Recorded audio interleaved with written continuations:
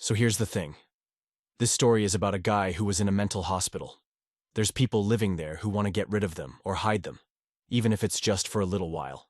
The ward number is the mystical and extremely mysterious number 666.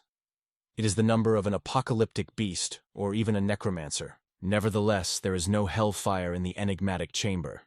It's clean, quiet, and cozy. Lots of sunlight and fresh air. This peaceful guy looks like a sweet little angel, but his wings are bound, so he can't fly. But his wild thoughts are free and elusive. At this time, an evil psycho with burning eyes approached the guy's bedside. He held out 2 wires in his hands. The patient angrily asked the protagonist if he wanted to say anything. Lynn looked up calmly. He told the patient to begin. The protagonist believed that everything would be as described in the book. He waited for the body to be cured by electricity. The psycho joyfully stretched his hands toward the socket where he held the wires. The patient plugged the wires into the outlet. It was very bright and sparks flew everywhere. There were sparks flying everywhere in the room after a short circuit in an outlet. A patient held the wires and shouted that they needed to see this magical moment. The main character felt a very strong electric shock. Everything around him glowed and his body twisted. There was a loud alarm. The bright light bulb above the ward doors flashed. Smoke billows appeared in the corridor. A loudspeaker announced that patients in room 36 were rioting. Security was called to check the room. 2 doctors were carrying an unconscious patient in a hospital bed at very high speed. Lynn was burned and unconscious. His clothes were damaged. The doctor shouted that the patient was foaming at the mouth and having difficulty breathing. There was an ambulance outside. A patient ran out of the hospital with the doctors. He shouted that he wanted to know the condition of his friend, was lying inside the car on a stretcher. He was still unconscious. The psycho looked fearfully at his friend. He shouted to the doctors to get him to pair him up for a line mate. The medic looked suspiciously at the psycho and said they would take him along and check him out. An ambulance was speeding down a night street. Inside was an unconscious Lynn and his friend. The head doctor stood by the window and watched the car drive away. He said thoughtfully that their patient was an astronomer. A patient was standing near a blackboard and pointing at it with a pen. He was excitedly telling the other patients that the Earth was square in shape. The psycho in pajamas jumped up on the bed and shouted for the other patients to bow down in front of him. The guy covered himself with a blanket and said, "It's the end of the world today." He told the patients that he'd found the perfect place to hide from it. A hospital director named Shi Hag said in a disgruntled voice that all his patients have different hobbies. Shai looked unhappily at the patients' charts. He said that the 2 patients from Ward 36 had their own hobbies. Inside the room was a mess. There were traces of fire on the bed. The director said that patients have an urge to kill when they have a seizure. The protagonist was lying on a couch in a ward. A saline solution was connected to his body. The psycho asked his friend how he was feeling this time. Lynn looked weakly at the patient and said that he felt just as it was written in the book. Every point in his body opened up and he even saw the end of the universe. The psycho gave his friend a sly look and said he had stuck a needle in his head. The protagonist was lying on his bed and looking up pensively. He told his interlocutor that he sensed a green circle around him that no one knew about. He heard a voice telling him that the system had been activated and welcome to the Tao of Wu. The patient told his interlocutor that he had lost his mind. The same morning, a very strong impact occurred on Mount Taishan. The ground began to fall. A huge number of wild animals were running near the mountain. They were rushing, and a huge burning demonic monster appeared behind them. The burning demon jumped up sharply. People and animals flew apart. The news anchor told viewers that there was an earthquake on Mount Taishan. Level 7 monsters also appeared. The streets of the city were restless. There was a large screen outside a building showing the battle of the warriors against the burning monster. The anchorwoman reported that many people were injured. The government also sent people to help. Residents were advised not to go to the mountain. An alarm sounded outside the hospital ward. A red light flashed near the entrance. A system window appeared. The system reported that it had found a new host and was preparing for activation. The host was found to have head problems, and a check was started. There were doctors inside the operating room. The medic asked his colleagues, "Why did the patient have such serious injuries this time?" The medic told his colleagues that copper wires were wrapped around the guy and connected to electricity. He received second-degree burns. Medical devices were working around him. The medic grabbed the gas canister. He yelled for the patient to be anesthetized. The doctor will go to the patient's medical mask to give him anesthesia. Lynn looked at the doctor and told him in a weakening voice that he was feeling fine now. The patient smiled and told the doctors calmly that the burns on his body appeared after the purification. The doctor was very angry. He shouted at the patient that he had gotten burns because of his stupid actions. Lynn explained to the doctors in a pensive voice that he didn't need anesthesia. Pain helped him train his mind. The patient turned to the side and told the doctors not to try to do him in.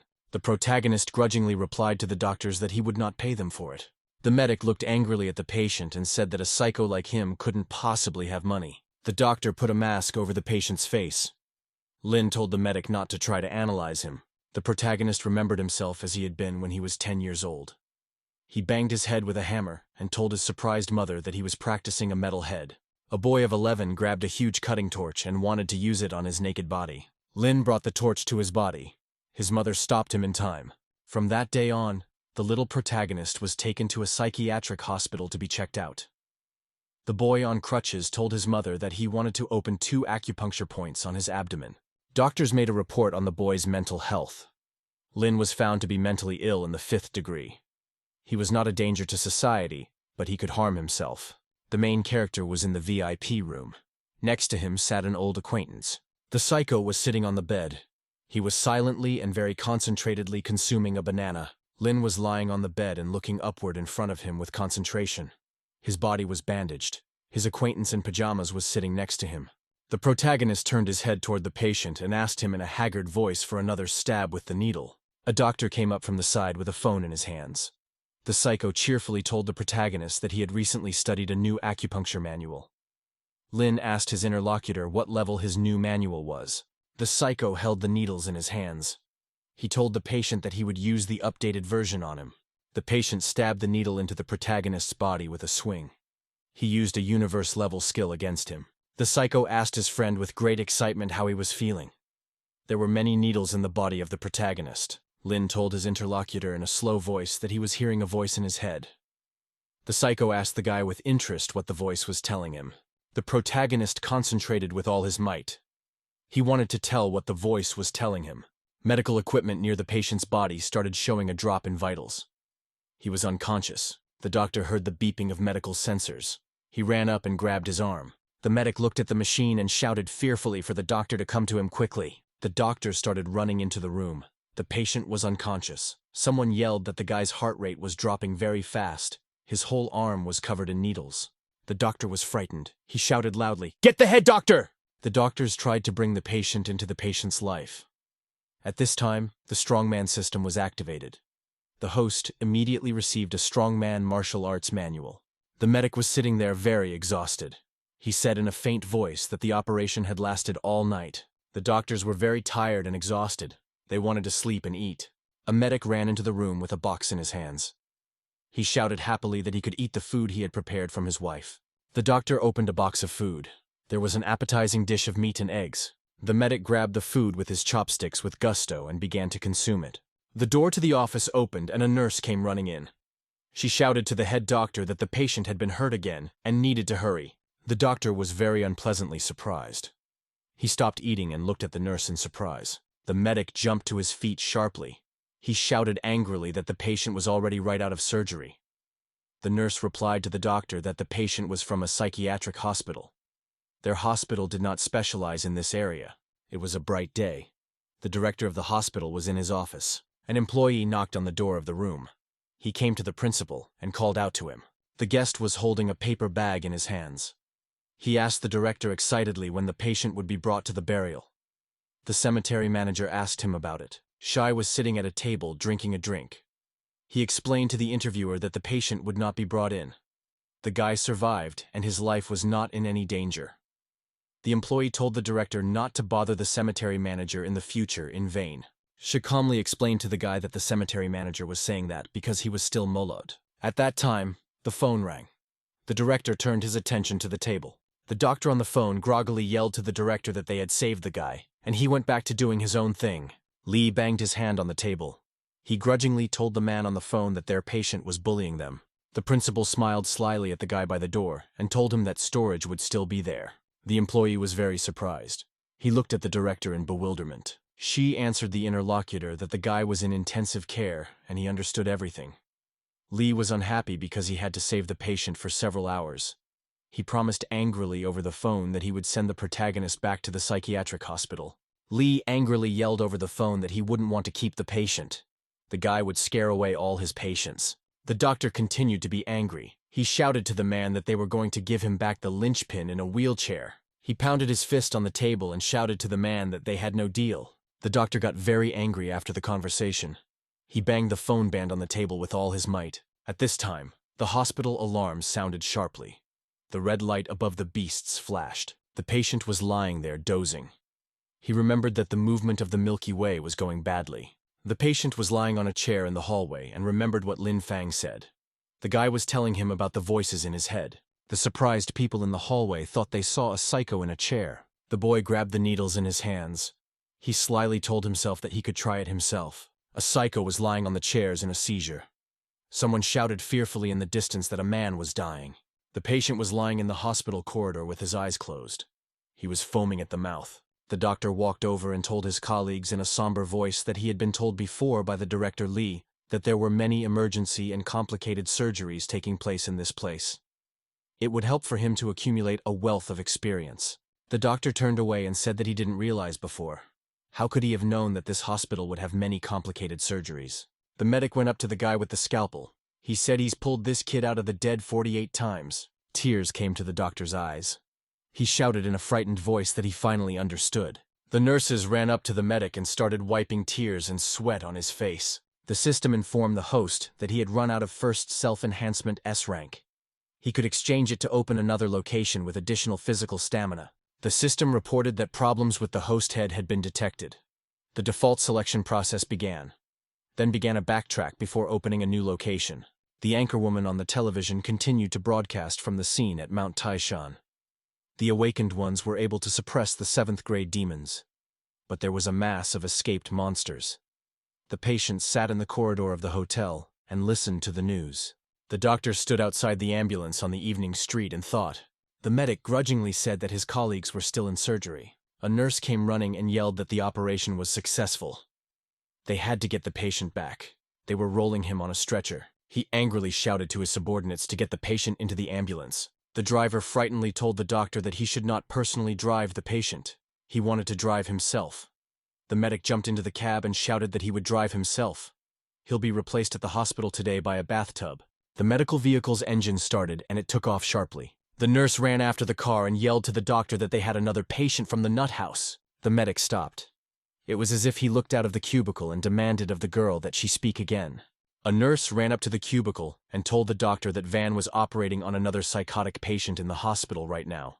The girl wanted to give the man something. The doctor looked angrily and carefully. He wanted to see what was in the nurse's hands. Lee was surprised to see the doctor write on his medical cap that he was quitting. Shai was in his office at the hospital. He folded his hands in prayer. The principal folded his hands in prayer and asked that Buddha have mercy on him. Shay stood by the window and prayed that no patients would be brought back to him. The man stood and looked carefully at the gate from the window. There were no cars there. There was the sound of a car pulling up. Shai realized the patients were already here. The doctors picked up with a gurney to a medical vehicle and took the patient to them. Shai walked over and said in a disgruntled voice to the doctor beside the stretcher that this was a bit much. The director explained to the doctor that the patient could have open wounds if he was transported after surgery. The director approached the doctor and said that he would maintain his authority. There were patients lying on gurneys nearby. She asked the frightened doctor to have his patient stay in the hospital for a while longer. The medic could no longer stand on his feet. He dropped abruptly to his knees in front of the director. The doctors freaked out when they saw him fall to his knees in front of the principal. Lee, in a frightened voice on his knees, begged the principal to spare them to the hospital. The doctor told the man in a disgruntled voice that the two cultivators had already pestered all the doctors in their hospital. She looked at the medic unhappily and realized that he had decided to go against the rules. Lee jumped to his feet abruptly and put his hand on the man's shoulder. The doctor cheerfully told the man not to say anything. He understood him completely. Lee jumped into the car and started driving away very fast. He shouted goodbye to the medical staff to keep the stretcher. The car drove off at full speed. The doctor said goodbye from the cab to the people outside the building. The director stayed and watched the car drive away. His subordinates were beside him. Shai exhaled unhappily. He realized that he would need to keep two patients with him. Director walked up to the main character on a stretcher and asked him how he was feeling. The Lynn turned around and told the man in an angry voice that he was perfectly fine. The psycho smiled evilly and informed the principal with a grin that he was fine too. The director breathed a sigh of relief and told his subordinates to bring the patients in. At night, both patients were inside a darkened room 3/6. The psycho was thrashing around on the bed in all directions and couldn't get free. He asked the friend next door how the other one was doing. Lynn replied that he was cultivating. The protagonist told in a dreamy voice that the psycho in his head was telling him the method of thousandfold forging and hundredfold tempering. Lynn lay motionless on the bed. He told his friend that he could feel the energy. The psycho smiled very happily at his friend and told him they had made it. Lynn smiled cheerfully at the patient and confirmed that the rotation of the Milky Way had been successfully completed. The electro-cultivation method was also successfully developed. The two boys looked at each other happily and smiled merrily. One of them suggested that the next day they try the hammer on the chest method. The doctor walked to the door of the room and listened carefully to the orderlies standing nearby. She looked inside the room with suspicion. He said there was no sound from the patients. The orderlies were pleased to say that not a sound was heard from the patients. The orderlies happily remembered to themselves that the patients were discussing the method of striking the ribcage with a hammer. There was no hammer in the ward. She smilingly told his subordinates in a joyful voice that all is calm around. The dark alley was deserted. The girl herself walked between the houses. The stranger was walking by herself down the alley and was very busy working on her phone. Suddenly, the girl heard some dangerous noise behind her. She turned around frightened. The stranger saw some kind of monster behind her. She dropped the phone from her hand in fear. A vicious mutant lunged at the man. The girl screamed but couldn't escape. The stranger dropped the phone on the ground. It was left lying in a pool of blood. The protagonist continued to lie in the ward with his friend. Still, the sun shone through the windows. Lynn opened his eyes wide. At this time, the bandages on his head were tearing. Gradually, the bandages on the protagonist's body began to tear, and he was released. Lynn jumped naked to his feet. All the bandages on his body were tearing. The protagonist walked up to his lying friend Zhang and called out to him. Lynn informed the patient that he had come to save him. Zhang pointed to his friend's stomach in surprise. The protagonist looked at his body and said that he didn't know his stomach would become so flat. Zhang reached out his hand to his friend in surprise and said that he wanted to touch it. The patient poked his friend's stomach with his finger and shouted happily that it was very hard. Lynn explained that it was all the effects of his cultivation. The countdown continued in the system. The patient suggested to his friend that he continue his cultivation with a hammer blow to the chest. A worker was sitting in the hallway at the hospital. He was tinkering with an electrical panel. The man was completely absorbed in working on the wires. A shadow of some kind appeared behind him. The worker was very frightened. He couldn't understand who it was that could have appeared behind him. The man felt as if someone had put a hand on his shoulder. He remembered that there were escaped monsters in town. The stranger continued to keep his hand on the man's back.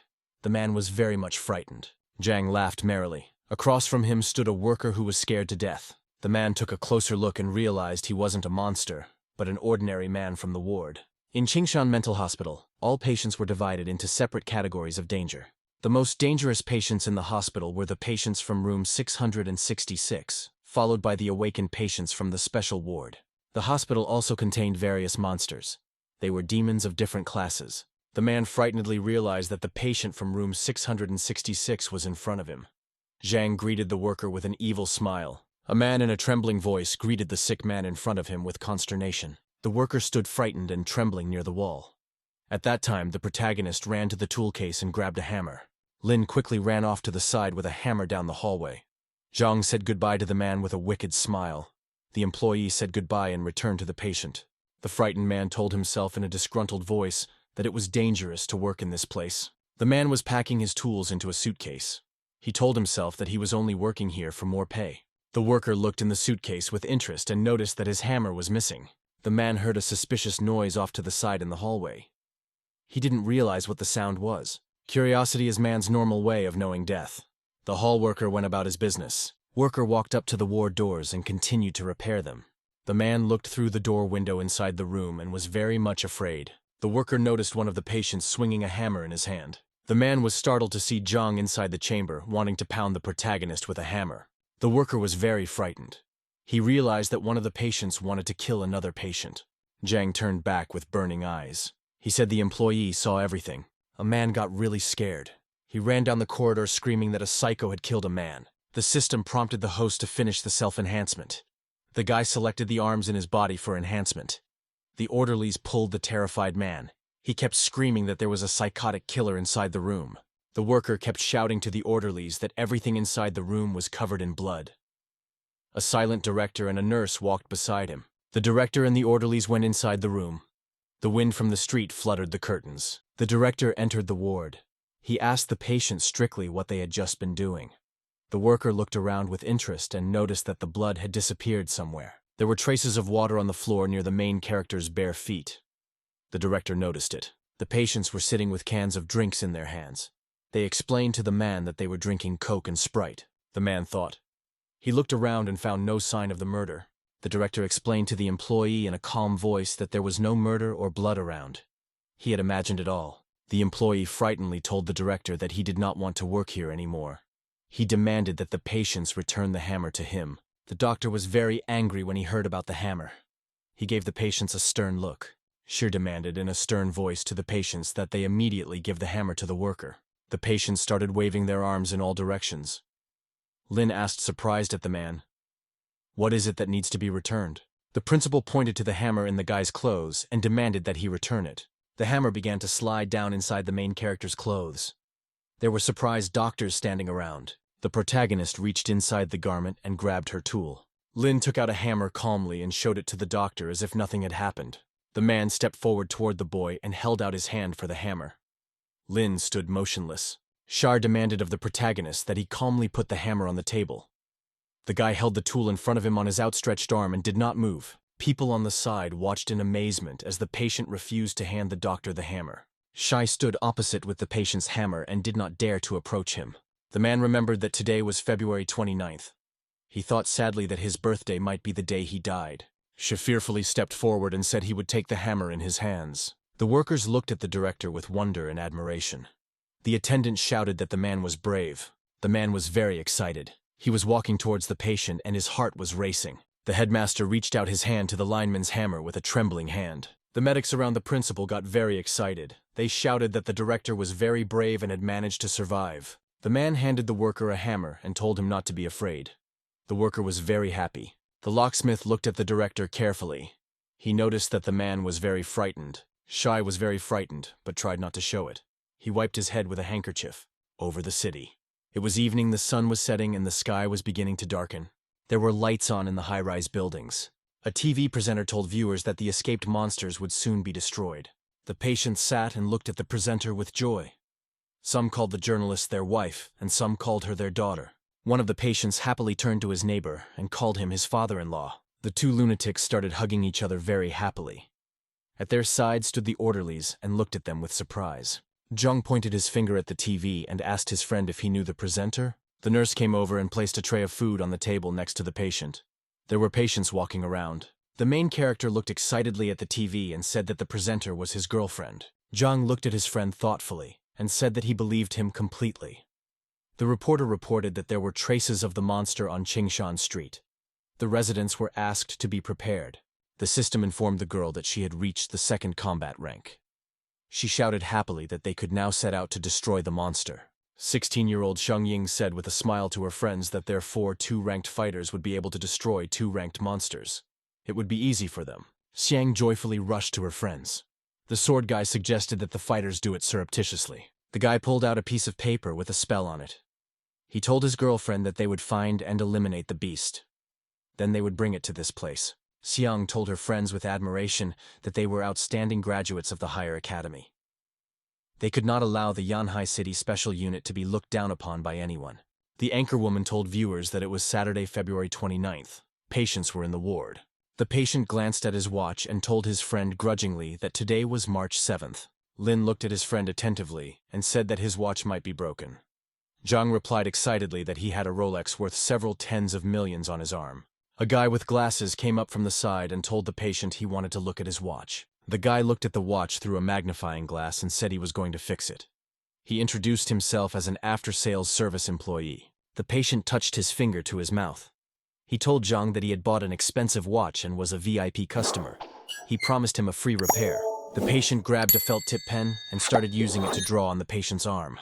The patient told the surprised Zhang that he could now look at his hand and check. Zhang was very happy. He saw the correct date on his painted watch on his hand. Zhang sat on the bed and cried out frustratedly.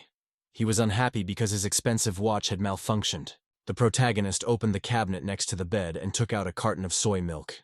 Lynn held out the drink to his friend and said that it would cheer him up. Zhang held out his hand and thanked his neighbor. The patient grabbed the drink carton and began to greedily consume it. Zhang said with a smile to his friend that the Sprite was very tasty. The protagonist replied that the voice in his head started talking again. The patient asked the interlocutor what the voice had just said to him. At this time, the system ran out of countdown. The patient room shuddered. The system reported that the transition to another location had begun. The main character heard that he would have to complete a task to return to this world. He had to help Chen Yang get rid of the bullying at school. Lin woke up in the children's room. He saw a small toy next to him. The kid's room was pink in color. It was very clean and shined brightly. Lin was transported into the body of a young girl. He was dressed in pink pajamas. The girl stood in her room with her eyes closed. There was silence all around her. The schoolgirl opened her eyes. She looked at the mirror across from her with interest. The main character in the girl's body looked around frightened.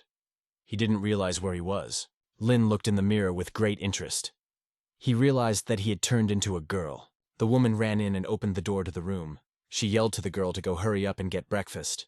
The woman ran out and slammed the door. The girl said frightened that she had not seen anything. The protagonist grudgingly thought the saint in his head was a sicko. He didn't understand how a guy could be dressed in women's pajamas. The schoolgirl sat down at the kitchen table. There was a small breakfast in front of her. The hostess handed the girl a spoon. She said that Yanyan is a cutie and is being teased by the classmates. A schoolgirl took the glass in her hand and said that it contained soy milk. The mother replied to her daughter that she had cow's milk. The mother took the spoon in her hand. She told her daughter that exams were coming up and she shouldn't relax. A schoolgirl took and poured her milk into a plate. The mother on the side was very surprised. The girl grabbed the bowl of food with both hands and prepared to consume it immediately. The schoolgirl grabbed the bowl with her hands and emptied it completely to the bottom. Daughter smiled happily and told her mother that the porridge from her milk was wonderful. The woman, scared, looked at her daughter and called out to her excitedly. The girl walked down the street and looked around with interest. There were many people near the bus stop. The main character got ready to get on the bus. He realized that he was in the body of a girl and had to go to school. Chen took her seat on the bus. There were other passengers beside her. A schoolgirl ran through the door of the bus. She went to the back of the bus. The girl was short. She reached out her hand but couldn't grab the handrail. Janian was sitting on top of her. The girl got up and gave way to a small schoolgirl. A student came in from the side and showed his license to the driver. Chen's classmate named Zhang Hao turned around and glared angrily at his friend. The student walked through the interior of the bus. He reminded angrily Chenu to always take a seat for him. Hao walked up to his friend and wondered why he hadn't taken a seat for him today. Hao glared menacingly at the student and said that the student wanted a punch in the face. Chen very realistically imagined it was as if several students wanted to beat him up. Chen was completely calm as he watched his classmate wave his hand in front of him. Hao looked at the student and was startled to think that he had a strange look in his eyes today. The girl in the chair explained to the student that the guy gave up his seat for her, at which time an injured passenger broke into the cabin. He screamed that he was attacked by a psycho who wanted to kill him. A patient with an axe ran up to the bus and prepared to attack the frightened people. A psycho waving an axe and threatening the people on the bus that he was going to chop them all up. Hao was very scared. He decided to try to escape from the bus. Chen calmly turned around and glared at the stranger with the axe. He explained to the men that it wasn't a psycho. The patient kept waving a bloody axe around and threatening everyone that he was going to chop them up. Suddenly, the psycho noticed a girl on the side. He looked at her closely. The schoolgirl was very frightened when she saw the psycho. She put her hand over her mouth in fear. The psychopath swung his cleaver and threatened the frightened girl that he would chop her to death. The psycho swung his axe as hard as he could. Blood spattered all around. The people were very much frightened. Hao fearfully pointed in the direction with a trembling hand. Chen put his arm forward and protected the girl from the axe blow. The student was holding an axe. He angrily asked the psycho why he wanted to chop up the student with a kitchen knife. A stranger in pajamas demanded of the guy that he let go of his axe. The protagonist brought his arm back to his side and blood splattered around. The people around him got scared. The passengers looked at the student in amazement. They couldn't understand if Chen wasn't in pain. The guy angrily asked the terrified lunatic why he wanted to chop up the girl with a kitchen knife. The stranger was frightened. His hands trembled and he dropped the cleaver to the floor. The psychopath became agitated and frightened. He no longer had the strength to attack people. Chen was standing and holding an axe in his bloody hands. A frightened patient called him crazy. The student angrily asked the man why the man wanted to chop up the girl with a kitchen knife. Emergency services came to the bus. There were cops and doctors around. A nurse approached the schoolgirl and took her by the shoulders to the side. Doctors were helping other people. A terrified psycho was lying inside the bus. He was shivering and demanding that the protagonist stay away from him. The student was holding 2 bloody axes. He asked sternly to the lunatic, "Does he still need a knife?" Chen stood motionless and held 2 axes in his hands. He looked intently at the stranger. Chen got off the bus after a short pause. Hao was sitting nearby, trembling with fear. Hao was startled when he heard a guy walk up to him from the side and greet him. He turned around. Chen extended his bloody hand toward the student and offered him a fresh start in an angry voice. Chen walked up to his terrified classmate and offered him a fresh start. He held out his bloody hand to him. Hao extended a trembling hand to the student and greeted him in a frightened voice. Hao touched the student's arm and a bloody stain immediately appeared on it. The guy was very frightened to feel the sticky red blood on his hand. The student gave a sly look at his startled interlocutor and said that the latter was a classmate of Chen's named Zhang Hao. The nurse approached the guy and said that he had lost a lot of blood but looked calm. Hao stood very scared outside the bus. The nurse was bandaging the guy's arm. He told her with a smile that he had a strong mind and was used to pain. The girl looked at the guy very happily and said she understood. The cops apprehended the psycho attacker. They handcuffed him. Off to the side. The psycho stopped. He glanced to the side and saw the nurse bandaging Chen's arm. The stranger became very angry and frightened when he saw the student. The perpetrator pointed his hand at the guy and shouted that he was the one who was crazy. He then started running away from the police. Police officer approached the student and thanked him for his dedication. A police officer approached the guy and told him he wouldn't contact his school to report a hero. Chen waved goodbye to the officer. He told him grudgingly that he was late for class. The policeman said with admiration that the guy has a big wound, and all he thinks about is studying. The officer ran across the street to get the student. He wanted to take him to the hospital. Chen replied to the surprised policeman that pain is the path to cultivation. It only makes him stronger. The officer frightenedly waved goodbye to the kid. He thought the student was sick. Student walked up to the big gate. It was the high school from Chen Yang's memoirs. Chen walked up to the gate and said thoughtfully that he could smell books. The guy said cheerfully to himself that if his friend Zhang was here, he would make a great acupuncture teacher. The main character envisioned his patient friend with needles in his hands. There would be terrified students all around. The student stood looking at the school gates with great surprise. He prepared to go inside. I took a very steady stride into the school grounds. There were other students around. The student approached the entrance to the second classroom. There were only a few students inside. He looked around and thought sadly, "This is high school." A student walked into the auditorium.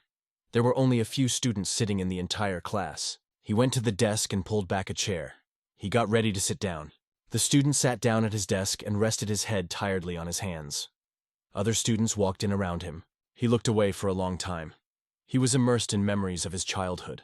Lin Fan remembered his mother's conversation with the senior doctor. The boy himself had been sitting on the couch next to her at the time and had heard everything. Upon learning that Lin Fan would not be able to go to high school because of his mental disorder, his mother was very upset. Suddenly, Lin Fan's memories were interrupted. Someone's writing pen forcefully stabbed straight into his hand. It turned out to be Chen Yang's deskmate. The red-haired girl was angry that the young man had crossed the line. Li Shui warned him that she would stab the young man's arm if Chen Yang dared to climb on her half. This was very strange. The snotty and sissy Chen Yang should have long ago blushed and exclaimed that he was in a lot of pain. But now, he didn't even move a hand and looked at the girl calmly, as if nothing unusual was going on. This icy calmness simply angered Li Shui. The girl stared angrily at Chen Yang, not understanding what had happened to him. Li Ji decided that it was because the pressure of the writing pen was too weak. She pressed the pen a little harder. To the girl's surprise, Chen Yang smiled and told her that his friends from Qingshan Hospital also liked to play with him. She pulled back. She was getting creepy.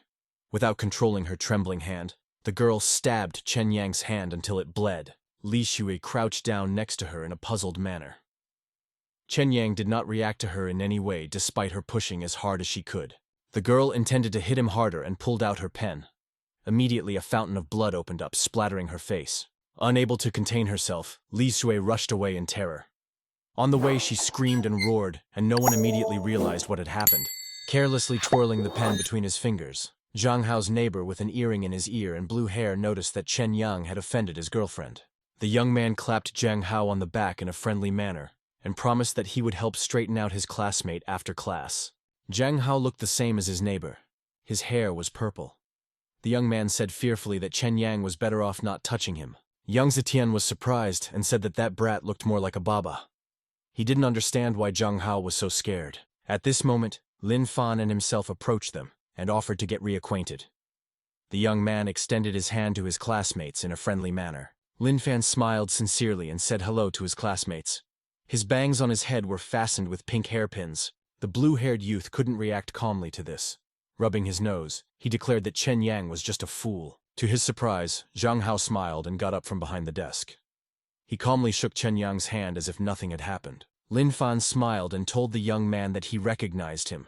They had seen each other on the bus today. Zhang Hao was unable to utter a single word. Chen Yang turned around and left. Zhang Hao's neighbor was simply furious. He was sure that one of the two of them had something wrong with their heads.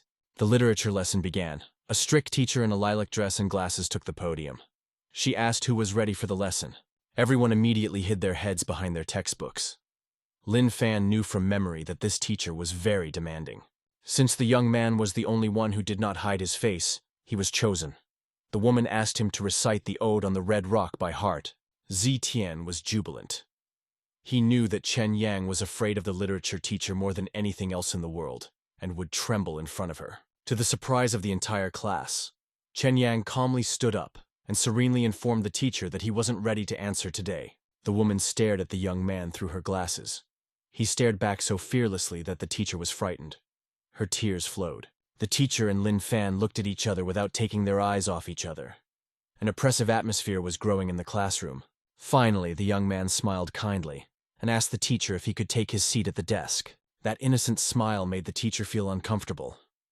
She herself was happy to put Chen Yang in his seat as soon as possible. The young man calmly lowered himself into his seat. It seemed to the woman that the whole world had turned upside down. After a while, the bell rang.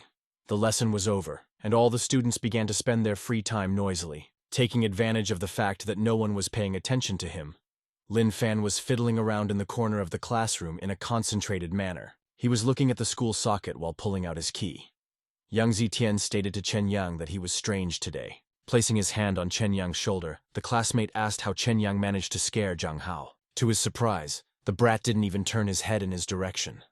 The angry young man grabbed Chen Yang's shoulder and lifted him up.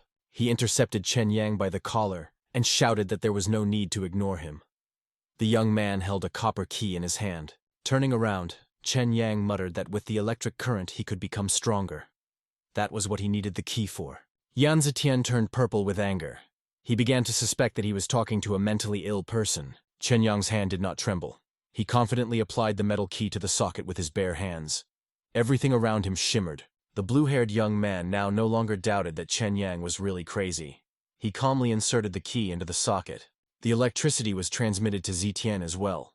He couldn't keep his eyes off Chen Yang. One of his classmates noticed this. He clapped the young man on the shoulder and asked Yang Zetian to teach him this electric trick as well. Through the chain, the current was transmitted to him as well. The classmates watched them from the other end of the classroom. From afar, it looked like a dance, and they liked it. As all the classmates came to marvel at what they saw, after a while the entire class was electrocuted by the chain. Meanwhile, Chen Yang himself pulled the key out of the socket. He was dissatisfied. The charge of electricity was very weak for his body. Chen Yang got up from the floor and was surprised to see that all of his classmates were lying in the aisle between the desks and sleeping. The young man rebuked his classmates. After all, they should sleep at home. Chen Yang thought that the students were just tired and were now resting. After scattering himself better, Chen Yang jumped over his classmates in one fell swoop. He needed to get away. Humming a favorite tune to himself, the young trigonometry teacher walked to the classroom door with his textbooks and ruler. He opened the door to the classroom and solemnly greeted the high school students. The man was going to teach a special class today. Suddenly, the teacher noticed that all the students were lying in the aisle between the desks. In surprise, the man dropped all his textbooks on the floor. Absolutely all the students were asleep. Most of them were on the floor, some had their heads on the desk. One even lay on the desk all by himself. The teacher turned pale.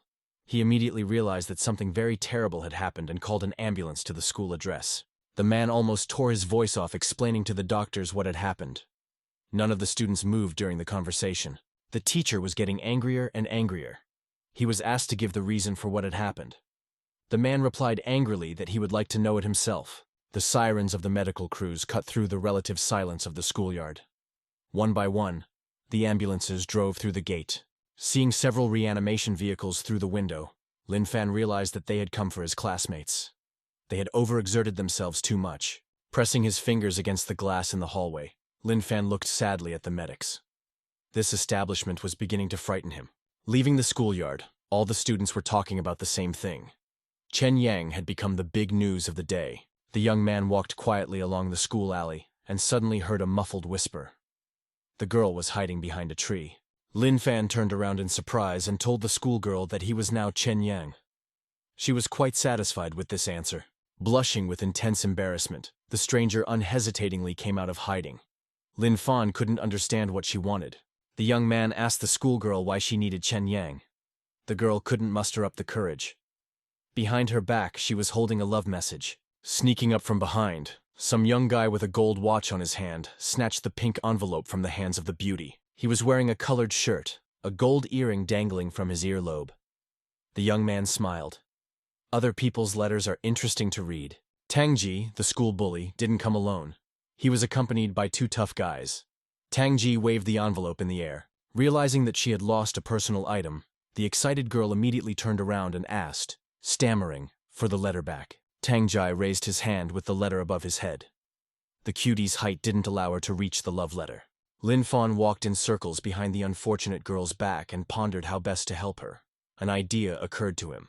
The embarrassed schoolgirl was jumping around trying to get her envelope, but she was having no luck. Lin Fan was standing at her back.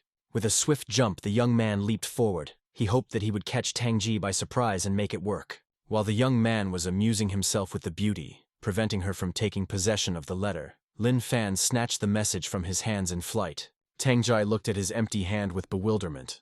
He liked the game. He was just starting to get the hang of it. Lin Fan started to straighten up and asked Tangji why he had taken away the schoolgirl's personal belongings. The bully looked unkindly at Chen Tian and remarked that he was too cocky to allow himself such antics. Tangji smiled and promised not to touch the young man if he honored the love message to them all in the presence of this girl. Lin Fan turned around to the pretty girl. He stated that the letter was her private letter and asked if the girl wanted him to read her letter. The schoolgirl burst into tears and turned her head in different directions. She dreaded the public reading of her letter more than anything else in the world. Lin Fan said that in that case, he would not read out the contents of the girl's love message. Tangji became angry. His weighty fist whistled above the young man's head. Lin Fan stood still. He was in control of the situation. Tangjai moved closer and advised the guy to think carefully. Things might be different next time. The bully lost his patience. He swung for another blow and demanded that the love note be read immediately. Beauty herself was not happy about the way things had turned out. Squatting down, she roared. The girl was willing to give up the letter as long as Chen Yang was not touched. She fell to her knees, shaking with shame and covering her ears with her hands. One of the boys demanded to read the letter. Lin Fan raised his head and looked his opponent in the eyes. He told the girl that these guys wouldn't be able to hurt him. Tangjai laughed. Everyone in the school knew that Chen Yang was just a useless weakling. But today, he was even trying to snap back. The bullies started shouting at the young man in one voice. They didn't like the fact that Chen Yang even clenched his hand into a fist today. Raising his hand, Lin Fan struck his fist without looking at the tree trunk that was right behind him. A loud crack sounded out. The energization from the classroom socket went to his advantage. Lin Fan felt stronger than any of them. Lightning bolts sprinkled from his fist. A thick tree at human height level snapped and fell to the ground with a loud noise. Chen Yang did not move. The three hooligans stood dumbfounded. They didn't want to mess with a guy who had knocked down a tree with a careless fist. Two schoolgirls saw what was happening in the alley. Out of breath, they quickly returned to the school to see the teacher on duty. The girls informed the man with the red armband that the school bully Tang Jie was hitting on Chen Yang again. The teacher got angry and rolled up his sleeves. That guy was a pain in the ass. It was time to put him in his place. The man walked briskly towards the place where the fight was going to take place. The schoolgirls could barely keep up with him. As they got closer, the teacher on duty slowed his pace. The girls, following his example, were now walking right behind him. All three of them were stunned at the sight. Here, it was the exact opposite. Chen Yang was bullying the bullies. The two bullies stood bowing at a 90-degree angle. Tang Ji, the bully, was propping himself up against a collapsed tree. It was simply unbelievable. They were being humiliated in front of their eyes by 3 hooligans who had the whole school in fear. Chen Yang told in a teacher's tone that taking other people's things was very bad, and doing bad meant doing wrong. Tang Ji could no longer hold onto the tree, his whole body was shaking. In a weak voice, he repeated what the young man demanded of him. The bully shifted his gaze to the sharp stump, echoing with fear the young man's words that it was not good to read other people's letters. Chen Yang was satisfied with his lesson. He slapped Tang Ji's cheeks a couple times with the envelope containing the letter and asked him to behave himself. Tang Ji was not like himself. Afraid to look the young man in the eye, he promised to follow his instructions exactly. Seeing how quickly all 3 hooligans ran away, the teacher was perplexed and asked the schoolgirls if they had mixed something up. He pointed his finger at the young man and suggested that Chen Yang had gone to Tang Ji first. The girls unanimously exclaimed that it was the other way around. Chen Yang meanwhile walked over to the girl and handed her the very pink envelope that started it all. Noticing the young man handing the schoolgirl a pink envelope, the teacher and both girls looked at them interestedly. Standing up to her full height, the girl blushed. She told the uncomprehending young man that the letter was meant for him. Chen Yang thoughtfully said that he had already heard of such pink envelopes for declaring love to another person. The beauty touched his hand and blushed even more. She declared that she liked Chen Yang. He could be her boyfriend. The teacher, who had heard the whole conversation, turned red with anger and wanted to run up to them. One of the girls held him by the sleeve. Chen Yang replied to the stranger that he didn't mind being her boyfriend. The schoolgirl blushed. She had never had a boyfriend before. Lin Fan confessed to the girl that he wanted to devote his entire life to cultivation, and the pure yang technique meant a lot to him. All the colors of the world faded in the schoolgirl's eyes. She screamed that they would never be together. Lin Fan looked at the roaring and fleeing girl in surprise. On the way, she shouted that Chen Yang was just a fool. The young man still didn't understand why the beautiful girl ran away quickly. The teacher and the 2 girls heard everything and discussed it among themselves. Lin Fan twirled the pink envelope with the message in his hands. It occurred to him that he was missing something very important. Thinking that it didn't matter, the young man went home. The teacher on duty was pushing the girls, who were struggling to stay. Chen Yang once brought a pink stuffed toy to school. His classmates made fun of him, and he has been bullied ever since. Out of the entire school, only 1 girl treated Chen Yang well.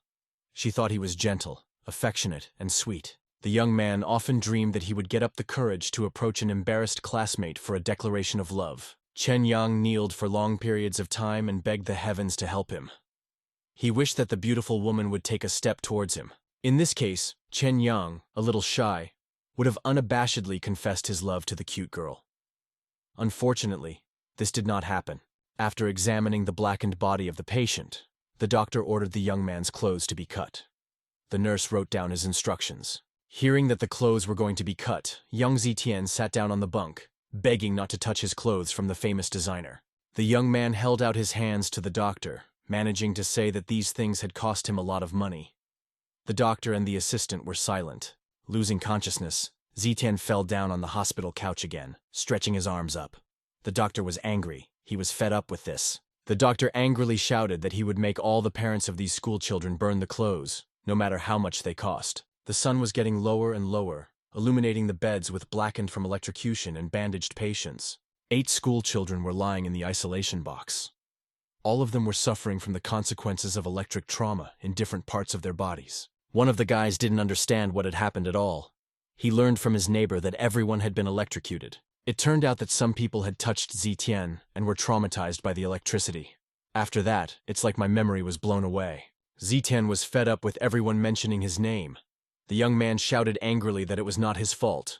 He said that he himself had touched Chen Yang the moment the young man intended to insert the metal key into the socket. The school children murmured animatedly. It was now clear to everyone how they had gotten here and who was responsible for the accident. To everyone's surprise, it turned out that none of the injured disciples had seen Chen Yang himself in the hospital. Zitian smiled. He assumed that the guy had gotten the worst of it and was now fighting for his life in the intensive care unit. One of the students shrieked excitedly. Despite all their pain, he didn't want to lose a classmate. The young man's mood was transmitted to the other students as well. Looking at each other, they began to find positive aspects in Chen Yang. Some people just felt sorry for the guy. Another said there'd be no one left to humiliate. For various reasons, no one wanted him dead. Suddenly there was a knock at the door, and the boys' heads turned as if on cue to the source of the sound. The students animatedly began discussing the possible arrival of parents or the pretty nurse. To everyone's surprise, it turned out to be Chen Yang. He peeked through the door with his clothes intact. That meant only one thing. All the students began to shout fiercely at the young man with one voice. They cursed the moment when he used the socket. Ignoring their cries, Chen Yang walked to the ward with 2 large bags of food. He believed that the guys were just overworked. Chen Yang put the bags on the table. The classmates were thinking about the same thing. The impossible had happened. Chen Yang was still alive. Turning to his classmates, Chen Yang told them what he had brought in the bags. They couldn't believe that the young man was fine. Everyone was thinking about the same thing. Chen Yang was holding onto the metal key in the socket with his bare hands and couldn't survive. Chen Yang walked over to Zitian and handed him a milk carton with 2 sausages. The angry young man shouted that he didn't need it. Zitian shouted that no one in the class needed his pathetic handouts. At that moment, someone called out to him. Zhang Hao smiled and said that Zitian was a bit out of sorts and he wanted a refreshment. He thanked Chen Yang. Zitian became enraged and pounced on Zhang Hao. He couldn't understand why his best friend was treating a brat like this. A shout from one of the boys stopped their argument. It turned out that someone had posted a video in their school group. One young man pulled out his phone and clicked on the link. He couldn't believe it was real. It seemed like a montage. Another classmate gasped in surprise. He immediately realized what was happening in the video. It was unbelievable. Their example was followed by the rest of the school community. Yang Zitian walked into the school community group incredulously. Just by looking at the screen, Yang Zitian shook with fear. This simply couldn't be true. Chen Yang was no longer a lowlife. In that video, he bullied the 3 bullies in every way possible, which kept the entire high school in awe. Zitian still didn't quite understand what had happened.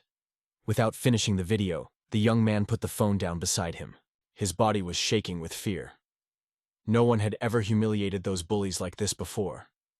Zitian expressed his gratitude for Chen Tian's visit. A man stood on the very edge of the roof of a high-rise hospital in the center of the city. He had nothing left to lose. The patient had escaped from his room and was now standing on the roof in his hospital pajamas. He took one last look at the beautiful view of the city. His life had finally collapsed. His wife dared to come to the ward with her bow and threw the divorce agreement in his face. That tall man in a white suit was unceremoniously embracing his beautiful wife in an evening gown by the waist. Everything went black in the man's eyes. He was bitter to admit that his wife had decided not to wait for him to die. That's how the patient found himself on the roof of a high-rise building. He turned his back and took a step back. The man lost his balance and started to fall. Falling down, the man had only one regret. He'd been married for 10 years. His wife could have shown more respect. Meanwhile, visitors were coming to the entrance of the hospital to visit family and friends. They were unaware of the danger. Chen Yang was asked how big the tree he felled was. The young man went to the window and found one similar in size. As Chen Yang absent-mindedly stood by the window with his hand on the sill, a suicidal man flew past him. Suddenly, the school children in the hospital room shouted in one voice that something that looked like a man was falling outside the window. Lin Fang, with his current cultivation level, only had a fraction of a second to assess what was happening. The young man rushed to the window so quickly that no one present would have been able to catch the moment. Lin Fan was just in time. At the last fraction of a second, he grabbed the flying man's wrist with a firm grip. The moment the man had already said goodbye to his life, Chen Yang began to pull him through the window into the ward. Chen Yang's shoulder joint crunched from the excessive physical exertion, but he paid no attention to it. The surprised man distinctly felt some strong hand grasp his shoulder. Pulling the man closer, Chen Yang intercepted the hapless suicidal man by the shoulders and dragged him into the chamber through the window. Everyone was talking animatedly. Ian caught a man flying by with one hand right in front of his classmates. Chen Yang walked over to the man sitting with his back to him and asked why he had to jump. The man glumly replied that he didn't ask him to catch him. Through tears, the poor man told his unsophisticated story of his terminal illness and his wife and her new lover. The young man felt the need to support the patient. He stroked his caped head, trying to comfort him. Turning his head, the man couldn't stand it and cried. No one had shown him so much warmth in all the past years. The patient rushed to Chen Yang and hugged his savior's leg tightly. He did not hide his emotions now. Chen Yang stroked the man's head. Without letting go of his leg, the patient screamed and sobbed exhaustedly. He was overwhelmed with mixed feelings. At that moment, a medical team rushed into the room. The doctor couldn't believe that the man had actually been saved. The orderlies took the man away. The doctor was talking to Chen Yang. Zhang Hao noticed that his sleeve was covered in blood. He cried out fearfully. Chen Yang's hand was bleeding. Zhang Hao's hands were shaking. Chen Yang's strength was simply unbelievable. The young man only seemed to notice the bloody hand now. He claimed that he had just broken it. The faces of the classmates stretched out in horror. Chen Yang, enduring any unearthly pain, was beginning to frighten them. The young man himself assured everyone present that they should not worry about him. The bones will heal. It's not the first time something like this has happened to him. Upon hearing the last phrase, the orderlies turned around. The entire medical team was simply dumbfounded by this statement. Yang Zetian and Zheng Hao exclaimed in one voice that there was nothing surprising about all of this. Their friend is very tenacious. Soon after, friendly posts about the young man appeared in the school community. Zheng Hao was the first to be flattered. Yang Zetian had realized a few hours ago that this strange guy was better to be friends with, and praised him as well. Even Tang Ji didn't stay away and posted a photo of Chen Yang by the tree. He really wanted to make friends with the guy. The medical team immediately brought Chen Yang to the operating table. He assured the doctors that anesthesia was not necessary for such an injury. Lin Fan admitted to the doctors that pain strengthens his body, so he asks for an opportunity to become stronger. In his native body, Lin Fan had often been here before. He told the surgeon that he felt at home here. The man frowned. He explained the boy's strange speech to himself by saying that the painful shock had made him lose his mind. While Lin Fan was talking to the doctor, the assistant injected a cube of anesthetic agent into his healthy shoulder. Chen Yang was just about to mention that he had no money, as he felt very warm and comfortable. As soon as the surgical assistant removed the syringe needle from the young man's body, he fell into a serene sleep and ceased to embarrass those around him. During Lin Fang's dream, a system appeared to Lin Fang. His mission was close to completion. Chen Yang had grown in the eyes of his surroundings. The system transported Lin Fan back to his body, which was waiting for him in the psychiatric clinic. It was as if Lin Fan had never disappeared. Zhang also sat on the neighboring bunk and continued to talk to the young man. Lin Fan couldn't understand what had happened. He started twirling his head in different directions. This surprised his friend Zhang a little. Lin Fan assumed that his friend was interested in the voice of that strange lunatic in his head and his words. Zhang sipped some more of the Sprite he held in his hand. He raised his head in surprise. Lin Fan was acting strangely. The young man told it like it was about the strange guy acting like a girl. Zhang nodded understandingly. Meanwhile, in the city's central hospital, Chen Yang's mother sat by his bedside. She looked at his fracture with sadness.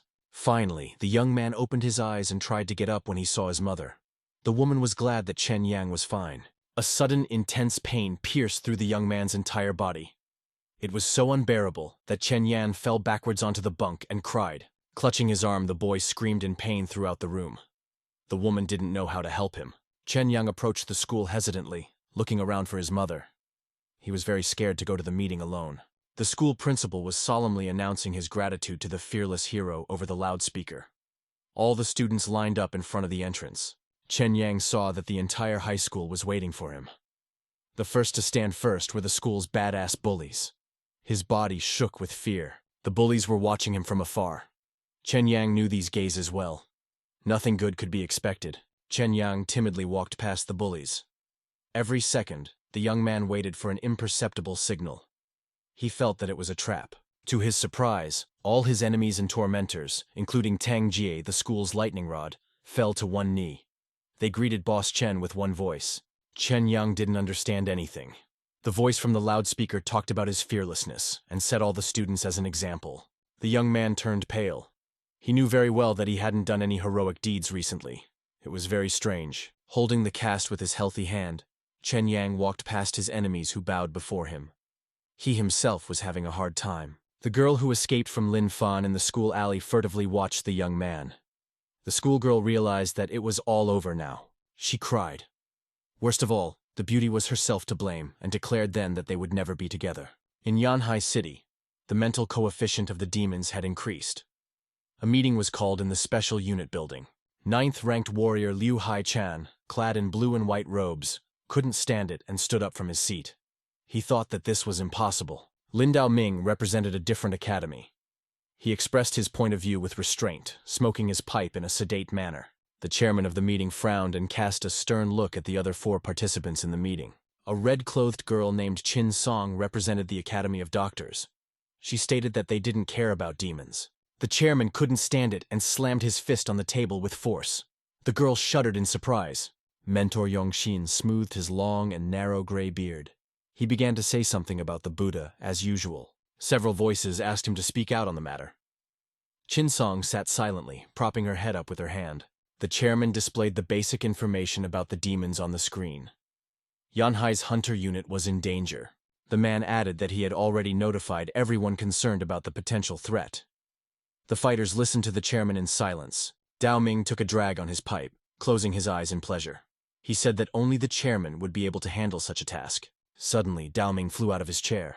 Out of surprise, the man couldn't keep his pipe in his mouth. It turned out that the chairman released a powerful stream of energy that turned into a golden swastika, symbolizing the course of the sun.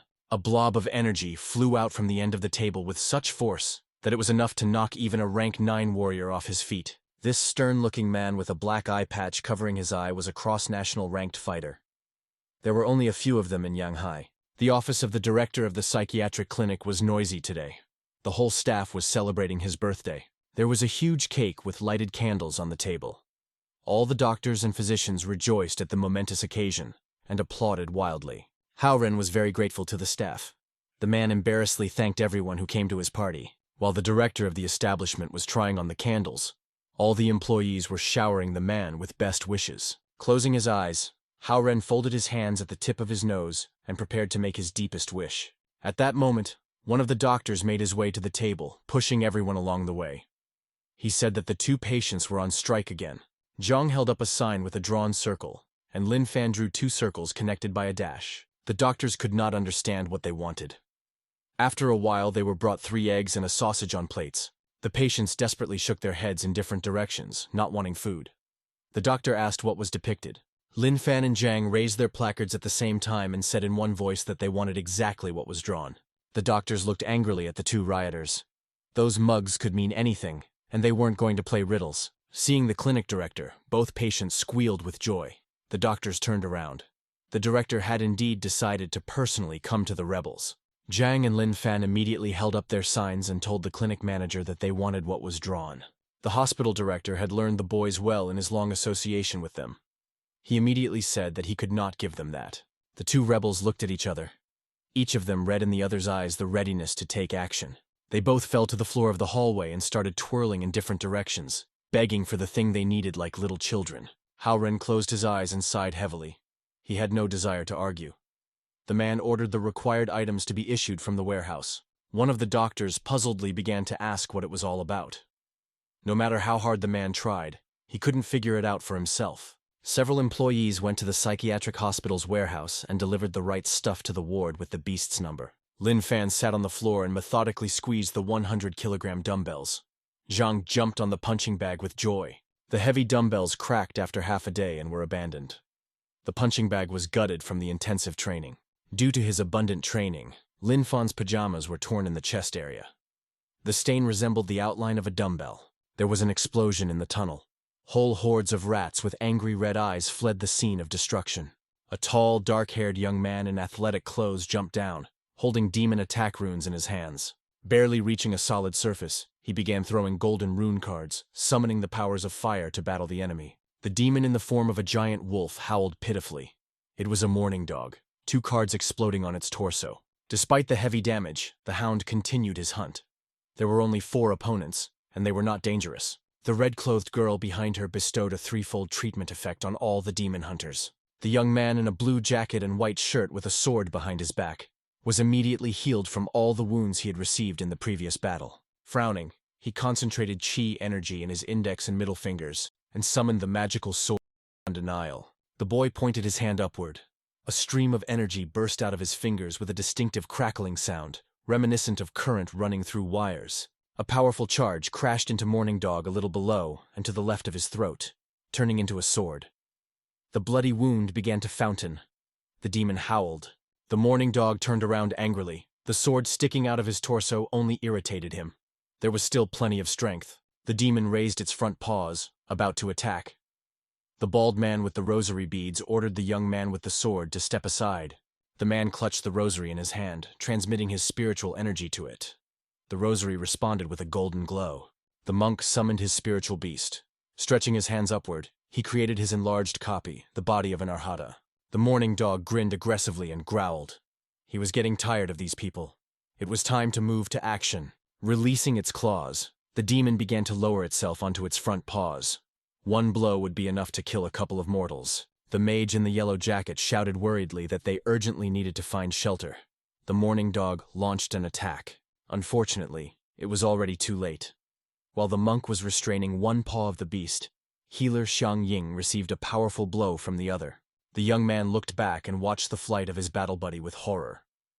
After flying a few meters, she crashed into a concrete wall. Xiang Ying coughed up blood. Only a miracle could help her now. Even though the demon was only a rank 2 demon, its strike was very strong. In addition, the girl had broken the concrete wall with her head in the fall and was now kneeling in a pool of her own blood. The mage shouted that they had encountered an unusual demon. While the monk held the beast back, the warrior ran to Xiang Ying's rescue. The mage summoned the lightning scrolls this time and shouted to Lei Guangzhou to go down as fast as possible. All 3 of the 3 runes that were thrown aptly reached their target. When they hit the mourning dog's tail, the runes exploded in him with an electrical discharge. The demon roared menacingly, venomous saliva dripping from its sharp fangs. The mourning dog felt a very sharp pain. The jaws of the beast came closer and closer. The clatter of teeth sounded like a hammer hitting an anvil. The demon squinted his eyes. He was winning. Lei Guangzhou turned pale. It was becoming increasingly difficult for him to hold on to his spiritual avatar. The demon's large shadow frightened him even more. One leap forward, and it was all over. The spirit beast melted into thin air. Only the lower half of the monk's body remained. The fighter and the mage were shaking with fear. It was clear that the 2 of them could not stand against the mourning dog. The warrior made a decision faster than his partner. In the same second, the mage was horrified to see the demon pierce the body of his savior.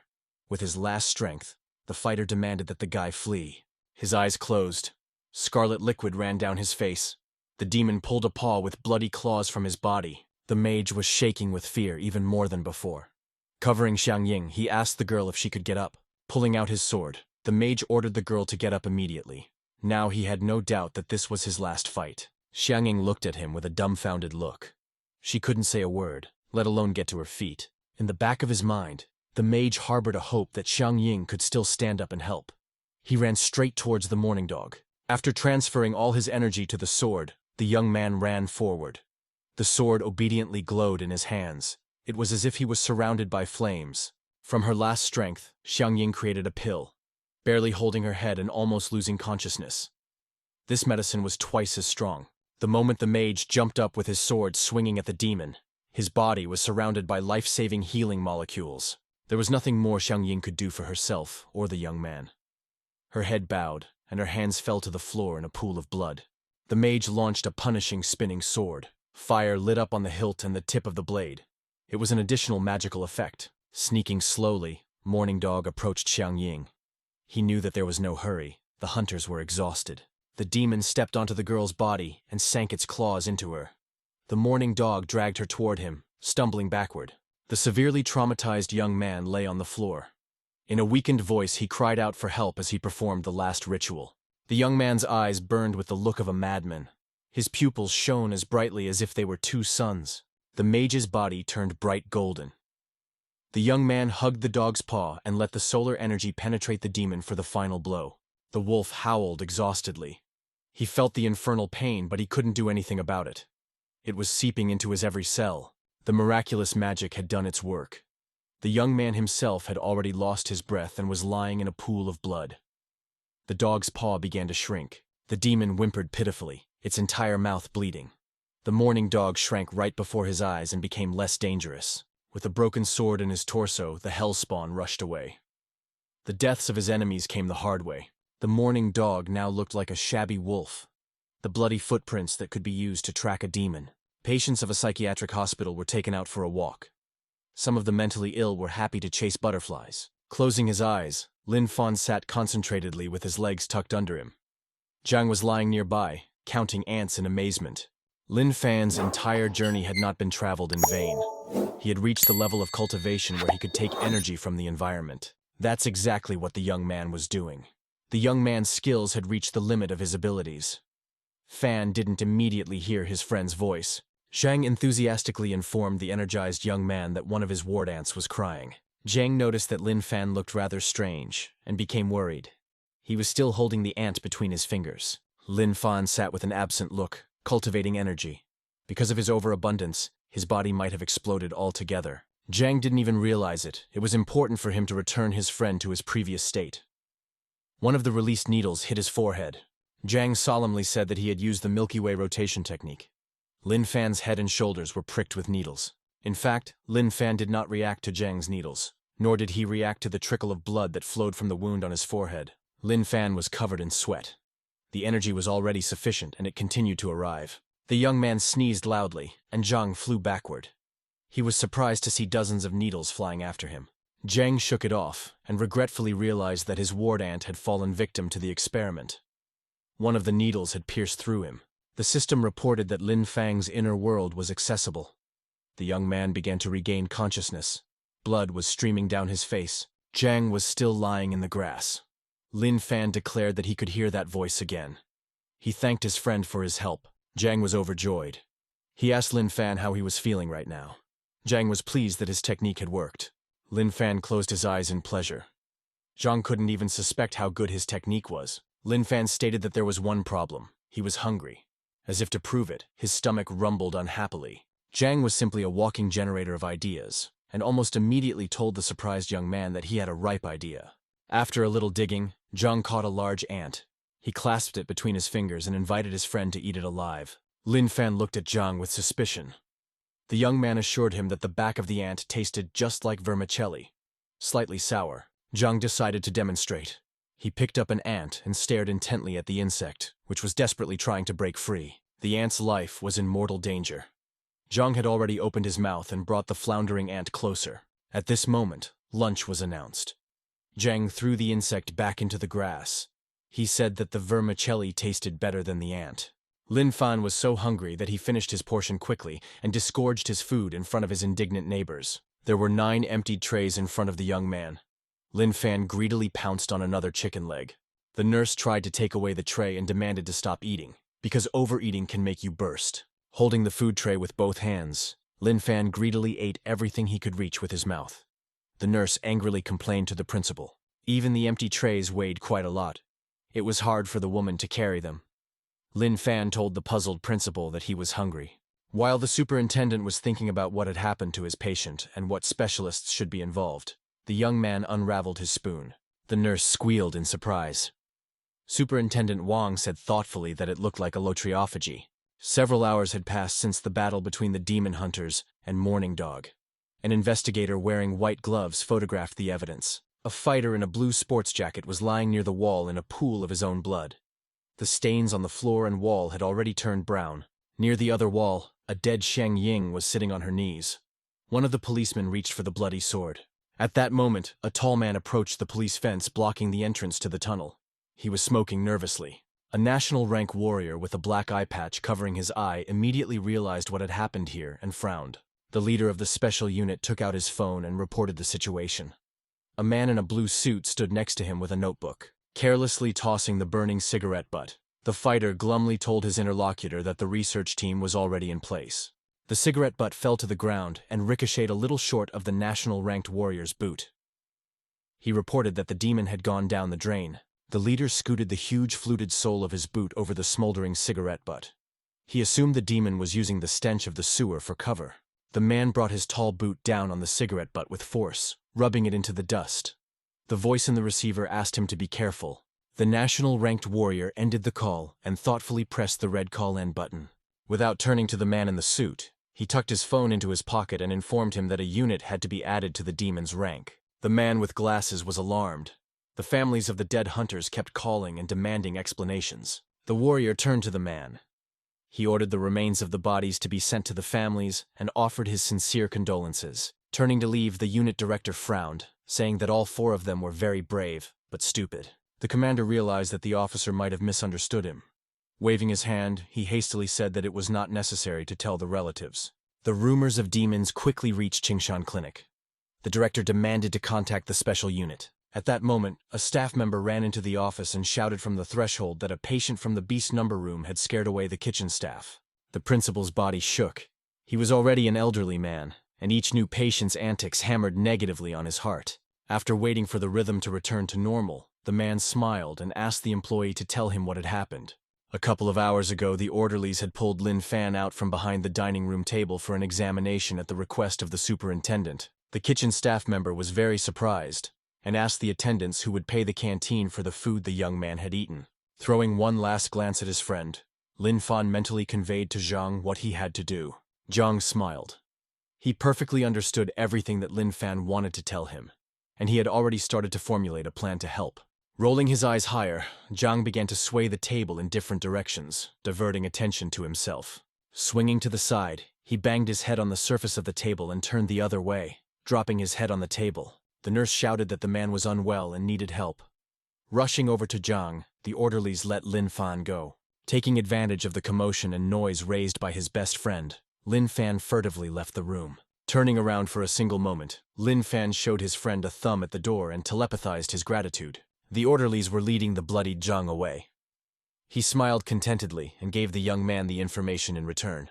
Meanwhile, in the kitchen, female employees were preparing large containers of ingredients for set lunches. Suddenly, a large shadow appeared on the wall, blocking out the sunlight. Lin Fan complained that he was very hungry. Both women turned around worriedly. The voice frightened them. The patient himself seemed to have escaped from a horror movie. As he held out his hands to the women, the young man exclaimed that he was hungry and was going to eat people. His eyes shone greedily. After a quick glance at each other, the female kitchen staff squealed with one voice. They were very scared. The women clung to each other in growing panic, shaking with fear. They immediately recognized the patient from the beast number room. Lin Fan crouched down in surprise when he saw the female kitchen staff fainted. He only asked them to give him something to eat. After listening to the employee's report, the clinic director sighed heavily and ordered to write out 300 wen compensation to the girls each. This news made Haoren very interested. Lin Fan had never been so hungry before. The young man said that the patient is now under special examination by Dr. Wang. Perhaps he will find out something. Evening came. The windows of the clinic were lit up one by one in the windows of the wards and offices. A loud rustling sounded under the manhole on the garbage disposal. The mourning dog lifted the sewer hatch with a powerful paw. Sniffing carefully, the demon climbed out of hiding. The dog waddled on 3 legs, needing to heal. Qingshan Psychiatric Hospital seemed like a safe place to the demon. He didn't feel threatened. Barely alive, Mourning Dog was making his way between the buildings of the hospital complex. He needed to find food. High intelligence told the demon that in this world it was best to rely on humans. They should help him. Summoning the powers of hell, the Mourning Dog began to shrink in size. It was necessary to get rid of any appearance that might frighten the man away. The demon was shrinking more and more. But its small size was not enough. It needed to change its appearance. The Mourning Dog had turned into a cute black puppy and now sat wagging his tail. Only his red eyes gave away his identity. The puppy wiped his eye with his paw. The demon was sure that none of the humans could remain indifferent to him. Wagging its tail in a friendly manner, the demon glared malevolently at the tall clinic building. Soon enough, it would be hunting humans. After a thorough examination, Lin Fan was taken back to the beast number chamber to his friend Zhang. The patient sat by the window and looked at the building across the street. Zhang complained that his watch had broken. He said that he didn't have the money for it. Unfortunately, Lin Fan had also spent the last of his money and couldn't help. Zhang immediately suggested kidnapping someone. He had heard recently that it brought in a lot of easy money. Lin Fan was willing to help and asked who they would kidnap. Zhang smiled slyly and pointed his finger at Lin Fan. Zhang told the surprised young man his plan. Zhang would kidnap him for ransom, and the girl would take his watch to the repair shop. It turned out Zhang was wrong. That TV presenter was Lin Fang's wife, not girlfriend. He doesn't have a girlfriend. Zhang was completely frustrated. This was changing everything. A new plan was needed. Suddenly, a tinkling yapping sound came from outside. The demon looked out the window. Zhang told his friend that he heard barking. Lin Fan immediately turned his head. He had heard it too. The demon yapped happily, smiling sweetly. He couldn't wait for the stupid humans to start the feeding procedure. Leaning against the window, Zhang watched the puppy and recognized it as very cute. Lin Fan liked him too. Zhang felt sorry for the injured puppy. Neither he nor Lin Fan noticed that the puppy had stretched into a long dachshund. The guy from the second floor was surprised by the view from the window. The patients pulled the puppy to them. There were many wounds on him. Lin Fan suggested to his friend to treat it with acupuncture. When he saw Zhang take out a set of needles, the puppy wagged its tail happily. He was definitely lucky, so he would heal even faster. Licking his wounds, the puppy waited gloatingly for his healing. Zhang hesitantly aimed the needle, wondering where to start. Suddenly, a sharp needle stabbed the cute puppy right in the head. Blood spurted out in all directions. Zhang noticed that the puppy had begun to tremble. After waiting out the wild pain, the demon was surprised to realize that his paws had healed immediately. Zhang smiled happily. He clasped the new needle between his fingers. Its point shone brightly in the light of the lamp. A hellish pain pierced his body. The demon began to doubt that this strange man had a license for acupuncture. In a few minutes, his whole body was pierced with needles. The puppy couldn't even move. The patients watched the fruits of Zhang's experiments with interest. Lin Fan's stomach rumbled again. Zhang immediately turned to his friend and worriedly asked if he was hungry. Zhang had forgotten that he had an appetite. Holding his stomach with his hand, Lin Fan sadly admitted that he wanted to eat all day long. No amount of food would satisfy his hunger. Suddenly, there was a solution to the problem. The system reported that there was a high-energy food in front of him. Lin Fan couldn't believe his happiness. If the system said that there was enough food for 3 days, then it was true. The system scanned the puppy and produced the required information. It was quite edible and nutritious. At that moment, the demon suspected that things had gone the wrong way. He caught the young man's gaze and realized it was not good. Lin Fan turned to his friend and reported that their doggy was very cute. Zhang smiled. He thought exactly the same thing. Their smiling faces simultaneously leaned over the cute puppy. But those smiles didn't bode well. The demon's worst fears were confirmed. Both boys were drooling. Lin Fan assumed that the puppy must be delicious. The demon couldn't believe he wasn't dreaming. The thought of being eaten made his body shake with fear. Both patients smiled and knelt down, looking at the puppy. The demon couldn't believe it was happening in real life. What he was seeing now was completely contrary to what he had learned about humans. People don't eat cuties, do they? Leaning over to the demon, Zhang pulled 3 bloody needles from its head in a swift motion. The puppy howled in pain. Zhang explained to his friend that he should just stop the acupuncture, and then the cute little dog would just die. Lin Fan began to understand Zhang's hint. The young man suggested waiting for this dog to die his own death. The demon frowned as he followed the conversations of these strange people. It even seemed to him that those two were crazy. Lin Fan covered the puppy's eyes with his hands and solemnly announced that it would die very soon and rest in peace. Demon wasn't comfortable with that prospect. He was starting to get angry at these people. His body had already gotten stronger. Morning Dog frowned. He was sick of this game. The humans had no idea who they were taking in. Zhang turned perplexedly to his friend. He watched the puppy carefully. It was clinging stubbornly to life. Lin Fan bent down and scrutinized the puppy. He told the puzzled friend that the puppy was not a problem. There are many bleeding wounds on his body. You just have to wait for the puppy to die of blood loss. Anticipating the pleasure, Zhang smiled contentedly and declared that they would eat the puppy as soon as it left the world. Zhang magnanimously said that he would only take a leg since the puppy was small.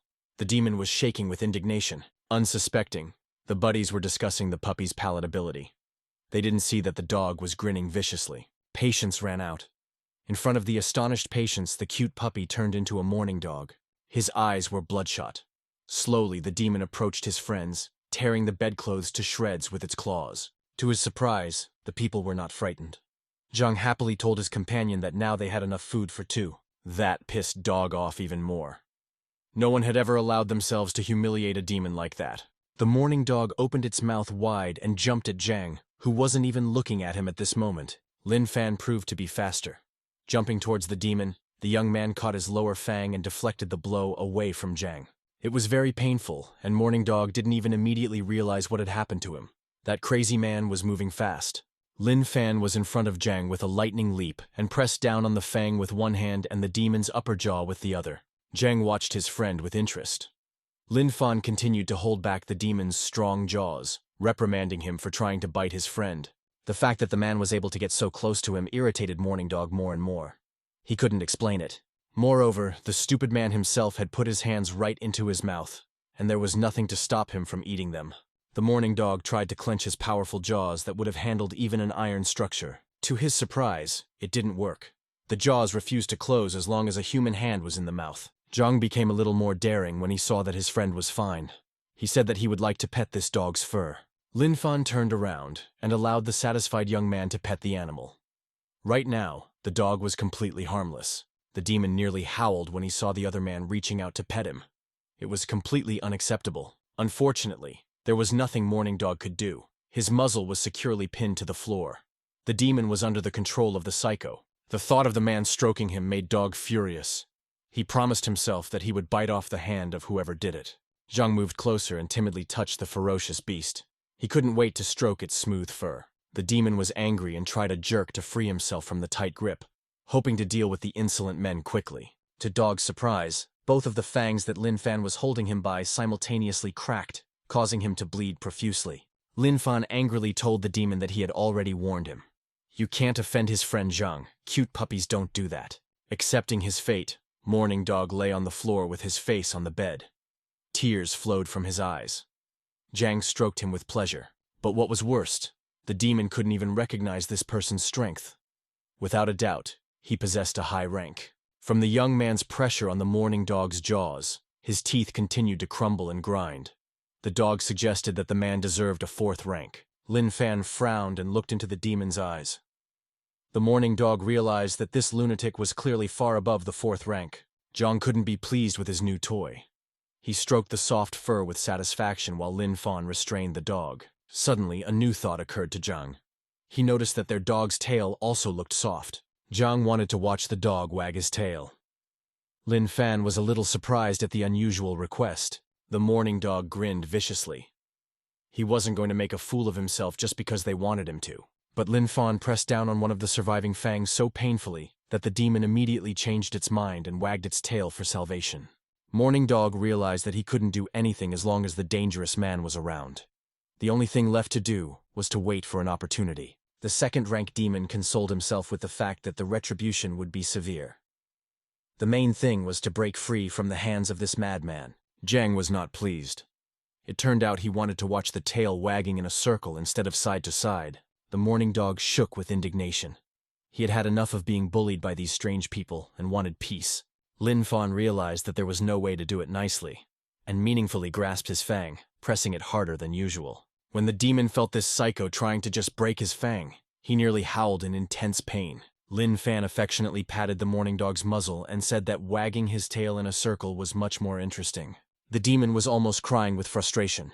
It seemed to him that his head would soon split from these blows. The dog had not heard of people hitting dogs on the head. Lin Fan continued his abuse of the animal. The demon reluctantly started twirling its tail in a circle. His tail swished faster and faster, like the sound of spinning blades. The dog was willing to do anything to be left alone. Zhang was now completely satisfied. He smiled and told his friend that their new doggy was just cute. Zhang couldn't be happy with their new toy. Lin Fan suggested that such a cute doggy must be delicious. Zhang remembered the puppy they'd dragged into the room and said thoughtfully that they wouldn't have gotten enough of that doggy. Lin Fan smiled and replied that it was a different matter with this big dog. There would definitely be enough food for them. These words sounded like a thunderclap to Morning Dog. He couldn't believe the lunatics would come to this. Unfortunately, the demon wasn't wrong. People were just discussing the cooking method. Zhang declared that he liked spicy kebab. Lin Fan pondered for a moment.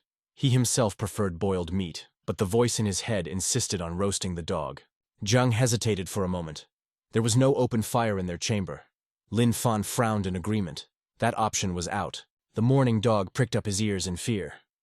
He did not like the coolness with which people were discussing his fate. Holding the dog by the fang, Lin Fan watched the butterfly under the ceiling. The idea of using electricity came to him. Zhang raised his head and looked at the daylight lamps appraisingly, pondering if there was enough current for such a carcass. It seemed like a good idea, and he turned to his friend with joyful approval. Zhang's face was beaming with happiness. He revealed that he had smelled the odor of roasted meat last time. Lin Fan expected that there would be enough for the dog as well. Morning Dog couldn't believe his bad luck. Judging from their conversations, he had fallen into the midst of demons among humans. The Morning Dog realized that things were very bad. Lin Fan climbed onto the bed and pressed him against the wires. The demon started to be electrocuted. Zhang made himself comfortable in the corner and happily watched the cooking from afar. He realized that frying could also be done with an electric current. It had been a long time since Zhang had felt so good and pleasant. Their cute little dog suffering from electric shocks was arousing positive emotions. It wasn't just Zhang who was watching the Morning Dog roast. The window of their room glowed brightly from time to time, and a silhouette appeared in it. Random witnesses were patients from the building across the street. It seemed to them that someone was dancing in that window. Morning Dog tried his best to stop the exorcism, but the man was stronger. Morning Dog's paw went up in smoke and began to twitch. Lin Fan continued to hold the huge demon against the ceiling like nothing happened. Zhang liked the aroma of roasted meat. After a few hours, Lin Fan tiredly informed his friend that their dish was almost done and had reached the point of completion. The Morning Dog struggled hard to fight death. Lin Fan turned his head towards the wires. The dog's skull began to smoke. The demon raised its clawed paw. Due to the loss of energy, he didn't even have the strength to hold its weight. His entire body was trembling. With a final howl, the Morning Dog gave up his breath. His paw sank limply to the ground. He never got his revenge. The demon's soul ascended to heaven. At the last moment, the spirit thought it would be reborn as a human and take revenge on the psychos. Lin Fan lowered the roasted carcass to the floor. Sparkling wires continued to hang in place of the daylight lamps. Zhang approached the smoking stuffed animal of their cute little dog with interest and gently touched its muzzle. Turning the animal over on its back, the patients began cutting up the demon's carcass. A large longitudinal cut exposed the animal's thick hide. Zhang couldn't help himself and savored the smell of fresh meat. Lin Fan had been hungry for a long time. His saliva was drooling. Despite the deep night, there was no sleep in the chamber with the number of the beast. Friends were snatching up tidbits and eating them. A man with a flashlight in his hands was making his nightly rounds. He was concerned that the fuses had been blown all over the hospital. Lynn was a new guard in this mental hospital, and so he could be startled by any rustle from around the corner. The guard remembered that coincidentally, the cork had popped just as he approached the chamber with the beast's number. Lynn couldn't resist and looked inside. He wondered how this room was different from all the others. The beam of light immediately revealed a surprised patient with white hair. His whole face was smeared with food. Not far from him was another young man.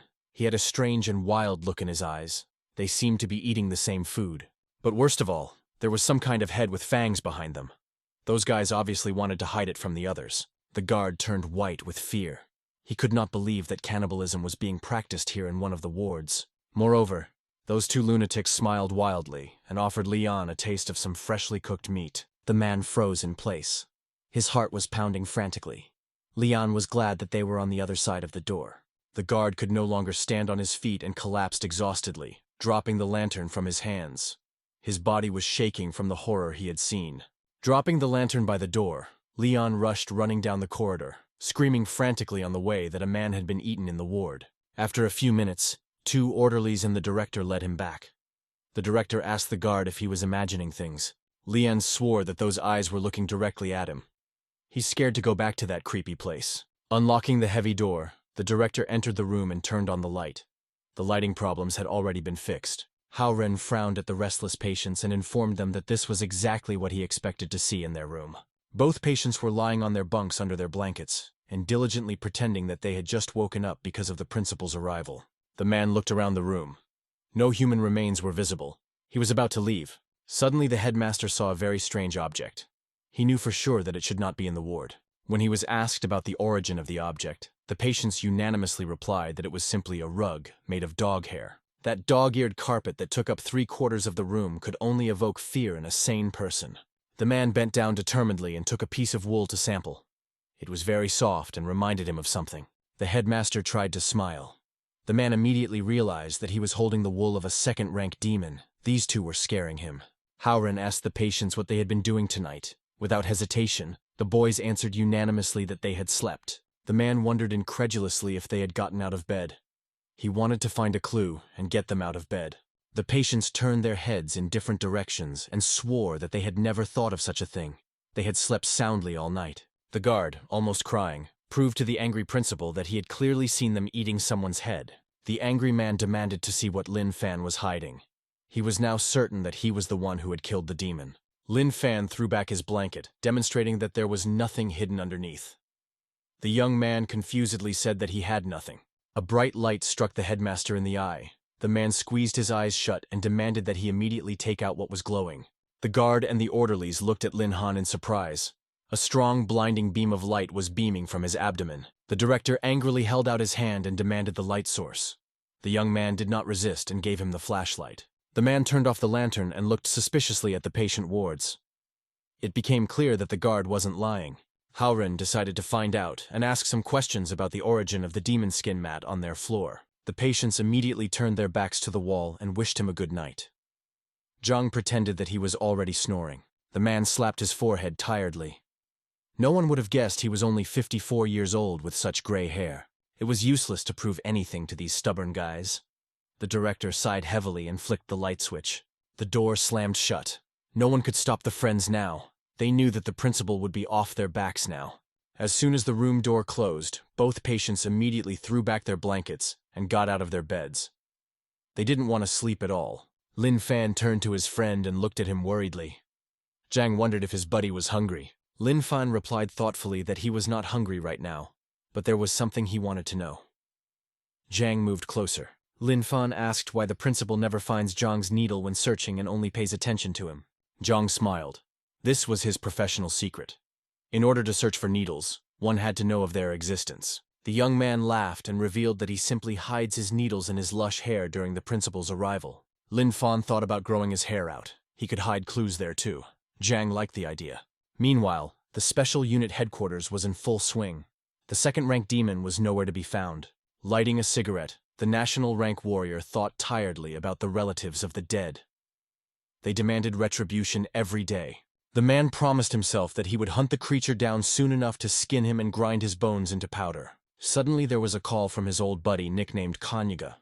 After thinking for a while, the group leader took the call. The man assured him that his charges had made his dog into a mat for their ward. The warrior got angry and said it was impossible. Whatever the man had dreamed, it was worth checking. The squad leader turned nervously to the side. Here, by the window, was the control panel for the large window. The man typed a combination of keys. The panoramic window opened, letting in the fresh night air. The leader stepped closer, enjoying the night view. From the high window, the whole metropolis was clearly visible. The young man pressed the key combination that closed the window with a delay. Stepping onto the windowsill, the national rank warrior fearlessly sighed down. It was a common practice to make a quick exit from the building. In flight, the young man reproached himself for his rash act. He had trusted the old man so easily and had run to him in the middle of the night. The guard snuck over to the trash cans outside and scrutinized his surroundings, trying to figure out where the patients hid their heads. After all, it made perfect sense that the skull of that huge beast should have been left somewhere. Leon cautiously peeked around the corner. The guard's jaw dropped in surprise. In a secluded corner, he found what he was looking for. It was the skull of that dog with a pile of bones. It was only now that Leon began to realize something.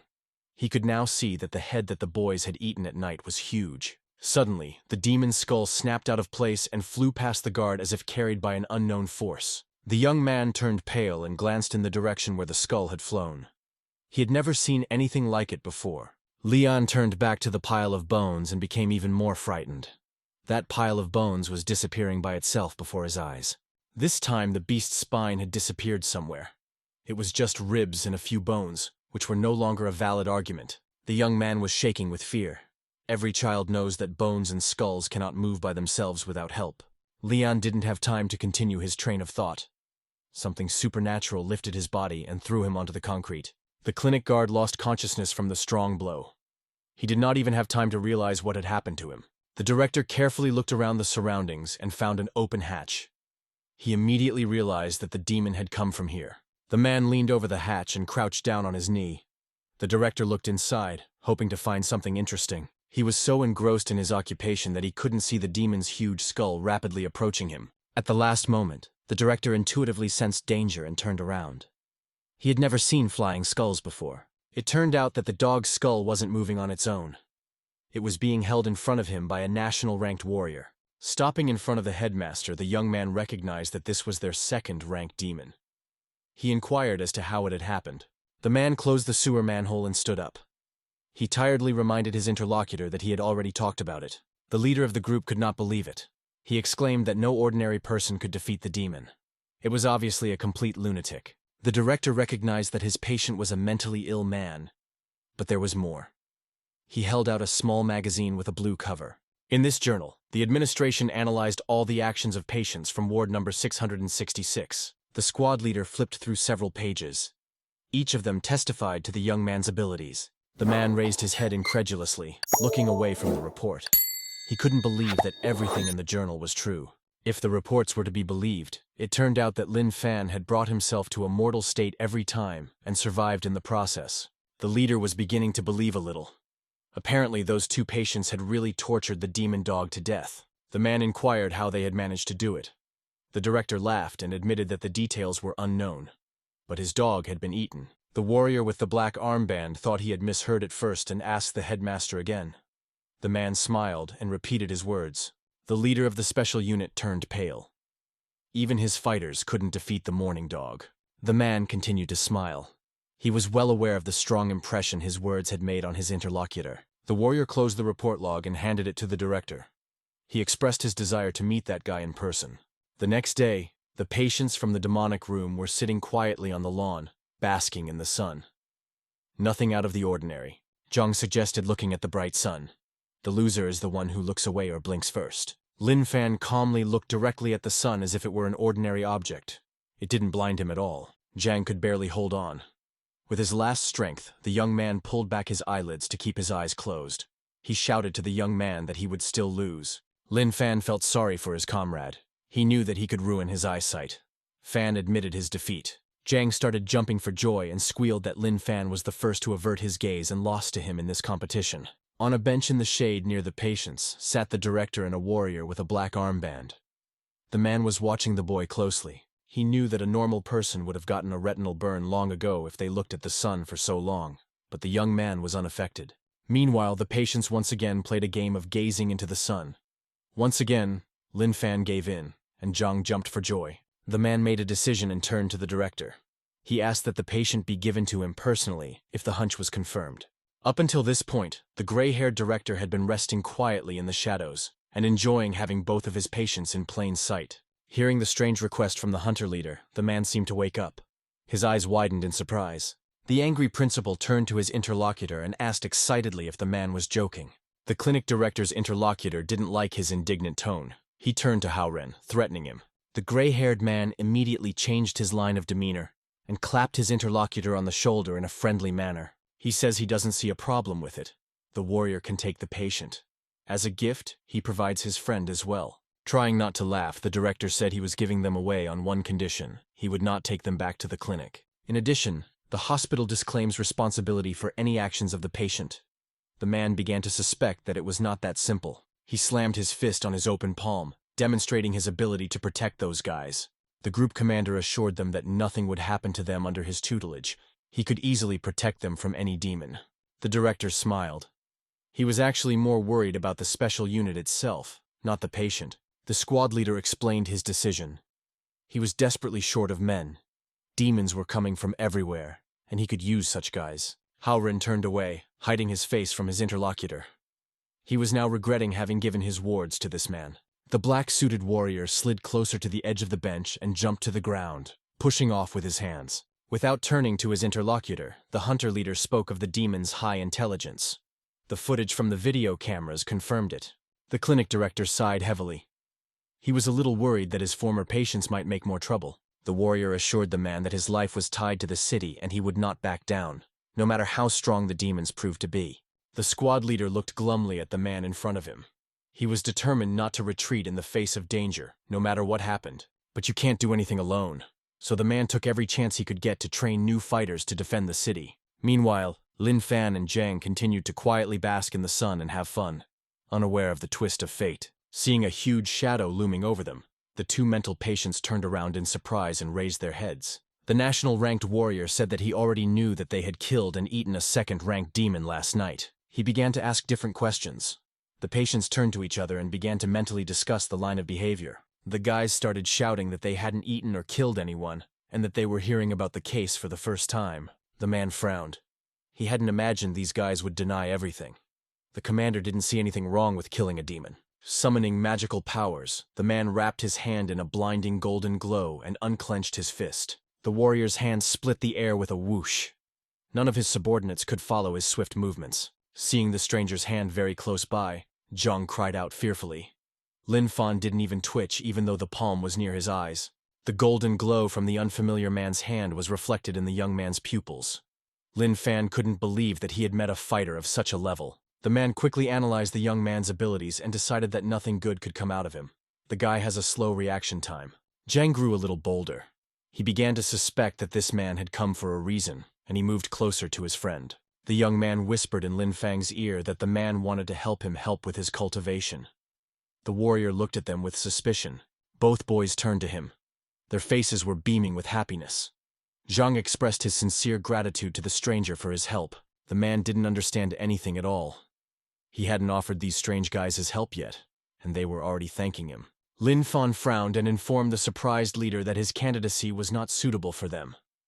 Zhang closed his eyes and bowed his head. Lin Fan struck a blow to the sore spot. He stated that a person without an eye was unlikely to be able to help him with cultivation. Suddenly, Zhang came to the rescue. He said that he could heal the eye, and then they would help Lin Fang. It was an unfamiliar word. The leader assumed it meant those suicidally directed actions described in the report. Zhang begged the warrior to help raise his friend's cultivation level. To do so, he must first heal the man's eye. Lin Fan looked up and reported that his friend was proficient in acupuncture. The man should definitely give it a try. The stranger hesitated to trust them. Zhang began to run around him, begging him to accept his help. The man smirked. The best doctors they could find didn't dare to perform the recovery surgery. The warrior decided to agree so they would stop bugging him with their offer. The man approached his friends. The stranger sat down on the grass next to Lin Fan and declared that he would try their method. He reasoned that it would not harm him. The man did not know the ins and outs of the treatment, and therefore thought he would only be pricked once with a small needle. Within minutes, the warrior's entire head was pricked with needles. The man sat with his eye closed. He was experiencing some new feeling. Zhang's gone wild.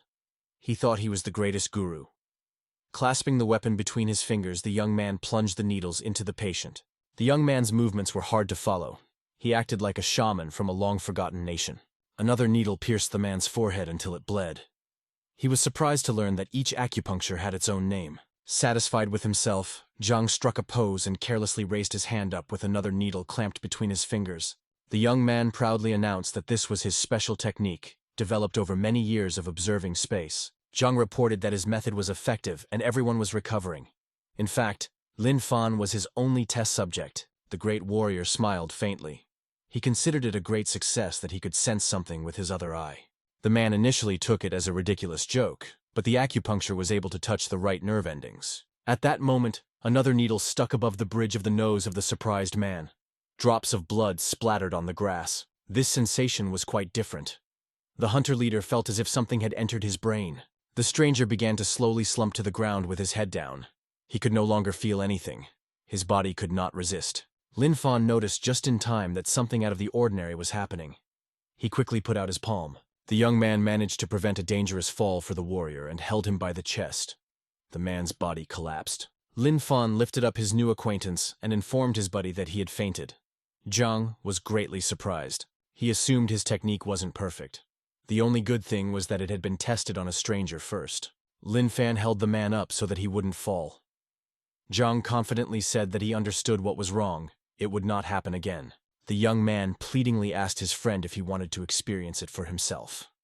Lin Fan sighed and agreed to his experience. To Zhang's surprise, the second experience went the same way as the first. Even Lin Fan, with his level, had fainted. Now the young man sat over the two bodies and contemplated what mistakes he might have made in using the technique. Zhang looked around.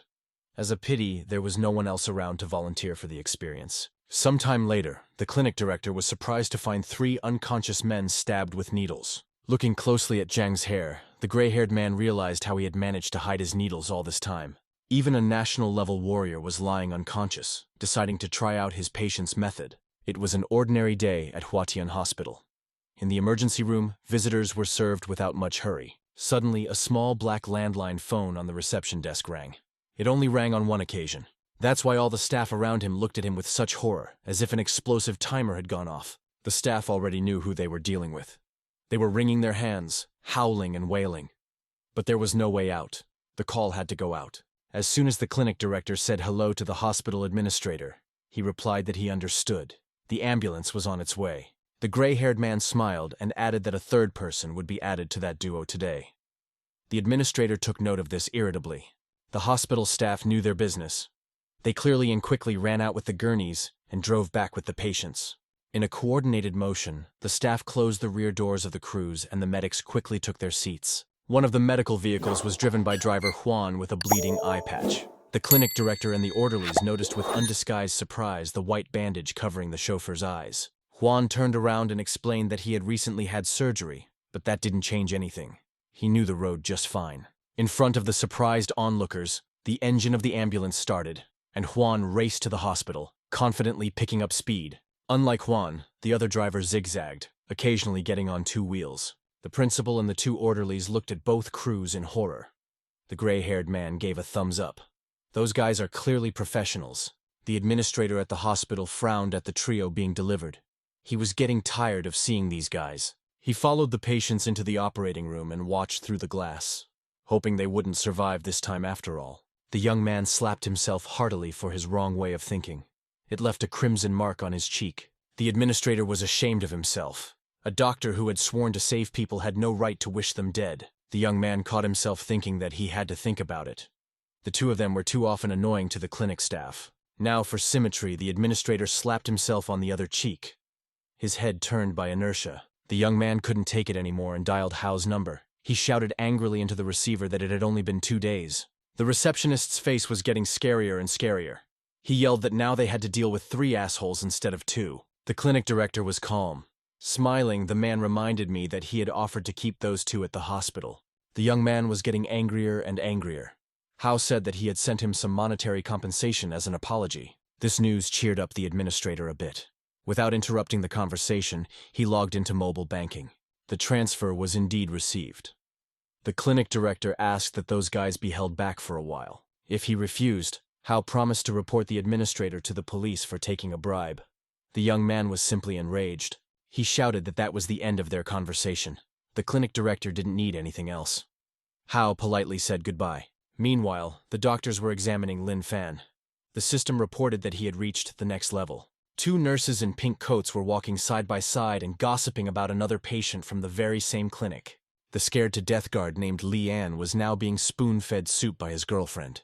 He couldn't do it himself. The young man was very happy. Quite by chance, he managed to meet a nice and sweet girl. The visitor smiled. She put the soup on the bedside table and informed me that she was overweight now, but would soon get rid of it. Leon couldn't get enough of the beauty. He was very grateful to Uncle Wang for meeting her. The girl shyly turned away.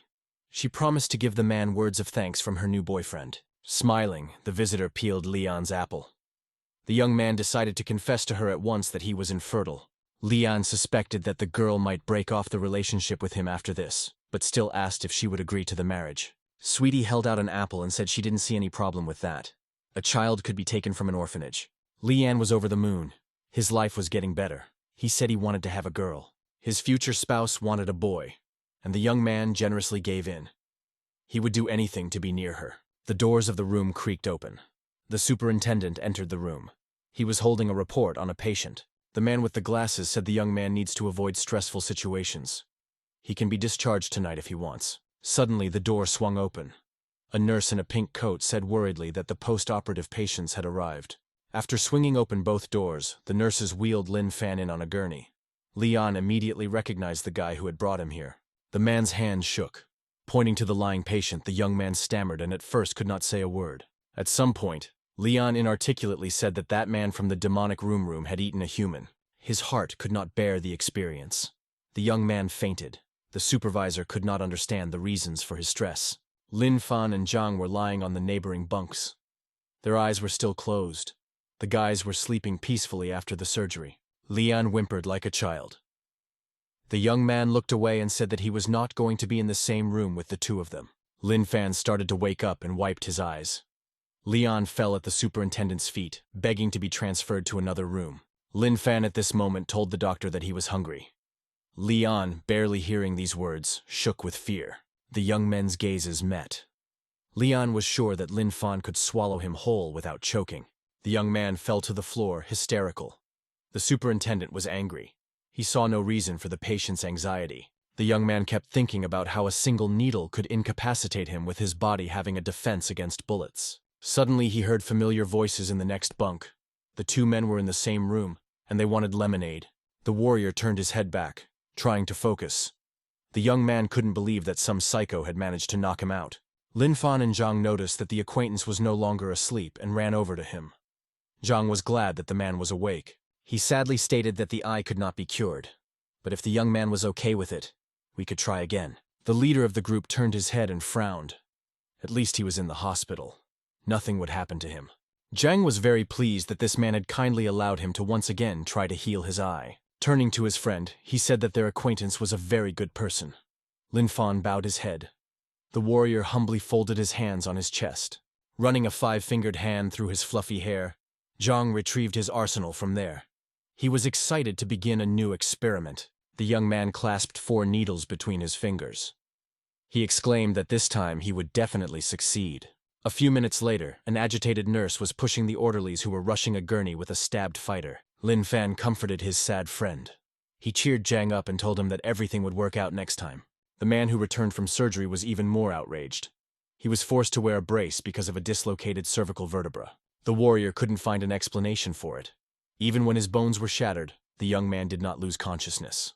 Zhang walked over to his bunk and sincerely apologized that he had failed this time too. He was sure it would work out next time. The young man was almost crying. He realized that the patient would never trust him with his body again, but at the same time he wanted to try again. The man faintly nodded to the healer. Zhang blossomed with happiness. He was willing to heal all of humanity for free. Zhang happily turned to his friend and shared his joy. Lin Fan bowed his head. He knew that it wouldn't work out. The national-ranked warrior agreed to this for only one reason. He wanted to find out why the loss of consciousness was happening. Lin Fan looked at his friend apprehensively.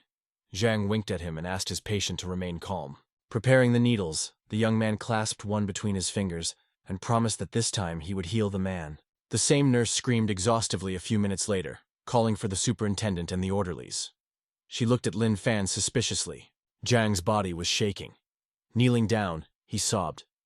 The young man couldn't forgive himself for making the young man suffer. Lin Fan assured him that everything would be fine. An angry nurse burst into the room and started searching the room, trying to find the needles. This time, things got even worse. Because of Zhang's intervention, the warrior's right leg was in a suspended state. Besides, the problem with his cervical vertebrae hadn't gone away either. The man was just pissed off that some brat had managed to incapacitate him. The superintendent paid a visit and explained that his leg was temporarily paralyzed, and he needed absolute rest. As soon as the doctor left, the 2 boys approached their victim's bunk. Zhang asked how the man was feeling. The national-ranked warrior was indignant. He once again wanted to wake up, because this couldn't have really happened. Zhang turned to his friend worriedly, and sadly assumed that the man himself was already regretting trusting him. Lin Fan reassured him that everything was fine. The type trusted him. The man angrily watched the conspirators at his bunk. The young men were thirsty. They got soft drinks in red and green tin cans and took a sip each. They both found the taste of the drink disgusting. It was as if they had been given fake lemonade instead of lemonade. Zhang stated that in that case, he would go and buy the drinks himself. Lin Fan reminded his comrade that they had no money, but they both knew who had the money. Their heads turned toward the bunk where their new acquaintance was resting. Smiling amicably, Zhang suggested that the warrior buy the watch and he would give him an acupuncture session as a gift. Lin Fan confidently gave his assent. The man had neither the strength nor the desire to talk to these scoundrels. Without opening his eyes, he turned away in the other direction. Zhang kept assuring him that the watch was very expensive. He is only selling it because he saw him as a worthy person. The squad leader angrily grabbed his hand and turned the watch toward him. That's what he thought. It's a cheap fake and worthless. Turns out he's much more interested in information about the murder of Morning Dog. The warrior is willing to pay for it. The patients immediately turned to each other, creating a telepathic connection. They had to follow the same line of behavior. Zhang and Lin Fan told their side of the story. This lie was out of line. The demon played with them, and then calmly killed himself. Lin Fan raised his head and confirmed that the dog was an obedient boy. Zhang added that it was very tasty. The man shouted that he had had enough. The man shouted that he had had enough. He pointed his fingers irritably at the young men and exclaimed that he didn't believe a word they said. The man lay back on his pillow and muttered tiredly that he was left to go mad. Then he would ask the lunatics himself what had happened. Zhang turned to his friend in surprise. He wondered who this type was calling psychos. Fan assumed he was talking about himself. The insistent boys did not think of leaving the man alone.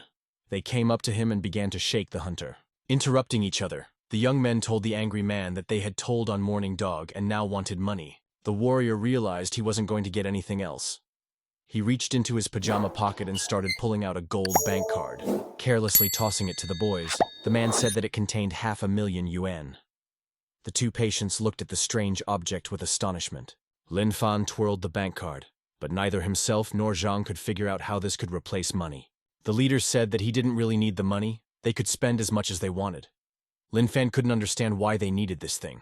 Totally disappointed, Lin Fan stretched his hand with the card back and exclaimed that it didn't look like money. The angry warrior raised his head and shouted that there was plenty of money on the card, and they could withdraw money from the bank. The boys looked at each other in surprise. They had no idea what bank their new acquaintance was talking about. After making sure that this yellow object was completely useless to them, Lin Fan carelessly tossed the card back to the owner. The warrior deftly caught the card. Lin Fan and Zhang resentfully discussed the stinginess of the man who had spared money for them. The man started coughing up blood out of anger. He was now absolutely sure that he was dealing with crazy people. Meanwhile, not far from the hospital, a black and red python was wriggling around a branch on one of the trees. He was a rank 2 demon. Dark Python looked at the windows of the hospital. It was here that the two who had absorbed Morning Dog's power were located. The demon's eyes glowed ominously with red lights. Unfortunately, he couldn't reach them right now. There was a high-level warrior in the building. The dark python began to slide down the tree. He had expected to wait a little while for the two men to come out for a walk on their own. At the very foot of the tree, the demon heard someone talking nearby and turned his head in surprise. A couple of young people were passionately embracing. The girl asked for money in advance. The man agreed. The dark python regretfully thought that the leader was nearby. If not for him, it would have been possible to swallow them both. The demon watched the people's emotions closely.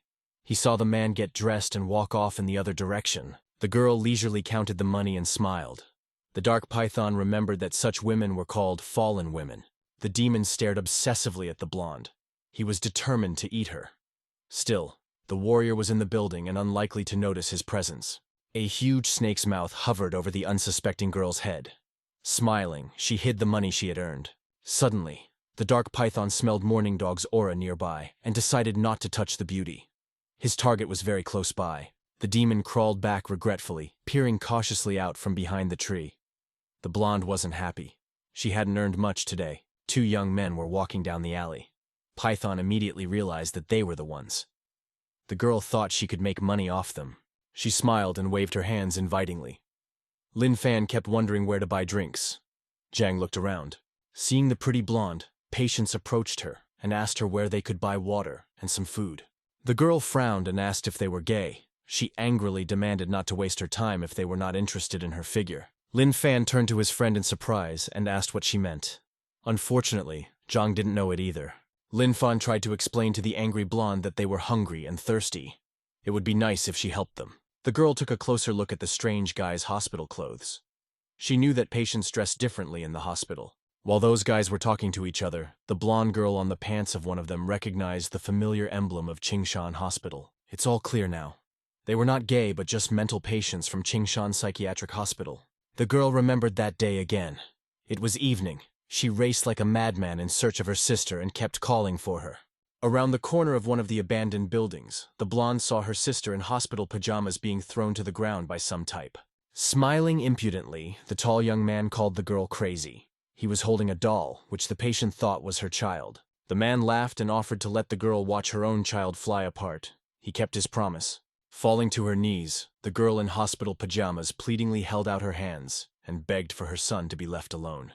The girl's whole body shook with the bitterness of irreparable loss. She did not understand whether it was worth living without a child. The patient leaned mournfully over the torn doll. The creepy guy was laughing uproariously. A thunderous downpour began. The blonde herself was shocked by what she saw. She then rushed to her sister and tried to talk some sense into her. Unfortunately, it didn't work. The patient was distraught. Remembering the whole story, the blonde woman burst into tears. She asked the patients where their own families were. Lin Fan smiled and said that the mother is abroad. Zhang and there is his family. They also have a principal. When she learned that the patients were without families, the girl was simply shocked. She felt their unhappy situation. The blonde pulled out one bill and handed it to the guys. She said she was buying and explained how to find the fast food. To the girl's surprise, the patients shook their heads in different directions. The guys said they didn't need money, they would think of something. The blonde smiled and stated that it was much easier for her to make money, and they would go hungry without money. The dark python couldn't miss such a rare chance. All three humans looked distracted and were to be eaten. At the moment when the demon was ready to sink into the flesh of one of the victims, someone's hand grabbed the snake by the throat. Lynn shouted excitedly that he had caught a snake. The girl was startled. The demon couldn't believe that a human had stopped him. Lynn pulled the python long and said that the snake was very cute. Zhang also liked the long, beautiful snake. Those words made the snake blush with embarrassment. The demon was very pleased to hear the compliment to his address. Her owners used to tell her that people are very fond of cute and small animals. They need to like them, and people will help them hide. The dark python remembered his childhood. Then the little snake saw a child running merrily across the lawn with a ball. To please the little boy, the snake bit his leg a little above the ankle. It wanted to make friends with him. Instead of smiling, the boy stopped and looked perplexed at the snake and the bite site. He squealed, frightened that he had been bitten by a snake, and rushed away. Then the little snake was very surprised at the man's behavior. And then the worst thing happened. Everyone near the snake started throwing stones at it, even though the snake did not touch anyone. Frightened by the appearance of the poisonous snake, the children ran in different directions and shouted that a snake had appeared on the lawn. Then the serpent became angry with the people. They were so ignorant and blind that they could not see its beauty. The demon was ready to eat everyone on the lawn. The snake's eyes were blazing with anger. Those people deserved to die. But now it looked completely different. The young man's words moved the snake to tears. She was ready to fall in love with him. The whole world seemed brighter and more beautiful. The embarrassed snake wriggled merrily around the young man's hand. She was very pleased. The moment Lin brought the snake closer to his eyes, the system reported a new energy food to him. Thanks to this, the young man looked at the python in a different way. But the snake itself did not know about it and continued to dream. Zhang stroked the snake's head. Lin asked the girl if she could help them in a matter. The blonde didn't have any special plans for the evening. The kids in the neighborhood were peering out the windows, her food smelling delicious. Zhang and Lin were sitting at an empty table. The girl was tooling around on the stove and promised that there wasn't much left. She tossed some greens to the snake meat marinated in wine. It smelled really delicious and exquisite. The severed head of the dark python was proudly displayed in a transparent jar. The dark python's severed head was proudly displayed in the clear jar. Then the naive snake realized the young man's intention too late. Lin placed it on the cutting board. The man held it too tightly. The snake could not break free. When he brought the knife to cut the meat, his hand didn't even flinch. Something incredible happened. The python raised its head only slightly, and it was as if the knife had hit a solid obstacle. Lin was very surprised. The knife blade cracked and shattered into pieces. The snake cheered. It couldn't be handled like this. The young man tossed the knife aside. The snake laughed at the foolish man. An ordinary kitchen knife was not enough. Lin got angry and grabbed her neck with both hands. The dark python laughed, but the young man just ripped its head off. The family lived quite modestly, a small table. On the dresser next to the double bed was a picture of a mother and daughter. When she finished cooking, the woman put the chowder on the table and smiled. Both boys recognized that it smelled very good. The hostess poured the chowder and told me that she is a very good cook. Her daughter likes to eat homemade food. Zhang smiled and offered the woman to share a meal with them. Lin also smiled in a friendly manner. The girl smiled embarrassedly and said that she had already eaten recently, so they could feel free to eat to their heart's content. The boys were so hungry that they didn't need to be told a second time. They finished their portion in one sitting. The landlady was smiling happily. In fact, she should have been thanking the guys for inviting her to their table. Evening came. The street was becoming less crowded. Some people were returning from shopping. The dark python chowder was so plentiful that the woman poured the boys some more with it for joy. Patients thanked the hostess for helping prepare a delicious meal and providing utensils for refills. The girl smiled. She said it was not difficult at all. The hostess asked the boys to hurry back to the hospital. Zhang thanked her for the delicious chowder. Lin smiled and added that her daughter was actually very lucky. The woman stopped smiling at once. She looked at the young man in surprise, trying to understand what he meant. The mistress closed her eyes in embarrassment. The memory of her daughter made her eyes water. Zhang sprinted down the street. Lin followed behind him in a sedate manner. He was carrying a portion of snake soup in a bag. There were 3 young men and a girl walking towards them. As they approached, Lin Fan turned his head towards the company. One young man had a rather strange feeling. It was as if a large beam of light had pierced his brain. The young man turned around in surprise and looked after the two guys. He could have sworn that a legendary warrior was nearby. Later, when the distance between the boys had increased, the young man calmed down. He thought he had imagined it. Their squad reached the right point and surveyed the entire area. The demonic aura was gone, as if the beast had never existed. The national rank warrior refused to believe it. He said in a conversation with the group leader that it was impossible. Officially, no one has ever killed a demon. Therefore, the mysterious animal could only be exterminated by a human being. At that moment, the door of the ward opened. The patients returned from their walk. Lin Fan walked in with a bag in his hand. The man was giving orders for the security of the hospital. Lin Fan walked over to his bunk and handed him a bag of chowder. The warrior looked at the package with interest. His roommates praised the food and said it was delicious. They were already full. The man opened the tight lid of the food container. An exquisite aroma emanated from inside. It smelled really good. Looking inside the food container, the leader put all the pieces of the mosaic together. A shiver ran through his body. All 4 members of the search team were very surprised when a long stream of foul language clearly came through the tube. The warrior decided to test his hunch and placed the snake's skeletal fragment on a molecular organic particle scanner. The man was not mistaken. A holographic image of the second-ranked dark python he was looking for appeared above the scanner. Zhang and Lin Fan enjoyed the food with satisfaction. The warrior was darker than night. This assassination had knocked him out of his mind. Zhang was surprised that the man didn't want to share a meal with them. He figured they could finish their meal since he didn't want to. The national rank warrior turned to them and irritably asked how they managed to kill the python they were calmly eating. The patients would tell me that that snake was very cute. It could coil itself beautifully around your arm. Zhang lovingly recalled that the snake was very good. Lin Fan added that it tasted just fine. The spirit of the snake was reunited in heaven with the spirit of Morning Dog. The dog comforted the dark python in every way. Forgetting that he was just as angry, the man turned black. He knew that this demon was very fast and poisonous. It was not to be eaten in any form. The national rank warrior just exploded. He shouted that he would rather jump out the window than believe them again. The patients were anxiously discussing the man's behavior. Lin Fan remembered that lunatics get irritated very easily. The leader closed his eye tiredly. He couldn't bear to be with these lunatics and their antics. At night, the boys finally fell asleep. The man kept wondering how these weaklings could have defeated 2 strong demons. The commander was beginning to suspect that these young men were simply hiding their true strength and acting crazy. Suddenly, his ear caught some strange sounds. Apparently, his acquaintances were awake. The man wondered what they were after. Out of the corner of his eye, the warrior noticed 2 pairs of legs in hospital pajamas. Those 2 were clearly approaching his bunk, and it was a little frightening. It turned out that Zhang could not calm down and was going to definitely heal the man of all his ailments this time. The leader decided not to give the appearance that he heard them. Since they dealt with 2 demons, they might as well have the skills to cure them. The ward was dark. Zhang complained to his friend that he has to stab the man by feel. He can't see the exact location of the point. Lin Fan cheered him up and said that Zhang could do everything even with his eyes closed. It helped. Zhang forcefully pushed the first needle in until it bled. It was completely dark, and he wanted to believe that Lin Fan was right. After a while, the warrior felt the pain even worse than last time. It was hard for him not to give himself away. Unbeknownst to his healer, the man squeezed the wrist of his right hand with his left hand to distract himself from the hellish pain in his head. The treatment was coming to an end. Only the last 13th point remained. There was no room for error. Suddenly the doors swung open. Someone entered the room and turned on the light. Zhang's hand trembled in surprise, and he missed.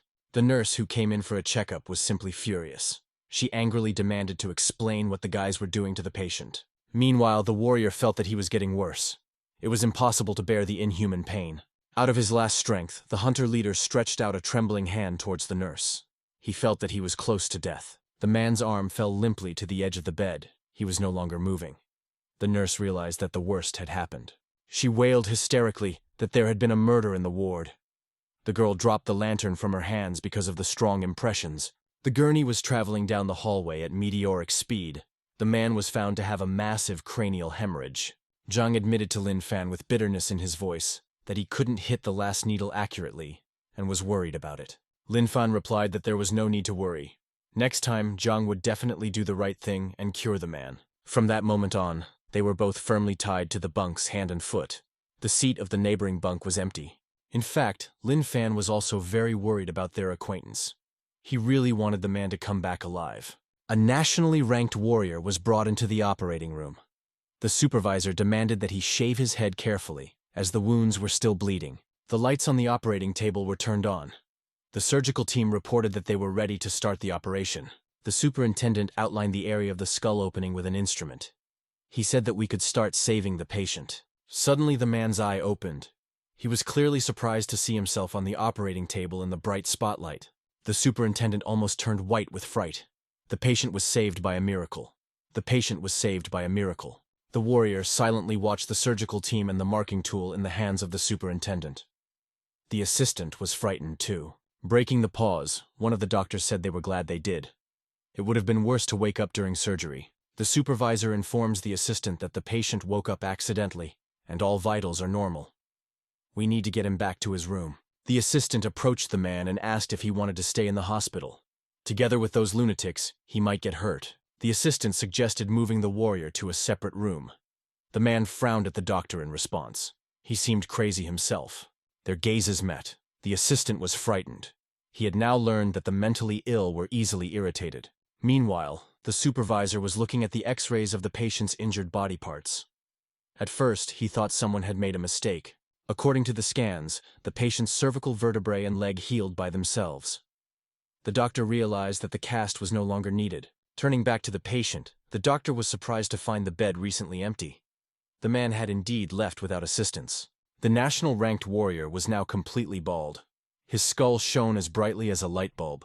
The man approached his tormentor's bunk and confessed that he was unable to resist him despite his rank. The warrior swore to himself that he would never believe the lunatics again, and he certainly wouldn't forget those two crazy patients.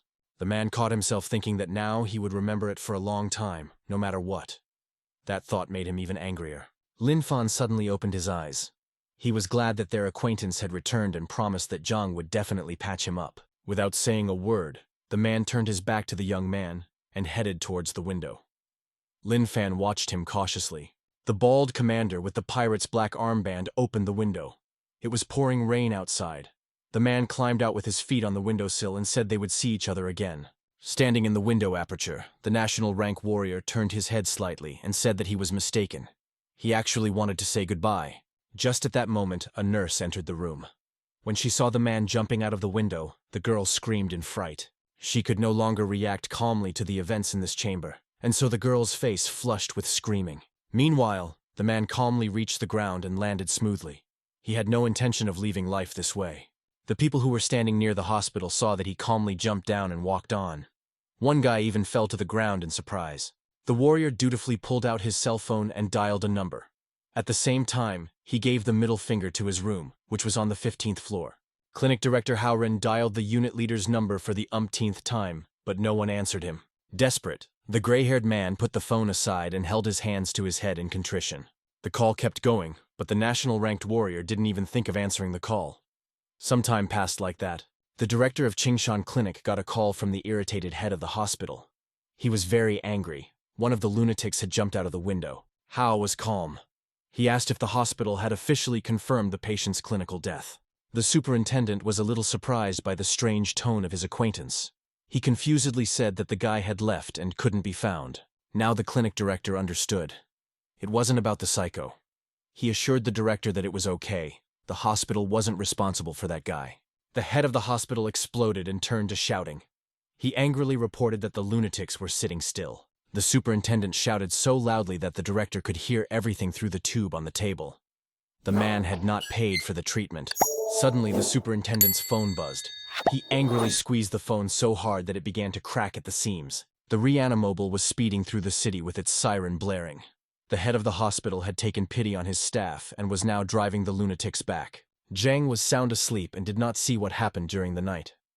He learned with interest from his friend that their acquaintance had managed to survive. The young man remembered the patient's sore eye. Lin Fan had convinced Zhang this time too that it would be fine next time. Zhang almost burst into tears. It was because of his failed experiments that the man didn't even say goodbye to them. The patients were still strapped in despite the fact that they were riding in an ambulance. The supervisor realized what they were capable of. Lin Fan recalled those last few minutes of the man's stay in the chamber. At first, the warrior had hinted that he would meet with them again. But then the man turned around and really did say goodbye to the madmen for good. The young man admitted that the type had said things a little differently. Zhang didn't want to listen to him. He was already entertaining the thought that the next time the man would come and let him heal himself. On the narrow windowsill of the emergency vehicle, Zhang spotted a small box with 2 red apples and declared that he would like to eat one. Lin Fan was always ready to help his friend and reached for the apple. The super-strong ties burst, unable to withstand his strength. He held out the apple to the surprised Zhang. The young man was a little embarrassed. His hands were tied and he couldn't eat it himself. The boy brought the apple closer. Zhang tilted his head slightly and was able to reach the large, juicy fruit with his teeth. Zhang liked the apple very much. He praised its flavor in every possible way, urging Lin Fan to try it. He admitted that the apple was indeed sweet. The man in the passenger seat turned to the head of the hospital and noticed that he was giving himself too much to his work. In fact, the superintendent was driving those guys personally because he wanted to collect money from the clinic director Hao Ren. A car that was traveling on the bridge in front of them stopped. The driver of the ambulance pressed the brake to the fullest. After driving a few meters, the ambulance crew stopped. The blinkers were on. The siren continued to wail. The demons also reached the port of Yanhai City. A huge octopus tentacle threw the demon hunter to the ground. This time, the fighters faced a more serious threat. The reef octopus was a rank 4 opponent. Taking cover between shipping containers, the demon hunters were fleeing. There was no question of fighting him. Suddenly, the octopus grew in front of them again. The hunters had to take a circular defense. Invoking runes, they tried to hit the enemy. The gold and blue runes hit the target almost simultaneously.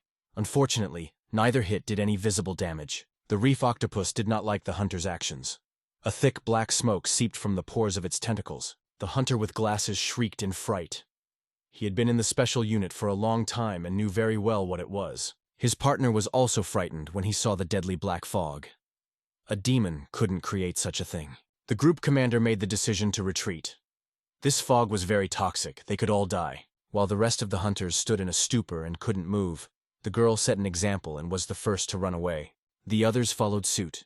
The giant octopus sent a black cloud after the fugitives. It spread very quickly. The young man who had been the last to run turned around in a huff. The fog was closing in. The hunter could feel the breath of death. At this very moment, the surprised young man found himself in a protective sphere of golden color. This technique was called the Golden Bell. It turned out that a warrior of national rank had saved the hunter. The man stood at the very top of the crane and scowled at the demon. He was in a bad mood. All 4 demon hunters were encased in protective spheres. The octopus could do nothing to harm them now. The bald commander squinted his eye. He truly believed that this demon was strong enough. He needed to take his anger out on someone. The demon hunters only now noticed that the leader was completely bald. They wondered why the leader looked like that. Summoning the energy of the sun, the leader somberly created a golden swastika in the magic sphere. The golden glow illuminated the man. Concentrating all his power into an energy ball, the national-ranked warrior threw it towards the reef octopus. The ball flew at the speed of light and exploded on the large demon's head a split second later. The octopus felt pain all over his body. Meanwhile, a traffic jam had formed on the bridge.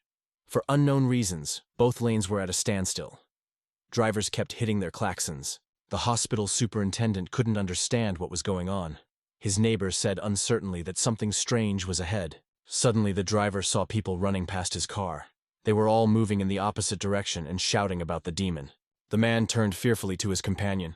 He wanted to tell him what he had overheard at the window. At that moment, some man thrown by a demon landed with his back directly into the windshield of their emergency vehicle. The superintendent glanced nervously at his neighbor. He stared silently at the cobwebs in the windshield. Blood was dripping from the cracks. Stones stained with blue blood were scattered chaotically all over the battlefield. The demon lay lifelessly on the platform. Smelling the enemy's presence, the octopus extended a tentacle. The warrior pushed the tentacle away carelessly with the back of his hand.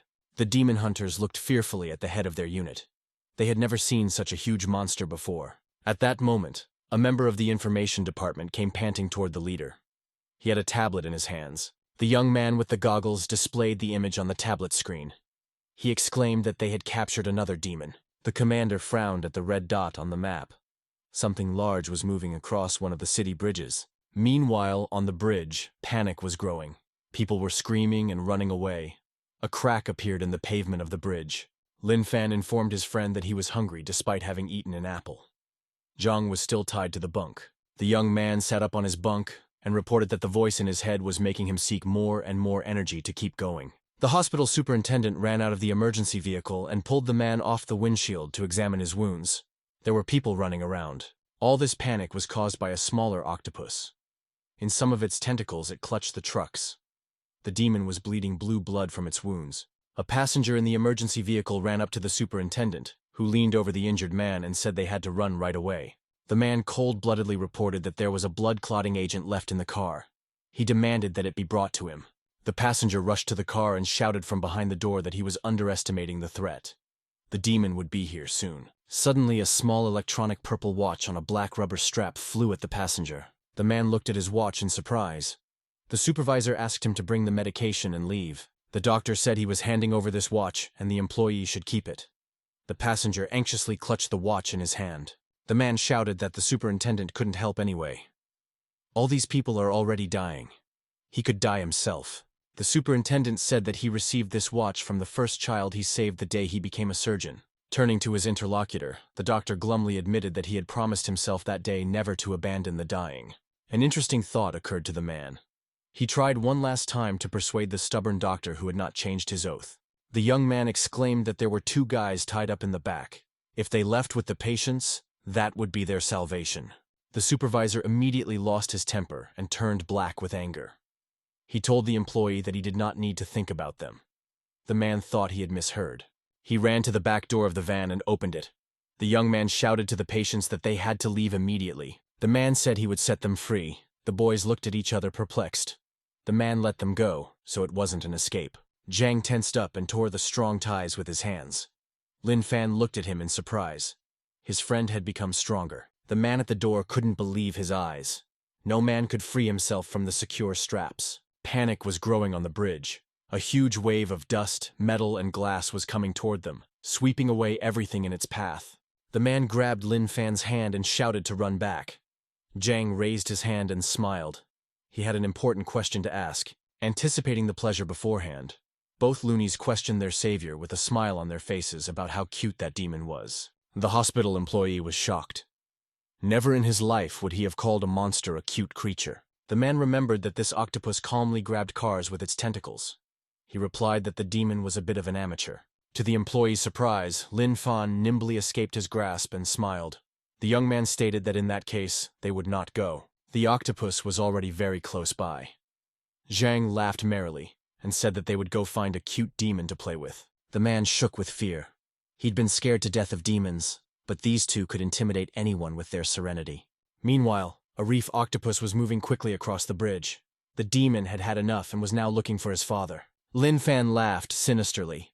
He knew that the octopus daddy wouldn't come, so he was willing to replace him for fun. The hospital manager called Juan over and asked him to bring 2 more packs of clotting medication. The man did not respond. He looked up and was surprised to realize that his partner had already disappeared with the patients. The rescued young man was covered in blood. He felt very bad. He had no strength to even open his eyes. The young man thanked his rescuer. When he opened his eyes for a second, the man realized with horror that the demon was very close by. He had already climbed onto a bus that was standing nearby. The tentacles were slowly coming right at them. The man coughed and told the doctor it was too late. The octopus was already here. He could see that the tentacle was coming closer and closer and was about to grab the doctor. The man whispered that he was no longer alive anyway. The head of the hospital turned pale. He had a premonition that the situation might go this far, but he could not afford to run. The demon walked almost the entire bridge, but there was no sign of Daddy anywhere. Suddenly he noticed some movement down below. The reef octopus was getting closer, but much slower. He saw 2 more people who had not escaped. The octopus touched his tentacle lightly to the superintendent's head and asked if they had seen his daddy. To intimidate him, the demon hit the man on the head a little harder and threatened to kill him if he didn't like the answer. The bodies of both men trembled with fear. They realized that this was the right end. The man thanked the superintendent one last time. The octopus got no answer and became angry. He lifted his tentacle up and swung it around to finish with a single blow. The man closed his eyes. He mentally recalled the events of his life and thought about what he had not yet had time to do. The victim was also trembling with fear. The doctor's body was shaking with tension. The man knew that in a few moments his heart would stop beating. Lin Fan got to his new toy before the octopus could hit the doctor. The young man pulled it by its tentacle. This caused the demon great surprise. No one from this world had the right to argue with him, much less offend him. The two surviving men were even more surprised than the reef octopus. They had been on the very edge of destruction. The body of the superintendent was trembling from the violent shock. He knelt on his knees, resting his fists on the victim's chest. Suddenly there was a squeal of brakes. The man turned around in surprise at the sound. He wondered who had managed to get through the traffic jam. Turns out Juan didn't want to leave the superintendent in the lurch and found a small car to replace the bulky ambulance crew. The man felt very ashamed of himself for thinking so badly of his employee. He turned out to be the right person. The hospital manager and Juan took the victim under his arms and headed for the car. The man wanted to leave quickly. Taking advantage of the fact that the demon had disappeared, the men ran to the car, hoping to get by while it returned. The octopus itself was on the lawn near the bridge at the time. The demon didn't realize at all what had happened from the strong impact with the ground. Jang became jealous and shouted from the bridge that he wanted to play too. Lin Fan invited him to come down to join them. Holding the demon by its tentacle, the young man shouted to Jang that he had caught a huge octopus and could help it down. Jang liked the idea. He would be able to play with a real octopus for the first time in his life. The young man blushed with pleasure. Sprawling, Jang swung over the bridge railing.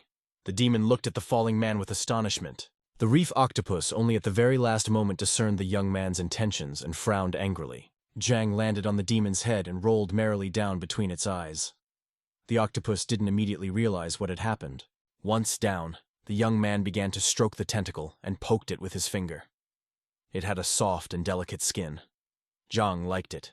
Suddenly, the tentacle of a disgruntled octopus whistled through the air above him.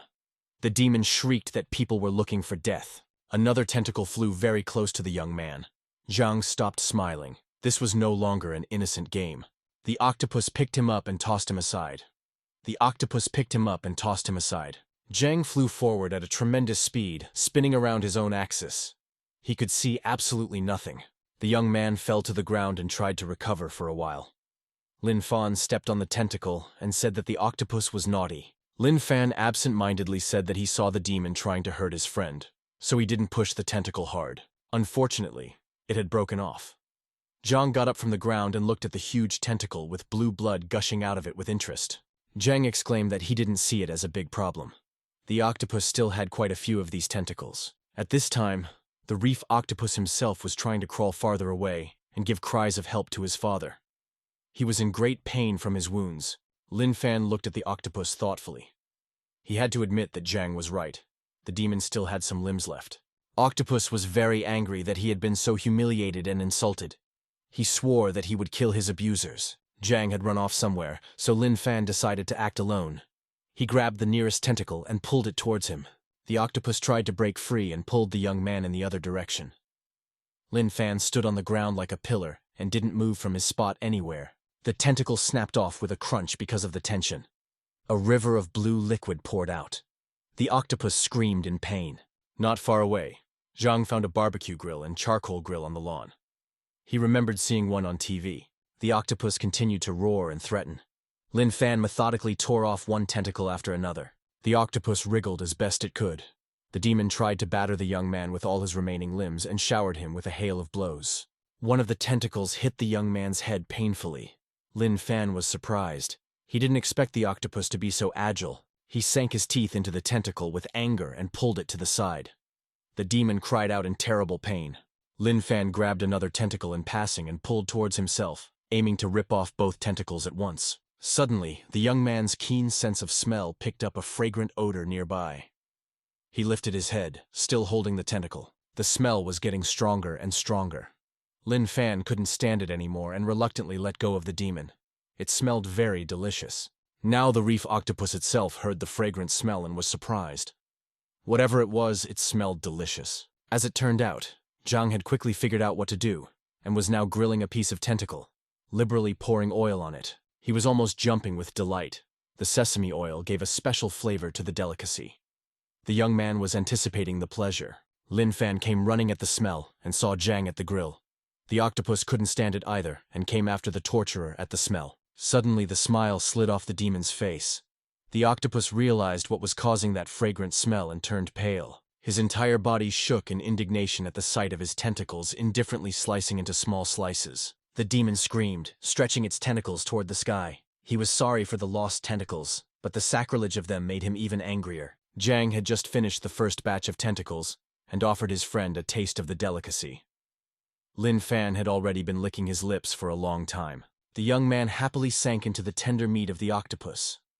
The sesame oil really gave it a spicy flavor. After finishing a small slice, Lin Fan grabbed a whole tentacle and poured oil over it. It was so delicious that he ate it raw. Jang put a tentacle on the barbecue.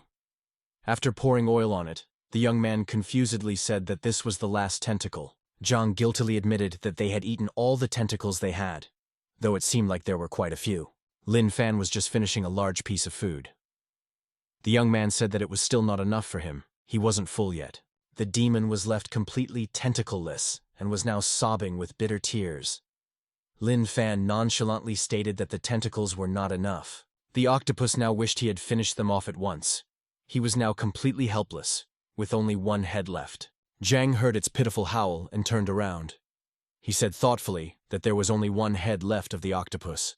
Lin Fan turned to his friend with an empty plate in his hands. The young man looked at the demon's head and recognized that it was beautiful. The patients immediately turned to each other. They were thinking the same thing. With a smile, they both gave a thumbs up. No tentacles were in the way now. The demon's head, cut into huge slices, was slowly grilling. He absent-mindedly watched his friend smearing the delicacy with sesame oil. The eye of the octopus was still looking at his friends. The guy did a simple thing. He closed the demon's eye and declared that it was no longer alive since the eyes were closed. Zheng recognized this explanation as quite logical. He was glad that his buddy had found a way out so quickly. The last piece of octopus was being grilled. The demon's last sensation was the realization of complete darkness and despair. The demon hunters were busily searching for their target. The bald leader of the group, even from the tall bus, couldn't find him anywhere. The information officer in the blue suit exclaimed in surprise and turned to the leader. He had managed to spot the remnants of the demon. The warrior didn't need to be told twice. In one leap, he covered the distance of a few meters. Standing next to the young man with glasses, the leader asked for more details. The analyst showed the updated map on his tablet. A smaller light blue dot appeared on the map next to the red dot. Most likely, the octopus was under the bridge. The head of the special unit, along with a member of the staff, immediately set out to find them. The map led them to two peacefully sleeping patients. The analyst couldn't believe it, because the map didn't lie. He looked at the horizon and checked the map again. To his surprise, this time the demon's energy waves disappeared altogether. The young man immediately reported it to his boss. The man was out of his mind with anger. He shouted that there was no such thing. There are only these two people in this place. The leader remembered the minute he had said goodbye to them forever and jumped out of the hospital window. He hoped he would never see them again. The man was shaking. He began to realize everything when he saw the grill still warm. The rest of the hunters began to converge on the lawn. The unit leader really wanted to believe that the vanished demon and grill had nothing to do with those guys. The huntress said that those two patients were just sleeping and offered to take them in for questioning. The leader nervously replied that they were just lunatics, nothing to listen to. The girl turned her head toward her boss in surprise. She didn't see anything wrong with the idea. Those guys might know something about the demon. The leader became even angrier. The man shouted that he was ashamed of his female employee. No one should believe lunatics. The man was getting angrier and angrier. He demanded that the huntress never make elementary mistakes again. The poor girl didn't understand what had gotten into him. The huntress began to suspect that the man's aggression was related to those guys. Nevertheless, the girl admitted that her boss immediately recognized them as mentally ill. She was pleased that the leader of the group knew so much. The information officer unhesitatingly tore him away from his argument with the girl and asked what the orders would be. He turned to the man and gave him an icy frown. Clenching his fists, the warrior turned around and headed in the other direction with a quick stride, leaving all the staff members puzzled. The man walked to the patients and sat down next to them. He asked his friends how they were doing and asked if the octopus was tasty. Hearing the familiar word, both buddies smiled in their sleep. They were still dreaming about that delicious octopus fried in oil. The bald commander turned pale. He had thought that the guys were here for a reason. The demon was just unlucky. An emergency meeting was called at the headquarters of the special unit, located in the penthouse of a tall skyscraper. The red-haired girl focused on the map with a pointer. drawing the attention of those present to the appearance of new demon habitats. The head of the unit listened to the girl with one ear. The two of them couldn't get out of his head. They were able to deal with a demon of the third rank. But there was a downside to that. The bald warrior shuddered at the mere memory of those madmen trying to cure his eye. The girl at the map said that she would prepare everything if there were no objections. Continuing to think about his own thoughts, the commander nervously said that it would be better not to. The analyst with the pointer and all the subordinates turned to him in surprise. There was an awkward silence. Shannel frowned. She didn't see any serious flaws in her plan. This loud statement didn't please the girl. The head of the analytical department squinted and moved closer to the group leader. She wondered what caused his doubts. The man couldn't understand what was happening. He was acting like a student suddenly awakened in class, and he looked around fearfully. Shannel said that she would send all the trainees from the 4 great academies to Qingshan Clinic for 1 month. She walked over to the bald warrior and stroked his smooth skull.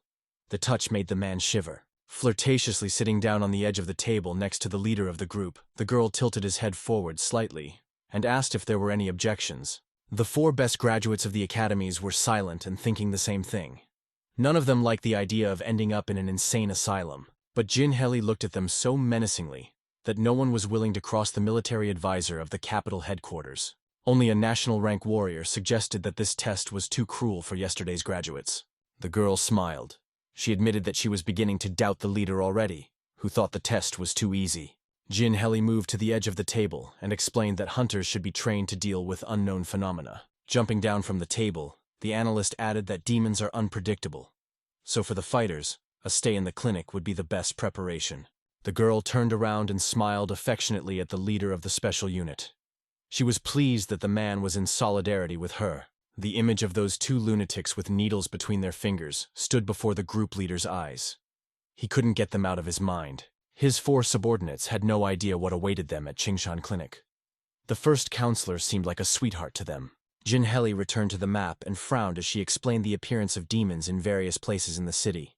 This is their cunning tactic. The girl told me that all of these creatures are led by several highly ranked demons. They are highly intelligent. All the staff listened attentively to her, except for the bald man. He seemed to be thinking about something of his own again. Shannel rested her hands on the table. She was very excited that this had never happened before. They don't know how high the rank of the head demon is. The girl frowned, giving the staff a chance to mull over the information they had received. She said they needed more data. 3 days had passed. After the showdown with the demons on the bridge, the 2 patients were once again taken to the vicinity of Qingshan Hospital. In the thick green foliage, 2 ant feet reached for each other with trepidation and tenderness. The ants were very happy to be reunited again after a long separation.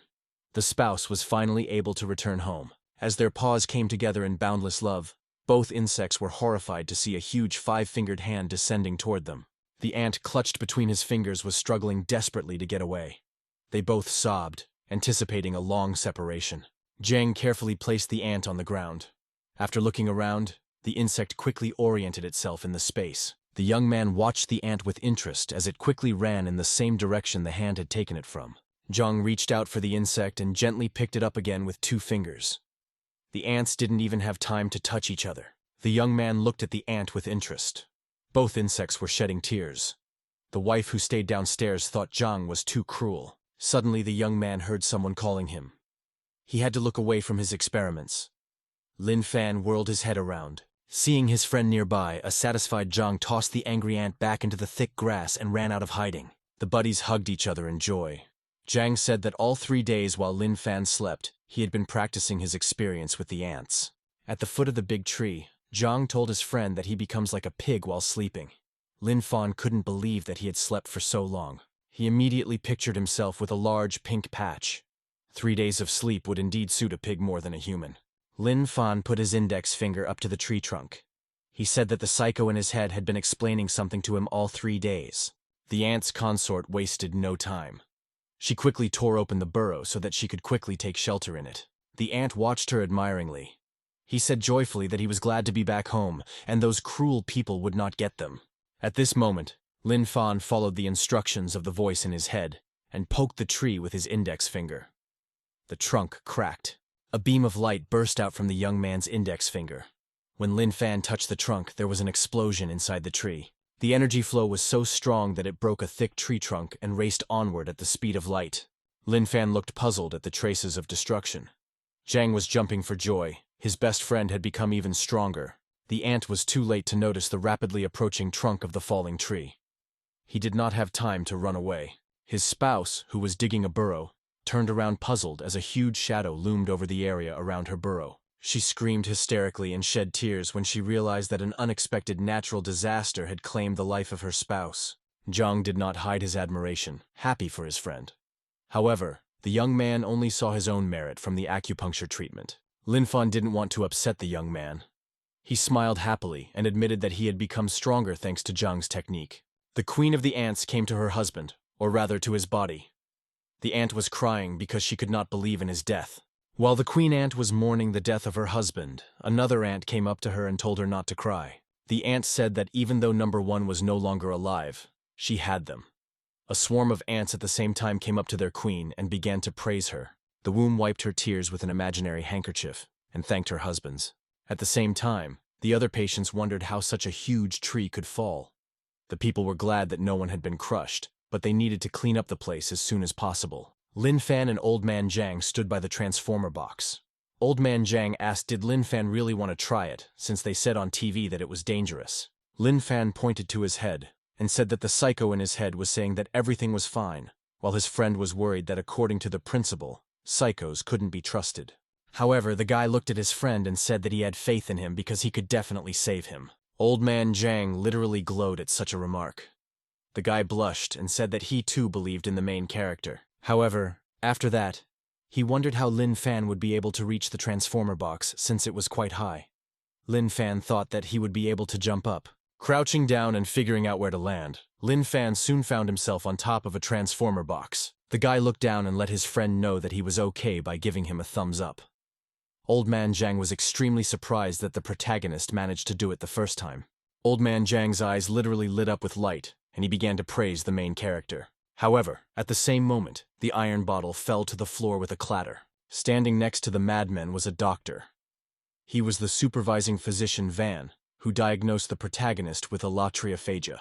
The man looked up and still couldn't get over what was happening.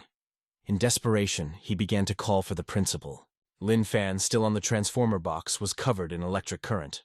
The guy told his friend that he thought he had succeeded. The energy surrounded the guy, turning him into the likeness of a fantasy hero. Immediately afterward, the main character's hair was burned and turned into the likeness of sheep's wool. The guy himself received a lot of burns. His friend sincerely rejoiced at the success of the protagonist.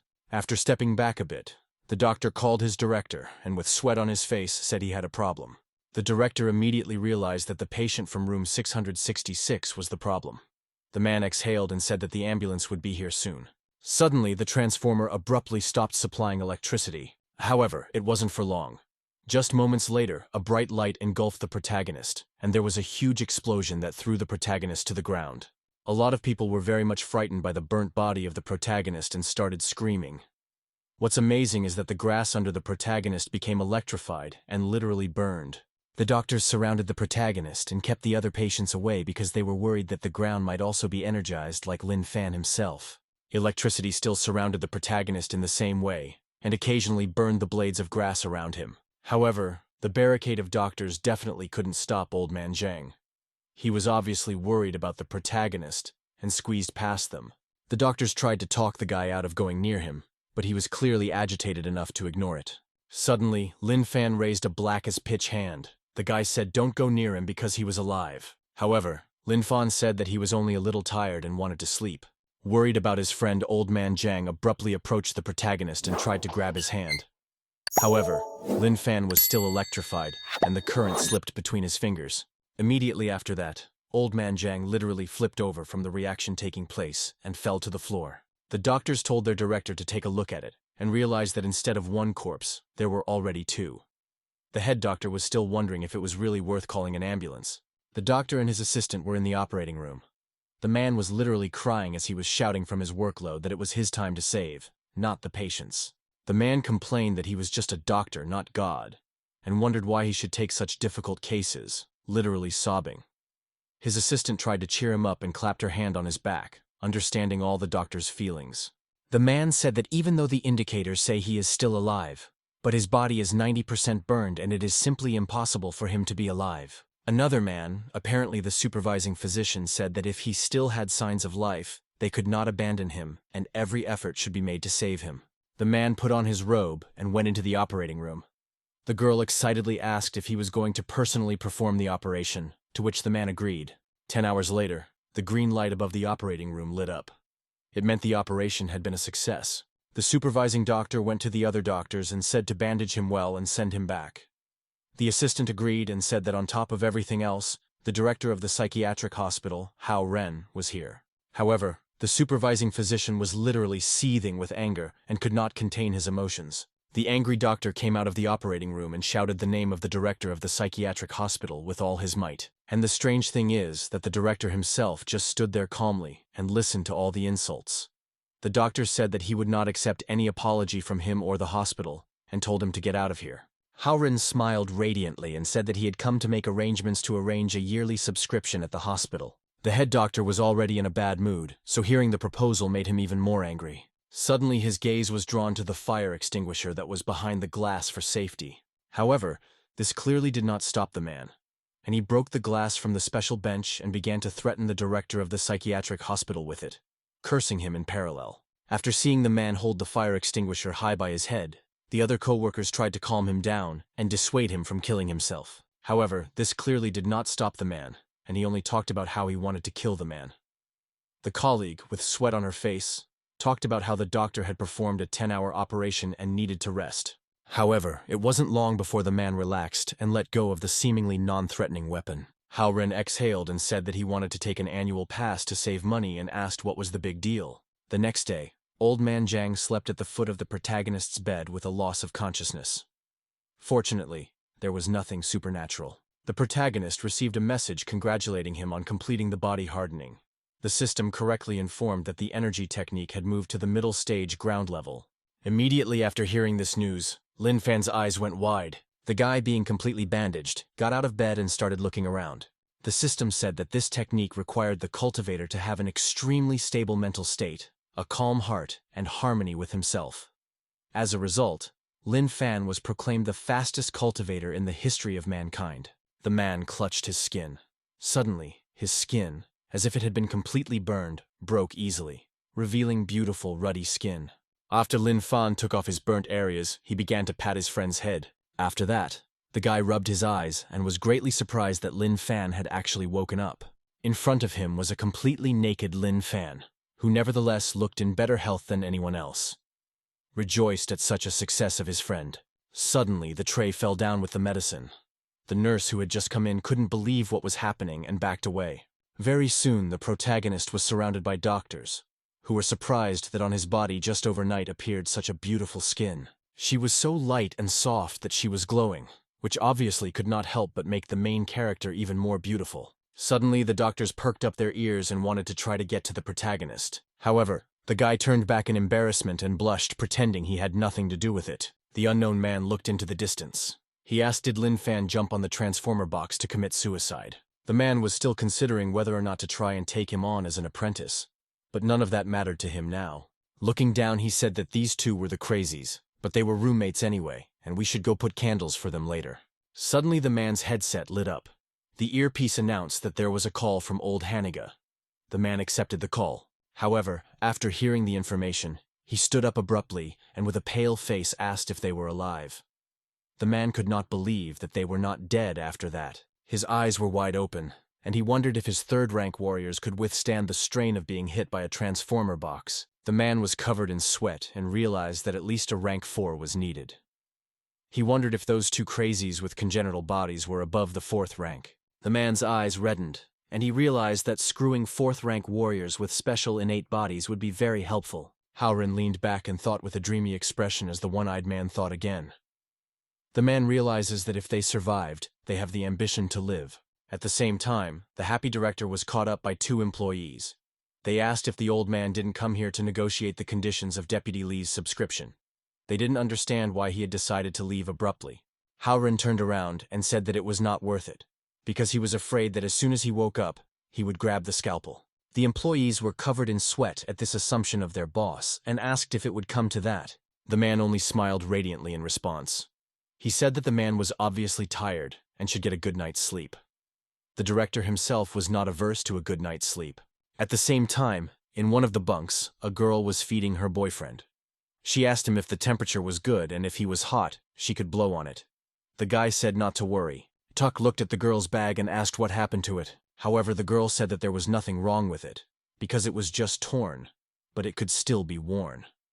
However, the guy was clearly against this development. The guy turned on his side and asked how he could let his girlfriend walk around with a tattered bag. The guy pulled out a credit card and said his savings were on that card. The guy said to go and get a purse that she liked and that he wouldn't be satisfied with a purse that was too cheap. The girl instantly snatched the card out of her boyfriend's hands and said he was the best. The girl looked at Lynn and said that Uncle Wang had heard that he was still in the hospital and said that he was going to visit him. The guy smiled and said he just wanted to thank him for meeting such a nice girl. However, hearing such embarrassing words, she only shook her head. The girl blushed with embarrassment and was only modest. At the same time, a man of not the best physique with a heavy gait approached the administration office. This man was Uncle Wang, who had come to visit Lynn. A few days ago, a demon of the third rank, taian larvae, was on salmon slices. Huge approached the piece in question, trying to take it. The man obviously didn't notice that there was some insect on the salmon and successfully swallowed it. The man tasted a bite and said it was very tasty. However, what he didn't know was that the shadow of a huge fly had positioned itself behind him. Barely moving, the man complained that he had no idea which ward Lynn was in, and if he didn't need his help with his son, he obviously wouldn't have come here. To his surprise, however, the man was sweating very profusely, and he noticed that he was incredibly tired during this time. Suddenly, the wings of a fly emerged from his back. Transparent wings, still coated with an unknown liquid, cut through the man's jacket. They were so huge, they looked like a new body part. The man trembled as he walked down the empty corridor. In the distance, he saw an unknown girl, probably a nurse. The woman clearly didn't expect to see anything unusual in such a familiar place, and only lifted her head when she noticed something amiss. Immediately afterward, however, her pupil sharply narrowed, and she opened her eyes wide with surprise. Right in front of the girl was a monster. The man's head, along with his skin and newly acquired wings, would be entirely fly-like, but his build was still human. The man, clearly unaware of what had happened to him, complained that everything was very loud, and if she was screaming like that, he had awakened an incredible desire to tear her throat out and drink her blood. The monster grabbed the girl's head and hurt her face. He caught her eye, and it began to bleed profusely. The girl could not hold back a scream from the incredible pain. But the man did not hold her and threw her at the door. The door itself naturally opened, and the girl fell to the floor because of the strong impact. In the end, she couldn't even move as she was bleeding profusely. She begged the monster not to come near her.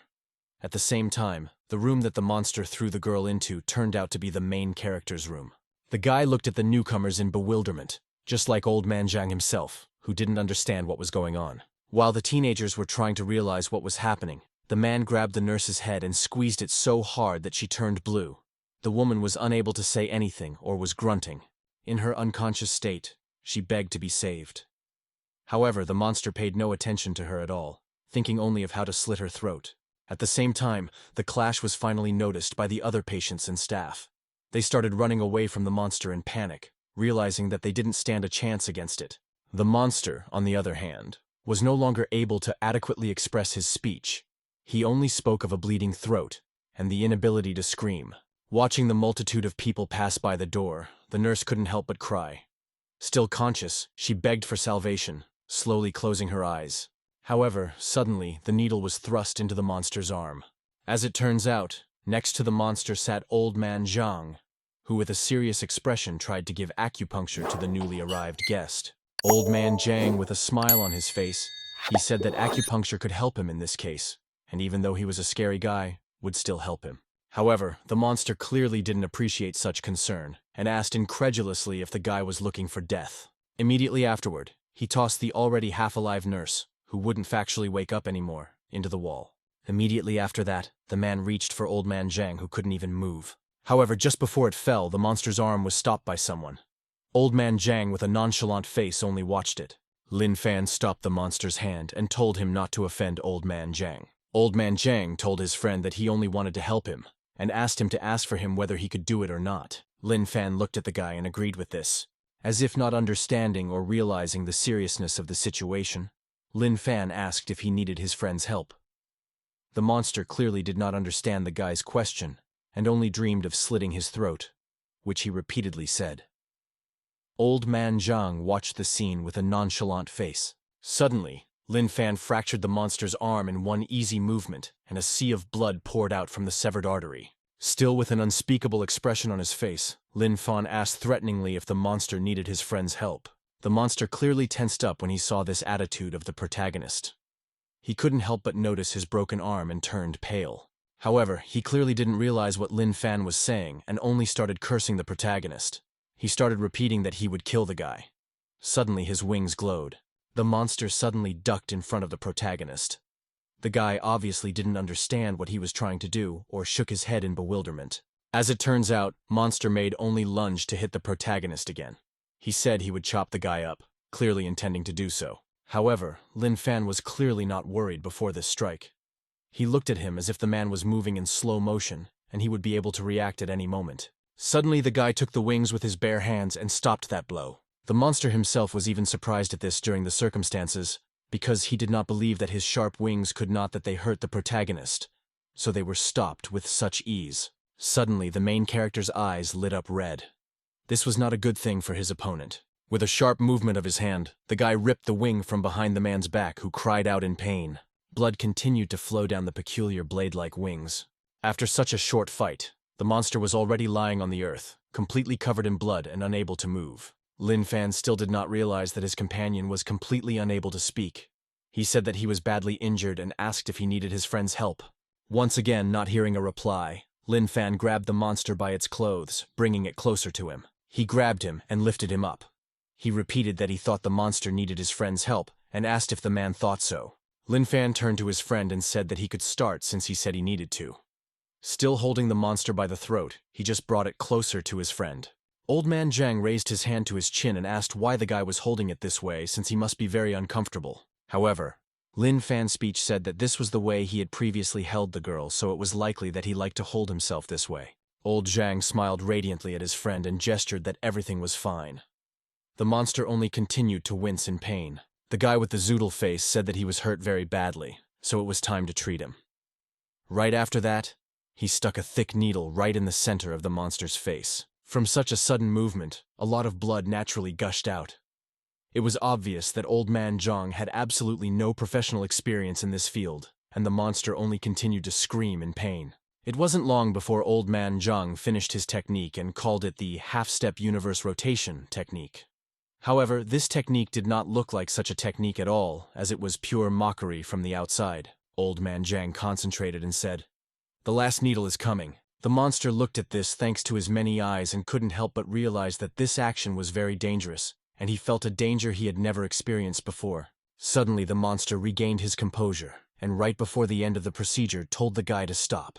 While Old Man Zhang was surprised at the sudden change, the fly tried to say that it was a demon, Tahina larval, and this person had already been consumed. Fly understood that when it comes to human life, people tend to face hypocrisy and so-called moral choices. The man realized that he would be in a dilemma because if he decided to kill the monster, he would kill off a human, and the eggs left behind by the monster would spread to other people. The larva realized that if a suitable growing vessel came along that could awaken the power of the founder of the genus, that egg would receive the memories of all the other larvae. The monster began to smile as he was already anticipating doubts and hard choices. Whole first, the guy will start a way to kill only the monster and save the man.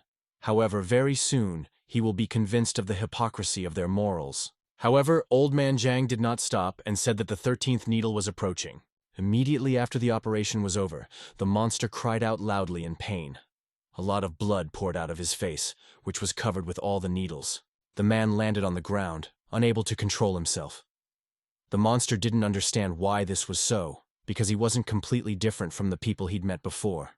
Immediately afterward, it was as if the man had separated into a monster shell and a human shell. Abruptly, Leon's girlfriend snapped out of her seat. With an incomprehensible aura and red eyes, she called out to her father. Leon didn't understand what was wrong with her and asked what was going on. Suddenly, the girl's face began to be covered with black skin, which indicated that the girl belonged to that monster's family and was not human. Noticing the change in his girlfriend, the guy only flinched, and in surprise to himself started pointing his finger at her. Immediately afterward, the girl was completely covered in black skin. She turned away from her imaginary boyfriend and began to say that her father was dead. Immediately afterward, the same credit card with the guy's savings fell out of the girl's pockets. Noticing that she was completely out of control, Leon abruptly snatched her up, hiding behind the bed beforehand. Immediately afterward, the fellow left the room with a sudden movement. Momentarily closing the door behind him, he screamed about being killed. However, it was obvious that some shoddy door couldn't stop the monster. She began to kick at the door, repeating about how she needed to get out. A nurse walking by noticed the guy and asked what was going on with him and if they weren't in a romantic relationship. However, the boy continued to scream. Out of desperation, he said he could have put up with her fullness, raising someone else's child. The guy could Dasha forgive her for the horns on his head because of cheating with Van. Still, the guy absolutely could not forgive the fact that she had become so ugly. Immediately afterward, as if hearing those words, the girl burst through the door and the guy's eyes seemed to fall out of his eye sockets. The monster's head emerged from the resulting hole in the door. The boy held his breath and still looked at the girl with reddened eyes. Suddenly, there was some love music playing in the background, which clearly didn't fit the situation. Right after that, Monster broke through the door for good. She yelled that if the guy didn't like her anymore, he should die. Unexpectedly, then grabbed Leon by the scruff of his neck. The man sharply threw the boy away from himself, trying to protect him with his own body. As it turned out, the man in question was Lu Laifu. Noticing such heroic actions on the part of his savior, the boy could not help but praise his courage. The man was holding a halberd. The guy obviously didn't expect it to be used to save someone like him. The boy put his arm around the deputy's leg and said with tears in his eyes that he would be forever indebted to him. However, Lu Laifu clearly did not share Leon's feelings. As it turns out, just moments ago, a man was lying on the couch trying to sleep in the resident's room after a 10-hour surgery without a break. The unsuspecting man picked himself up and stood up abruptly from the couch. He realized that he had forgotten to do something. Lu Laifu put his hand on his forehead and realized that Haoren wanted to talk about the hospital subscription. Suddenly, the man's eyes lit up, and he looked at the halberd lying off to the side.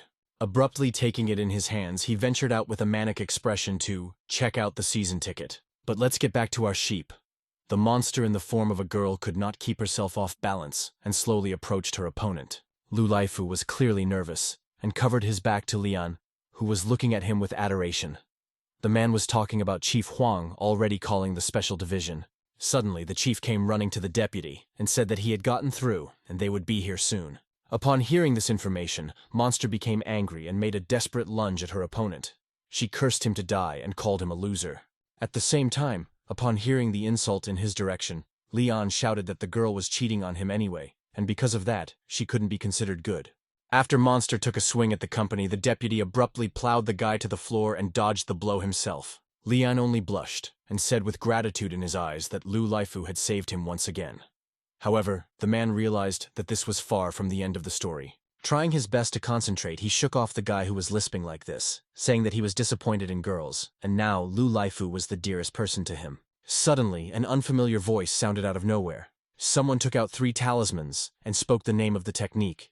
Immediately after that, all 3 talismans, as if driven by telekinesis, went towards the monster, surrounding it from all sides. At the same time, unknown vines appeared from all the talismans.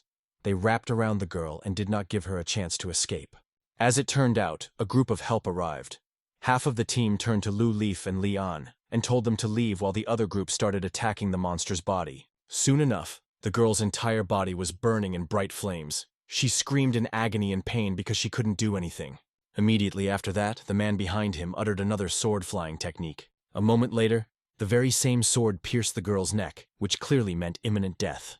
Immediately afterward, the monster's body fell downwards. The defeated body looked horrible, its dark skin almost indistinguishable from the purple congealed blood that made this picture even more disgusting. Right after that, another team came up and said they were the investigation team and the supply team. They were reassured that they could leave the rest of the work to them. Immediately afterward, the researcher approached the monster's body with a clipboard.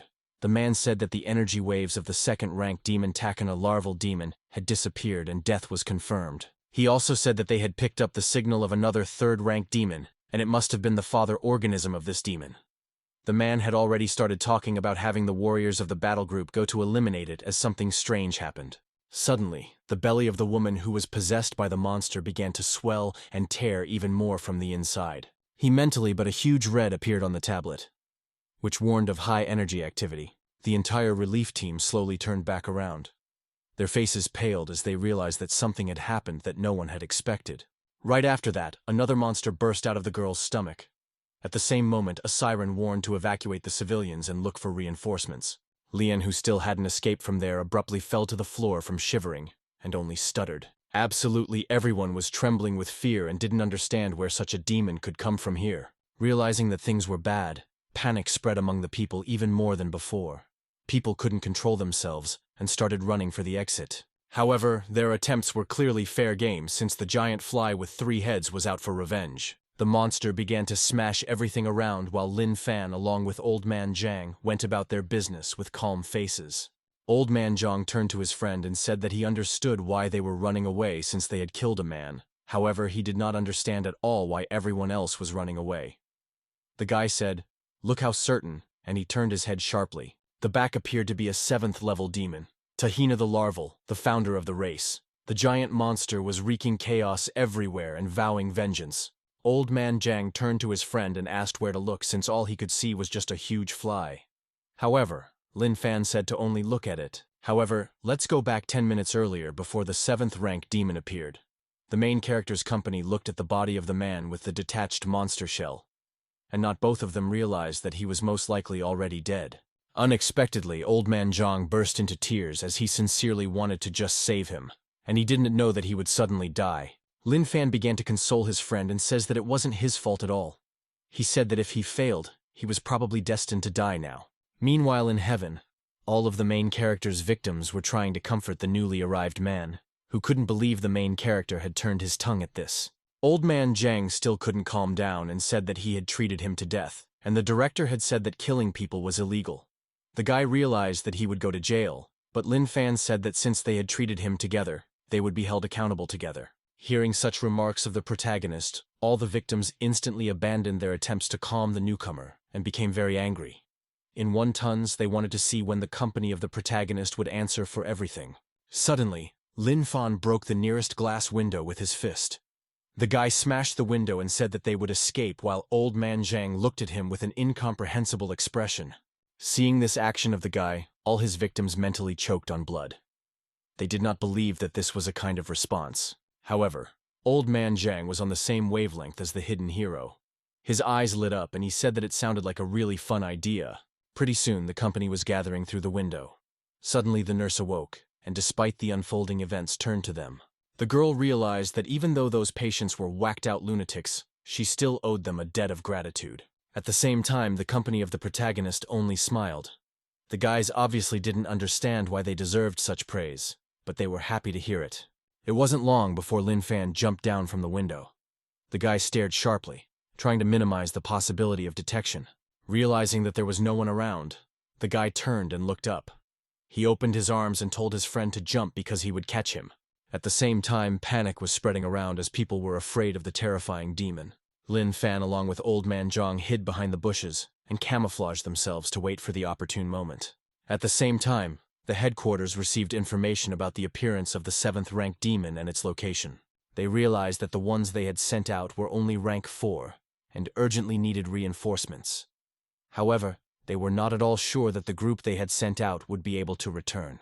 A certain gray-haired man with an eye patch turned around and said that he was off on this mission. However, he was instantly stopped from doing so. The administrator realized that he couldn't go there since they didn't know the rank of the demon controlling them all, and the appearance of a rank 7 demon was hardly a pure coincidence. The girl said that in order to instantly respond to unforeseen situations, he, as a national-level warrior of the city, should stay in the unit. Immediately afterward, the woman pointed her hand at a certain group and told them to depart. The group she pointed to was a battle group of warriors of the 8th rank of the special unit, Sacred Duty Group. Everyone was not happy to hear this news, as they had just returned from a mission and had obviously not had time to rest. It wasn't long before Lin Fan, along with Old Man Jiang, were standing in the middle of the road.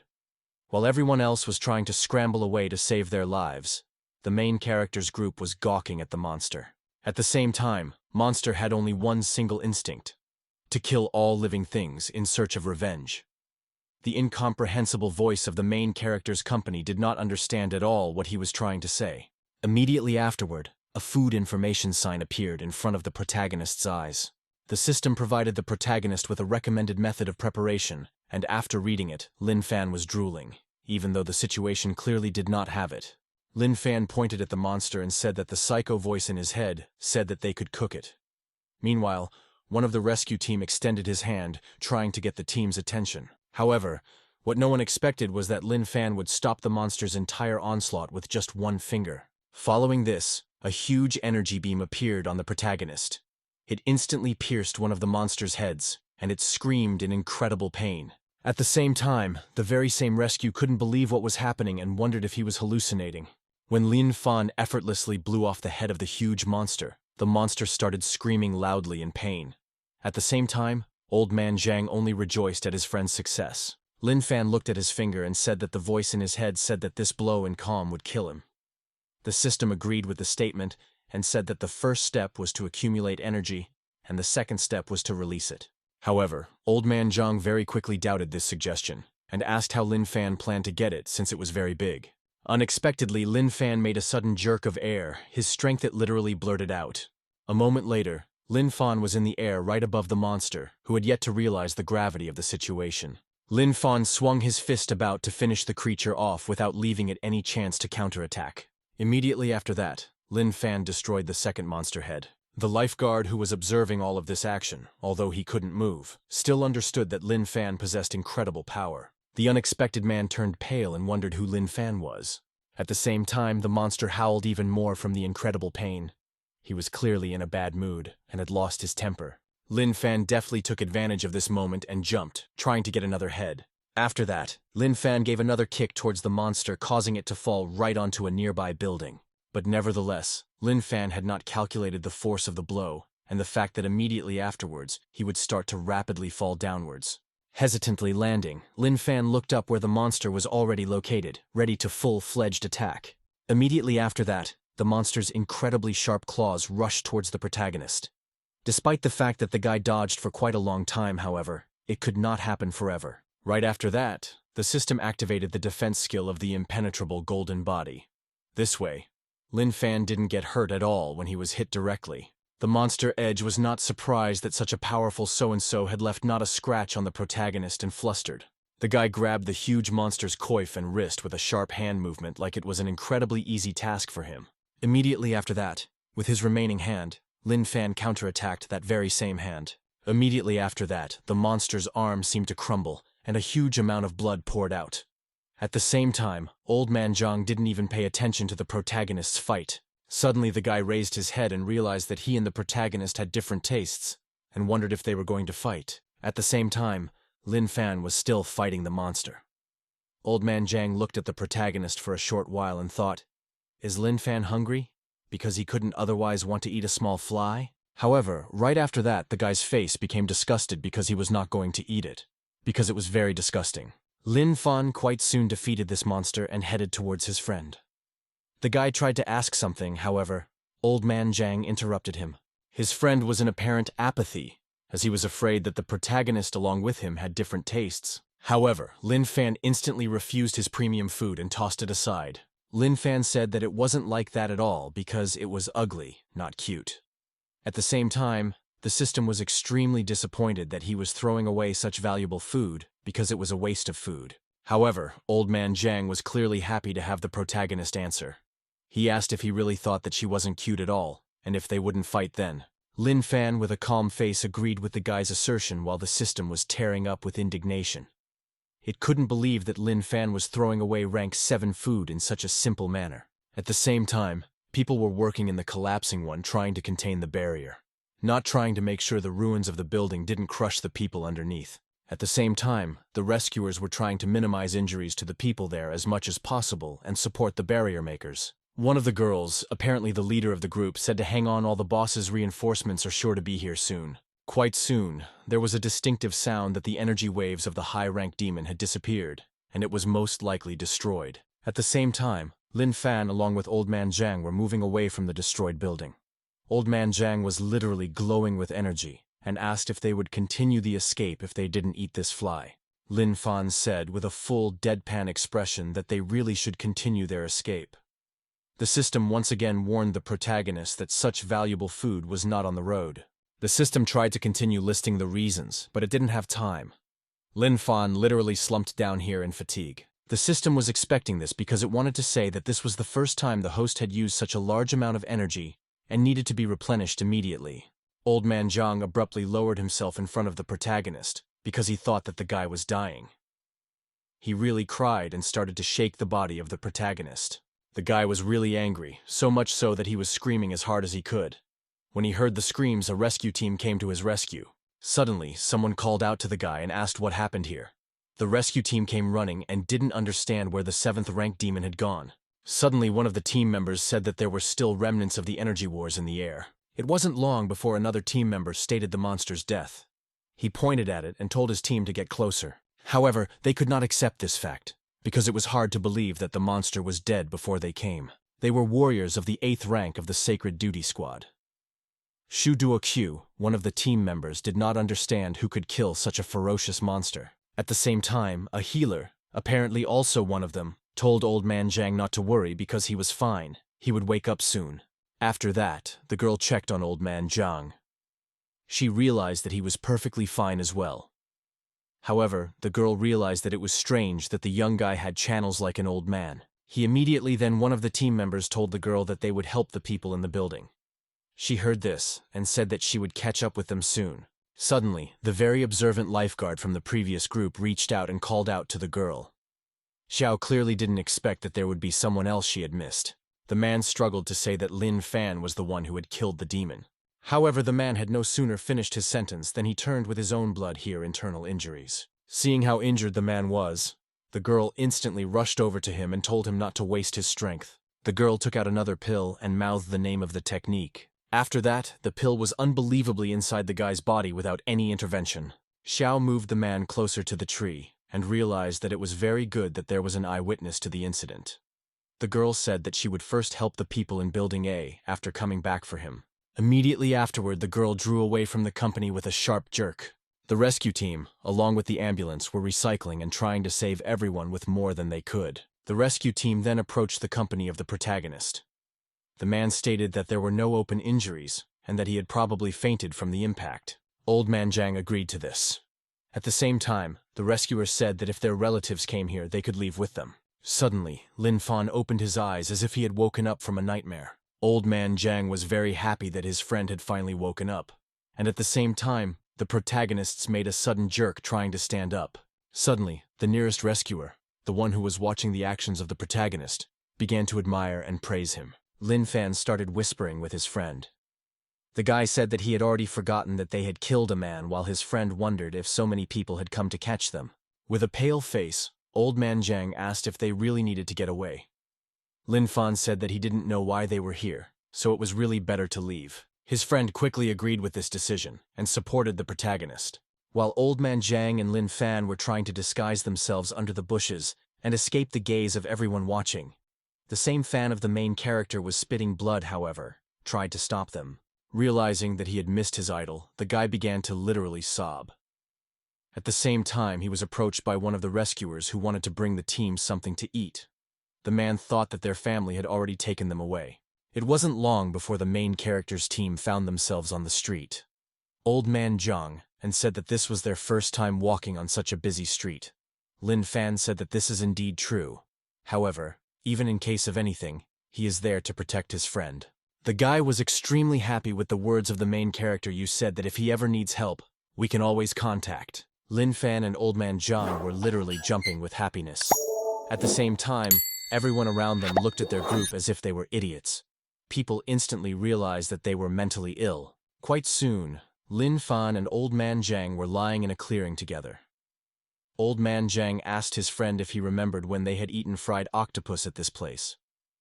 The boy said that he clearly remembered it, and it was delicious at that time. At the same time in the sky, the octopus was angry, and the other victims tried to stop him.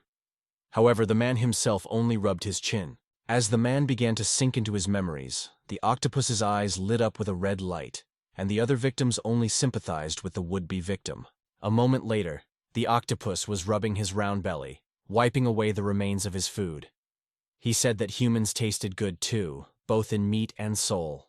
Suddenly, Old Man Zhang noticed something unusual. The guy abruptly stood up and pointed it out to the protagonist. The guy asked if someone was being abused. The place the guy pointed to was a van with a bandaged boy in it. At the same time in the van, an unknown man held a gun muzzle over the child and called through his phone. The man asked if the billionaire Yanhai was on the other side of the phone. The man then held out the phone receiver and said to say hello. The stone-faced boy sarcastically told his father to save him. Apparently he had been in such situations many times. After that, the man again returned the phone to himself and said to prepare 50 million at once. However, unexpectedly, the boy himself got into the conversation, who said that this is too little and should take at least 500 million. The guy frankly did not understand whether he really wants only 50 million, because his predecessors started bidding only with 100 million. At the same time, the driver, apparently that man's accomplice, said it does make sense, and the guy is telling the truth. After both of them pointed their fingers up, the man nodded his head and went back to talking. He again shouted into the phone that the situation had changed, and now he needed at least 500 million. The man had already started to threaten, but the boy beat him to it. He shook his head and said, "That's not how it works. The whole kidnapper has to give specific timelines and measures in case of non-compliance, and only then will they have leverage." After that, the two kidnappers were surprised, and even more, and looked at his face. The man ordered the boy's father to leave the money at a specified place, and for every hour he was late, he would receive a photo of his son's severed hand. The man started prompting the kidnapper with lines, and the man tried to repeat them. At the same time, the same driver started waving a fan at the boy himself. Suddenly, however, the conversation turned to police officers. The kidnappers covered the phone and asked the boy what if he had absolutely no connection there. The guy said it's just a bluff to scare, and most parents who want their kids to stay safe wouldn't dare go to the police and put their child's life at risk. It wasn't long before the man hung up the phone and asked his coworker if he had made a good threat, but that the man naturally backed him up. The boy said it was very average, but he was very long, and hung up on the caller, and they have a device at home that locates the caller.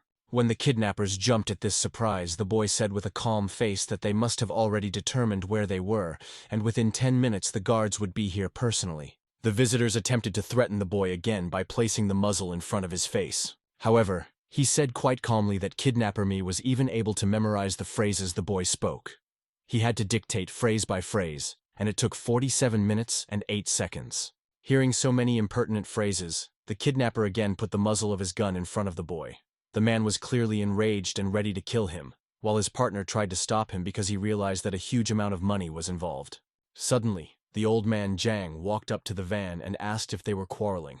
The whole company was clearly not expecting new guests. It was obvious they were petrified when they realized the van had been approached by someone else. The kidnapper, who was initially not in the best of moods, said that today was his day, and he was not going to leave any witnesses. Immediately afterward, he pointed the muzzle of the gun with a confident look, "She the comer," and without hesitation fired. However, Lin Fan was unable to stop the bullet heading towards her friend, and did not receive absolutely no injuries to be surprised. The main do a grim face stared at the kidnapper, while old man Zhang stood at his back and watched the circus. Lin Fan put his finger up and said that it was a gun he had seen on TV. The guy said that the man wanted to shoot him, and it hurt a lot. The guy said that even though Lin Fan was strong, it was illegal to kill people, and asked him not to kill him since they were still on the run. Lin Fan agreed again. The kidnapper clearly did not realize how it was possible that Lin Fan had stopped the bullet with his bare hands, and that he was not human. The man trembled his whole body and said that even though he was a demon, he was not afraid of him at all, which looked comical. However, no sooner had the man negotiated his proposal than Lin Fan made a quick dash forward and punched him in the solar plexus. She said nothing anyone expected was that Lin Fan would hit with such force that the guy along with the door flew off right into the nearby lake. His partner began to run to his brother, worrying about him entirely, leaving the kidnapped victim alone with the protagonist. Old man Zhang asked if the man was still alive, and Lin Fan said that he was still alive because he had hit him lightly. The guy approached the boy and said that Lin Fan had already chased away all the people who had wronged him. The victim asked if R2 could cut him up, which they did very quickly. Pretty soon the whole company was out of the van, and the boy said that from his observations they weren't exactly normal. Looking at the uniforms, the boy instantly realized that they were a mental patient from Qingshan Mental Hospital. Lin Fan looked at his friend and said that he was hungry again. The system couldn't help but feel indignant because the main character had rank 7 food right in his hands, and he just left it behind. The boy heard the spirit of his companions talking and said that since they had saved him, he was inviting them all to eat. They were both obviously delighted with the news. The boy ran and said that in about 3 minutes, his family's excellent security would show up here, so they should run as soon as possible. The whole group quickly fled the scene. It wasn't long before a rescue operation, many of whom were in helicopters, flew to the scene.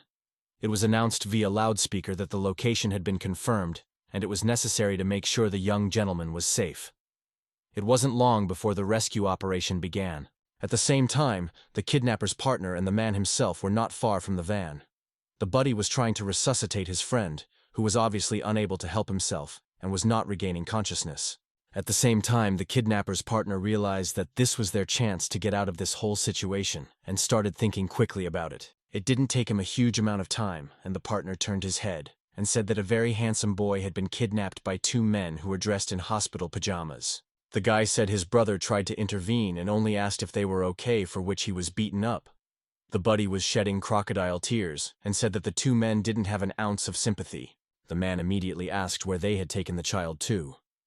Suddenly, the kidnapper woke up at the same moment and started coughing. However, he realized that if his brother woke up at that time, things would take a serious turn. Continuing his acting, the guy slapped his brother sharply on the stomach so that he wouldn't say a word. He pretended that he cared about his brother and was very happy to see him awake. The participant of the special operation had already suspected why the voice of that very brother seemed too familiar to him, but decided not to pay attention to it. He was summoned by a man and told that another target location had been discovered, and they needed to go to help immediately. Accepting the order, the man turned and stopped paying attention to the 2 suspicious individuals. After the task force left, the partner was only glad that it was the most important moment he was able to save them both. At the same time, in the ruined hospital, the very same rescuers told tales of the main character's battle. The 8th rank group listened attentively to the guy who was obviously embellishing all the events. Listening to his ramblings, the whole team nodded and praised the protagonist in return. However, tired of listening to all the nonsense, one of the participants asked where the protagonist was. Suddenly the man cried and said with a broken heart that they ignored him and ran away. One of the members said that saving people and not chasing fame is his master's style. And so the man became sharply enthusiastic and said that nothing would be forgotten, and he remembered perfectly what they looked like. The guy said he was drawing his heroes, which the rest of the team quickly agreed. With burning eyes, the entire 8th ranked team waited for the eyewitness drawing. Very soon the man handed his creation to the whole group and said that before he entered the Buddhist academy, he wanted to study to be an artist. He said that his portraits could not be called similar, because they were like 2 drops of water identical. Abruptly, the whole team started praising the eyewitness drawing, saying that he really draws beautifully, and they look as if they are alive. However, one of the team members did not understand at all what his partners were saying, and wondered if they were looking at other drawings, and he thought so for one simple reason. He saw ugly scribbles, which could not reflect not only the whole but at least half of the similarity with the main character. The boy wondered if he would be kicked out of the group again if he said that the drawing was bad. It wasn't long before the main character's group was sitting in the magnificent restaurant. They were intensely eating everything they saw in front of them, including a variety of food and drinks. The restaurant staff were fumbling amongst themselves. Did they really? They had escaped from the hospital, and even with a child, and they were not extremely doubtful that they would be able to pay for their order because they were a 5-star restaurant. The unexpected girl remembered where she saw this form from, and said that they were patients from Qingshan Psychiatric Hospital. Her colleague was extremely surprised that their guests were crazy people. The boy had been watching all the different dishes the whole time and asked the company if they were full and had enough. However, Lynn Fan said even after many plates of delicious viands, he was still hungry. The system said that after discovering the inner world, the host could strengthen limitlessly, but as a side effect, he had a strong sense of hunger that couldn't be drowned out by ordinary food. At the same time, Old Man Zhang was very satisfied because he was full. The boy thanked the boy and said that he was a good man. Said he could call him what the protagonist calls him, that is, Zhang. The protagonist said his name is Lin Fan. The boy said his name is Qian Xiaobao, whether they can just call him Xiaobao. Qian Xiaobao said that since Lin Fan hadn't eaten yet, he would order more. The waitress politely brought the food and took away the empty plates. It happened more than once, however, and she carried away more and more empty plates, and she began to feel very tense, The girl repeatedly served the protagonist more and more dishes, while the old man Zhang collected a kind of slide from the bones. The girl was getting very worried because Lin Fan had already eaten 7 dishes by himself, and now she was not worried that they wouldn't be able to pay for the fact that he would die here, and the restaurant would have to pay compensation. And all for a while, Lin Fan called out to Chen Xiaobao, who had clearly already managed to fall asleep. Rubbing his eyes from sleep, Chen Xiaobao asked if the protagonist was full. The guy said that he wasn't full yet, but the psycho voice in his head said that he wouldn't be able to eat that way. Lin Fan said that since this was the case, that was the end of it. Old man Zhang moved closer to the protagonist and asked if it was an act of disrespect because Chen Xiaobao had invited them to eat, but he was not full. As soon as they all left the table, the girl started calling the police and said that the 3 of them had no money. However, suddenly about 83,000 yuan was transferred to her phone, which was the final price for the entire meal. Qin Xiaobao waved his hand and said that he didn't need the check. The girl was literally petrified of such treatment, and while the police were asking what the 3 visitors didn't have, she couldn't get out of her stupor. Suddenly the waitress decided to get out of the situation with a joke. She said a line from a famous song that said that money on the account is always scarce, and they will take whatever they don't have. When he heard that, the cop called her sick and hung up. It wasn't long before the main character's company walked out of the restaurant, and old man Zhang began to look around. The guy's eyes suddenly lit up, and he pointed to a certain building. Old man Zhang said that it was really fun, and he had seen the place on TV. Chen Xiaobao looked who the direction the guy was pointing to, and said that they must know very little about the world of video games, so he could show everything. At the same time, one has to wonder if the mentally ill play games at all. Quite soon the company of the protagonist found himself in a room with slot machines. Old man Zhang sighed because he had once again lost to the boy. The guy walked away from the terminal and in a sad voice asked the protagonist to help him take revenge, to which Lin Fan agreed. However, it was literally a 1-goal game. Lin Fan quite soon lost and couldn't land a single blow on his subscriber. Old man Zhang, who was watching the caviar, said that the buddy also lost. Qian Shoubao said that it was too simple a game and he never loses in it. The guy began to feel proud of himself, saying that even if he wanted it badly, he would not lose since it was too easy. Suddenly, Lin Fan made a sudden dash towards the machine. The mentally ill man swung at the automaton and struck it with all his might with his fist, and naturally the automaton couldn't withstand such a heavy blow. Lin Fan, with a gloomy expression, said that he died and that he won. Chen Xiaobao, with a pale expression, decided not to upset the protagonist and said that he had won.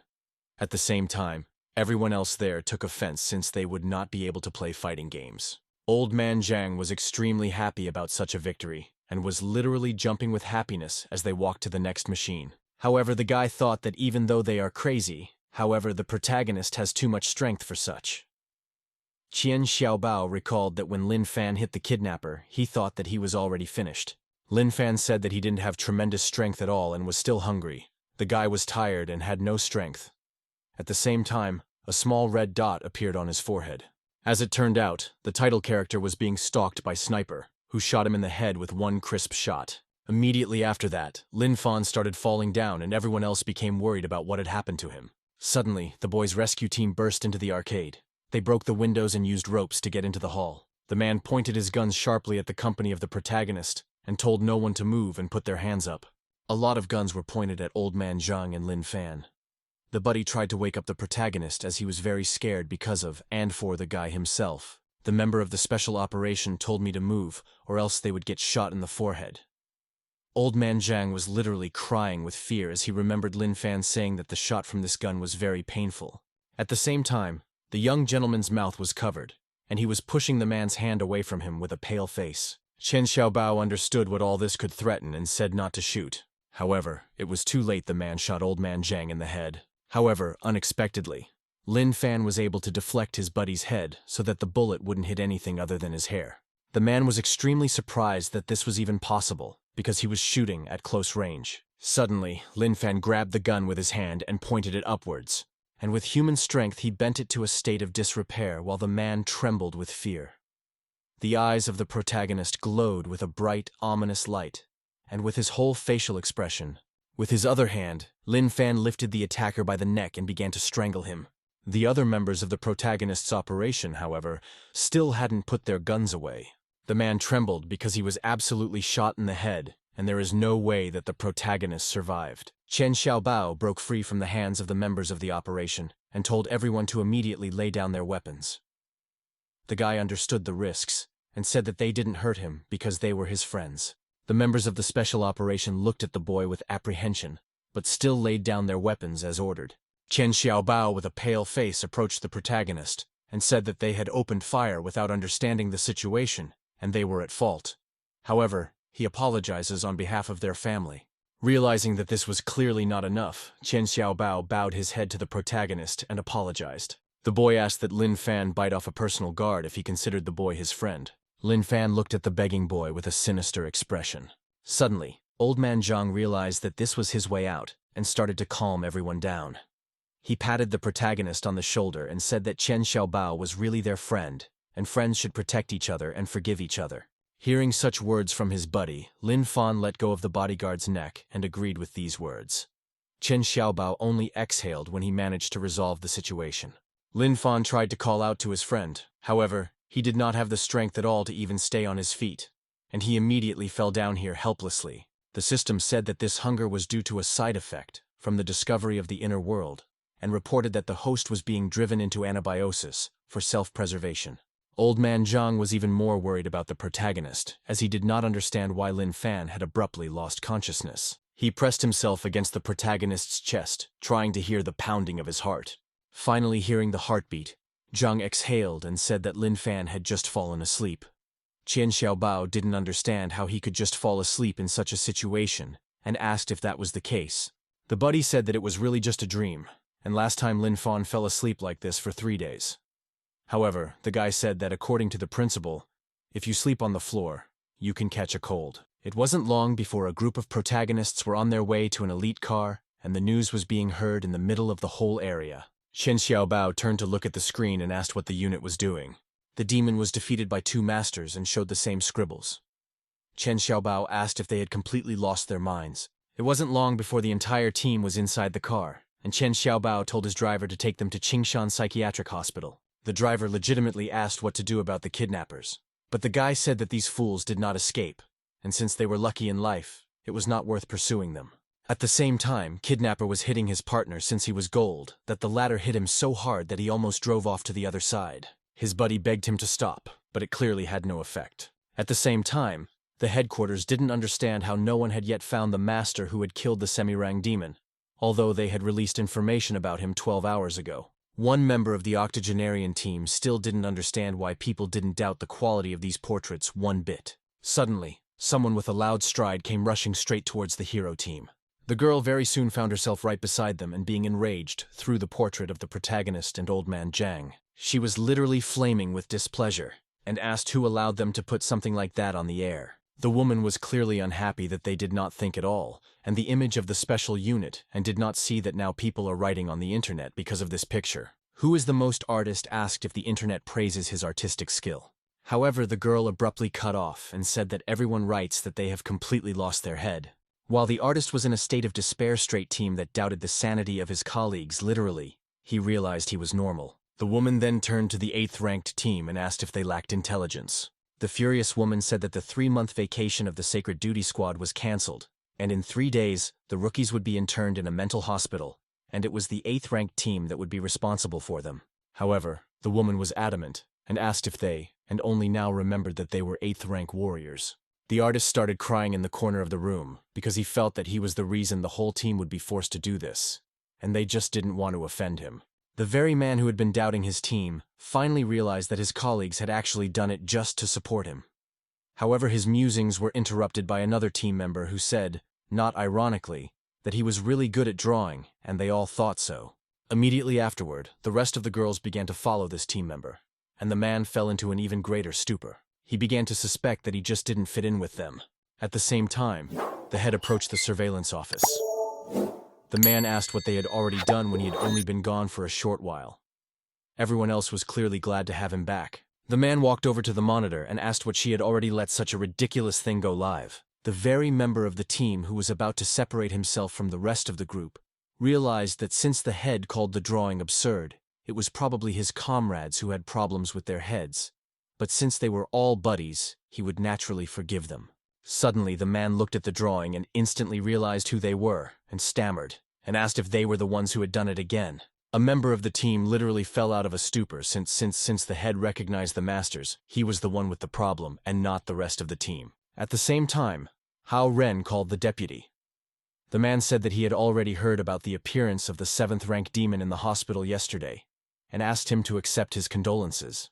Lu Laifu was sitting in the ward at this time, and said that there were quite a few wounded from both their patients and the unit, and he hoped that those killed by the demon could rest in peace.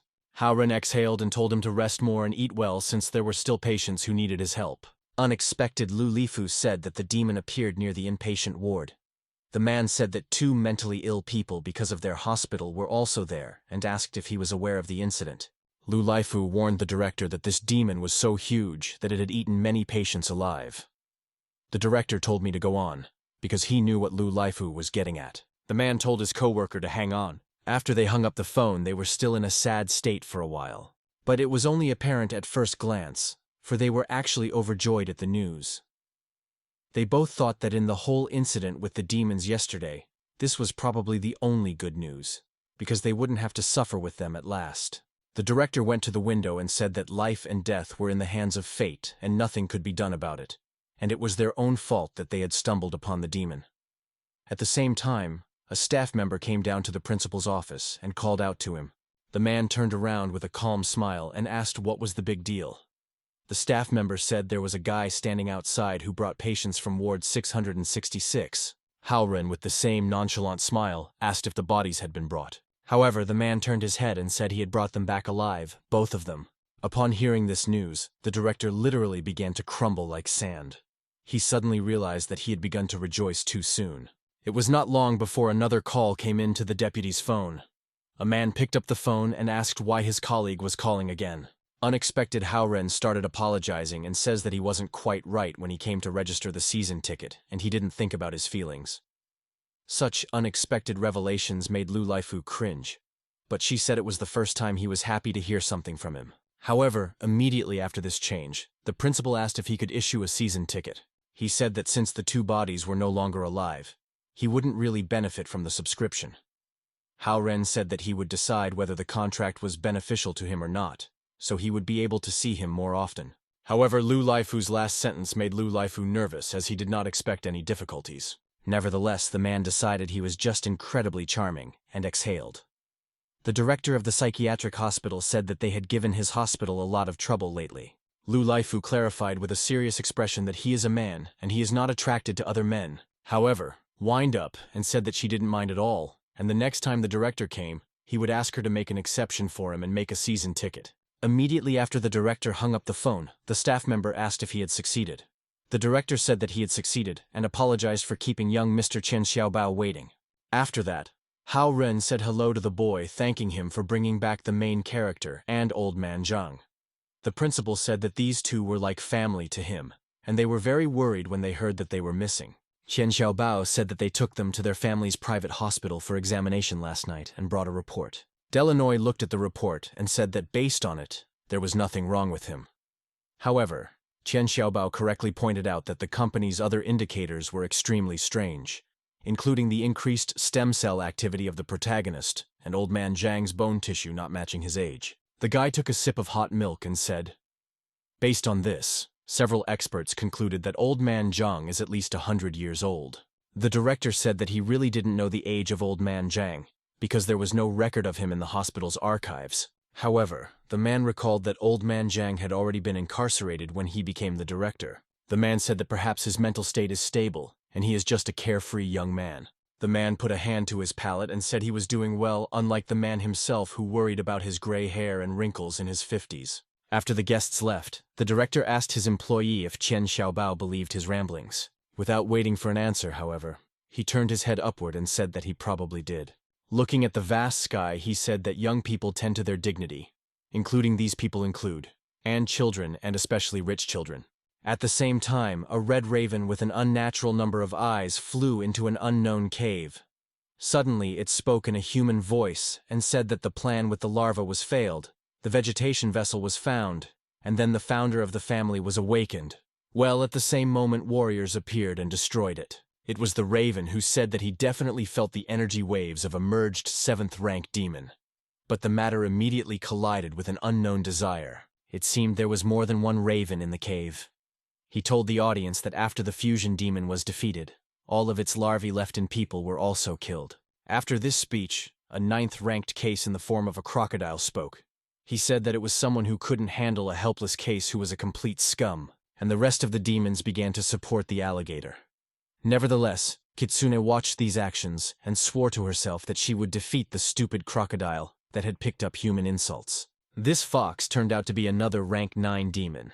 She asked sarcastically after how many reconnaissance sorties they would know how many warriors there were in the human city. Raven said that there was a cluster of humans in that place, and they were usually confronted by 3 squads of rank 8 warriors, respectively called Sacred Duty, Rock, and Soul. Kitsune wondered if the 8th-rank Basil warriors were roughly equal to the 7th-level demons. But they didn't know how the strength of the national-level warriors and the national-level warriors were. Suddenly a loud hissing sounded. Demon asked if the king wanted to send an 8th-rank demon to scout. An even louder hissing sounded.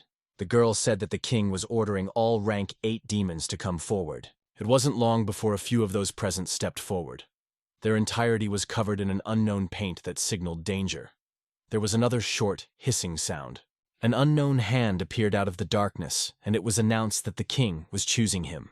As it turned out, the demon the king pointed out was an orangutan who started beating his chest. Raven turned around and said that he also smelled the scent of demons from the 2 people without the warrior aura. And the scent was suspiciously similar to that belonging to the morning dog, dark python, and reef octopus that had gone missing during the exploration. Kitsune obviously couldn't imagine how ordinary people could have the scent of demons, since the only time such a thing was possible was when they were demons in the form of humans. Unexpectedly, the girl remembered the second method, but literally immediately began to shake her head, because it is impossible for people to feed on other demons. The fox told the Raven to take 2 demons with him, 4th and 5th ranks, and find out what kind of people they were, which the Raven agreed to with a loud shout. At the same time, Old Man Jiang and Lin Fan were in their chamber. Old Man Jiang sipped something from a tube while Lin Fan fell asleep again for 3 days like a pig. However, his buddy was very much worried why Lin Fan still hadn't woken up yet. Suddenly, the director came into the room, whose arrival the patient was overjoyed to see. However, in addition to the director, 2 other male employees entered the room at once. At the same time, Hao Ren asked whether Lin Fan was still awake because he was very worried about him. At the same time, 2 workers began to do their job of installing the toilet. They realized that right now they were being paid twice as much, and all they had to do was install the toilet and leave as soon as possible. Pretty soon, they started to set up in the bathroom. At the same time, the principal was still talking to Old Man Jiang with an expressionless face, and asked him to keep an eye on his comrade until he woke up. It wasn't long before the director along with the installation team left the room, and the director thanked Old Man Jiang for his assistance. Immediately after that, the door closed with a loud rumble, and it felt like it was being hammered down. Old Man Jiang clearly didn't understand what was happening. At the same time, the director moved away from the room with the boarded-up door as soon as possible.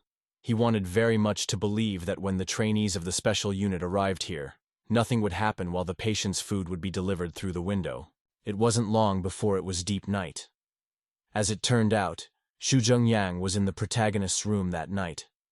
He was saying that this year, Heli had decided to send the rookies to Qingshan Psychiatric Hospital for training, and they would be here the day after tomorrow. The director was in the same ward and said that he had received the alert and had already sent a reply because it was too dangerous, and sent a waiver. However, immediately after this sentence, the head held out the check to the old man's face. As it turned out, the man was 5 million yuan. The director instantly changed his shoes and said that danger was something that wars faced all the time, and since they would be the day after tomorrow, he would start preparations now.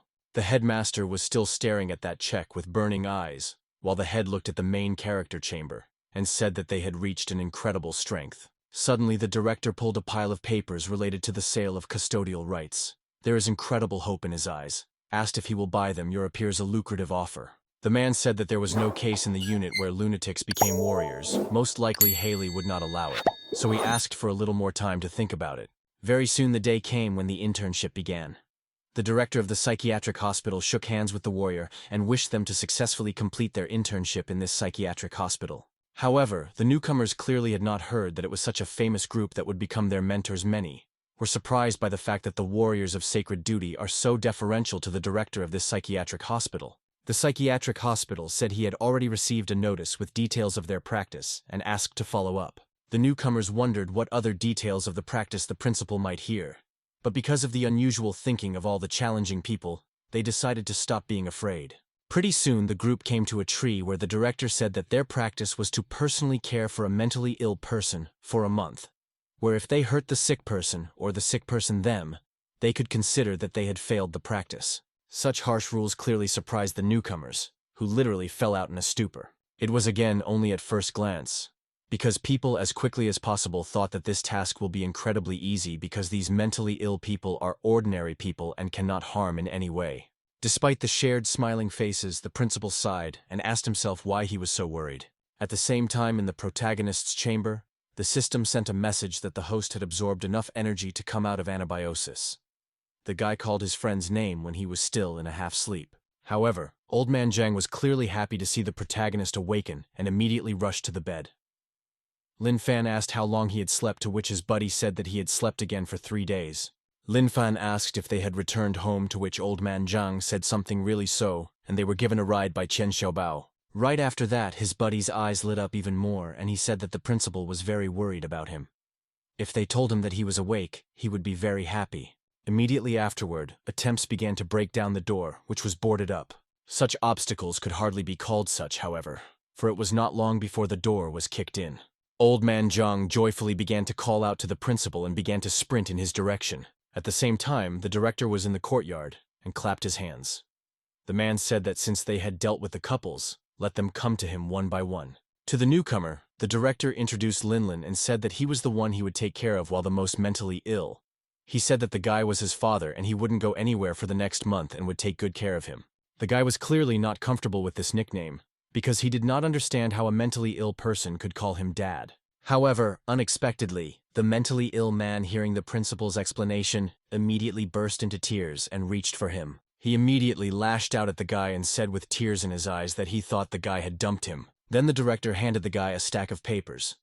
He said that this is the patient's medical history and treatment requirements, and now he and the guards should take him to his room. Quite soon, further pair distribution began. Hao Ren introduced the next patient to the newcomer, and said that the girl was the customer who would buy a watch from him every day for the whole month. Hearing such information from the director, the eyes of the mentally ill man lit up sharply. He started shaking his hand and saying that he had done the right thing when he approached him, because he had a very large assortment. At the same time, the newcomer clearly didn't understand what kind of watches and their sales in a mental hospital were. However, it didn't end there. This time the patient became a master trainee for a month. The patient, however, asked him at the most straight away if he had read A Brief History of Time, Changes, and other books on astronomy. Naturally, the newcomer had no idea what he was talking about.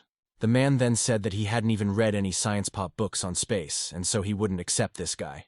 The principal said that he would take care of him for the next month, and in other words, he had to convince him to take him on as a student. It wasn't long before Lin Fan and Old Man Zhang were on the platform. Old Man Zhang asked the guy what they should do since all their friends were standing in the colony with patients. They decided to join the ranks as well. It wasn't long before Old Man Zhang's turn began.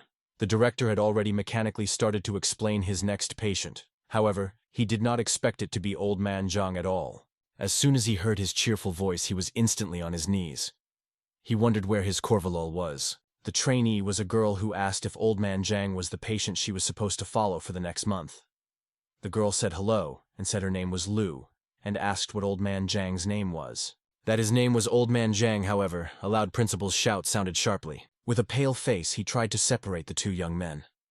He said that this patient was not the kind of patient she should be caring for. Returning his nonchalant smile, he tried to match the girl with another patient with sweat on his face. However, the girl blushed and said that she felt like she could take care of him. However, the director realized that the girl had no idea where she was signing up, and wondered if she was fed up with life. At the same time, the protagonist's partner turned out to be Liu Kai. The man said that he would take care of him for the next month. Lin Fan had perhaps his hand, while the principal had barely realized that he had another unfinished business. The man separated the two trainees and said that it was out of the question, since these two were warriors with a special born body, and they wouldn't be able to handle it.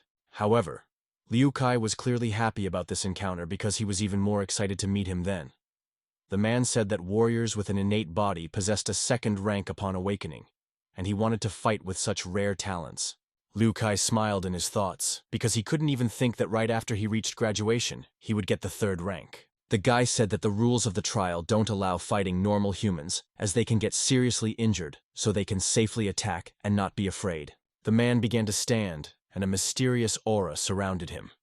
As it turned out, it was a trainee technique that reached the third rank and told those of yours to start fighting. Meanwhile, all the other trainees admired their headman, and who already had a third-rank dome, and they believed that he would show the difference between a commoner to both of them. Lin Fan looked at Old Man Zhang and asked if he was asking him to hit him. He also said to you that it was very much like that, because he was strange. Lin Fan clenched his fist and approached the trainee. The man said to underestimate him after all normally would punch fists would not be enough to throw him off balance. Someone didn't even realize how wrong he was, since Lin Fan had only smashed his rank 3 puppet with a single kick. The blow was so hard that the man began to sweat profusely from the pain. At the same time, a rank 8 team member near the hospital was erecting some equipment of his own. Xiao asked him if he had finished all the other sides of the 4-sided formation already completed, and the squad leader would be here soon for inspection. The man said that everything was completed and in order. The girl grabbed her buddy's sleeve and said she was very upset that they had lost their 3-month vacation. Suddenly the guy went through his pockets and said he had her favorite hard-boiled egg for her. Looking at the egg with some strange pattern that most likely represented herself, the girl blushed. She clearly wasn't expecting it. However, she thanked the guy for the egg. Very soon the girl began to remove the shell from the egg. The girl asked if the guy could feel the energy waves of everyone inside once the construction was complete. The girl with a flushed face said that then they had nothing to worry about because for the duration of the practice, all the patients were completely safe. However, they did not at all teach the fact of what could happen to the protagonist, because the unknown man was approaching the edge of the dome with great speed. The curators noticed this man very late in the day. He had already collided with the dome. Immediately afterward, he fell by inertia exactly where the handlers were. However, above all else, it was Asho herself who choked from such a huge surprise. The guy was trying to help her. However, he was more worried than actually helping. Immediately afterward, he flipped the girl upside down and tried to help her spit it out. As soon as the egg fell out of the girl's mouth, the guy exhaled in relief. What he doesn't know, however, is that on top of everything else, the band. They were angry at the fact that they were not married yet and he was already abusing them. However, the guy explained what had actually happened and the rest of the group calmed down. The team member was glad that since this was the case, everything was fine. However, he completely disregarded the man who had fallen. The team began to interrogate the injured man and asked if he was really beaten up like that by an ordinary patient. Liu Kai said that the director had warned them that he was born with an innate body, which explained why the team felt nothing inside the structure. The men said that since he was able to beat up a rank 3 warrior without using energy, then he must have used brute force. While they were all chatting merrily at the internship site, was in chaos. Immediately after Liu Kai flew into the distance, everyone was very tense and froze in anticipation. At the same time, Old Man Zhang looked up and wondered if he had flown so far away. The director turned to the protagonist and said that as long as their pranks were only about the two of them and didn't hurt anyone, he didn't pay attention. But now he had hit a man, much to his disappointment. However, Lin Fan was instantly upset because the guy had actually asked him to punch him himself. And Old Man Zhang started nodding, supporting his buddy.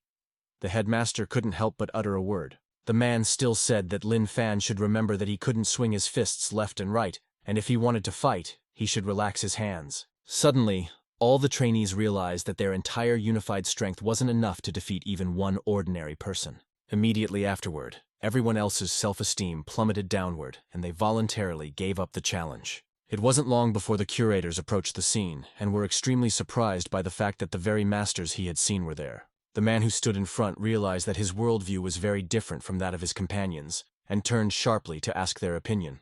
However, everyone else instantly knew that these were the same masters who had killed the 7th-rank demon. The man was extremely pleased with the fact that they recognized them too, and they weren't so different. At the same time, while the director thought everything was gone, the trainees did not understand what was going on, and the patients did not even want to pay attention to it all. A group of Sacred Duty was extremely early to see the protagonist. They immediately surrounded the guy and said that thanks to him, there were far fewer casualties in the incident with the 7th-rank demon, and began to admire him. At the same time, Liu Kai didn't understand what they were saying and what kind of masters they were. One of the team members asked why they were dressed in soul-sick pajamas. However, one of the buddies said that the great monks are hiding in the bazaar, and these masters pretended to be mentally ill. Instantly realizing what the man was trying to say, they picked up on the idea.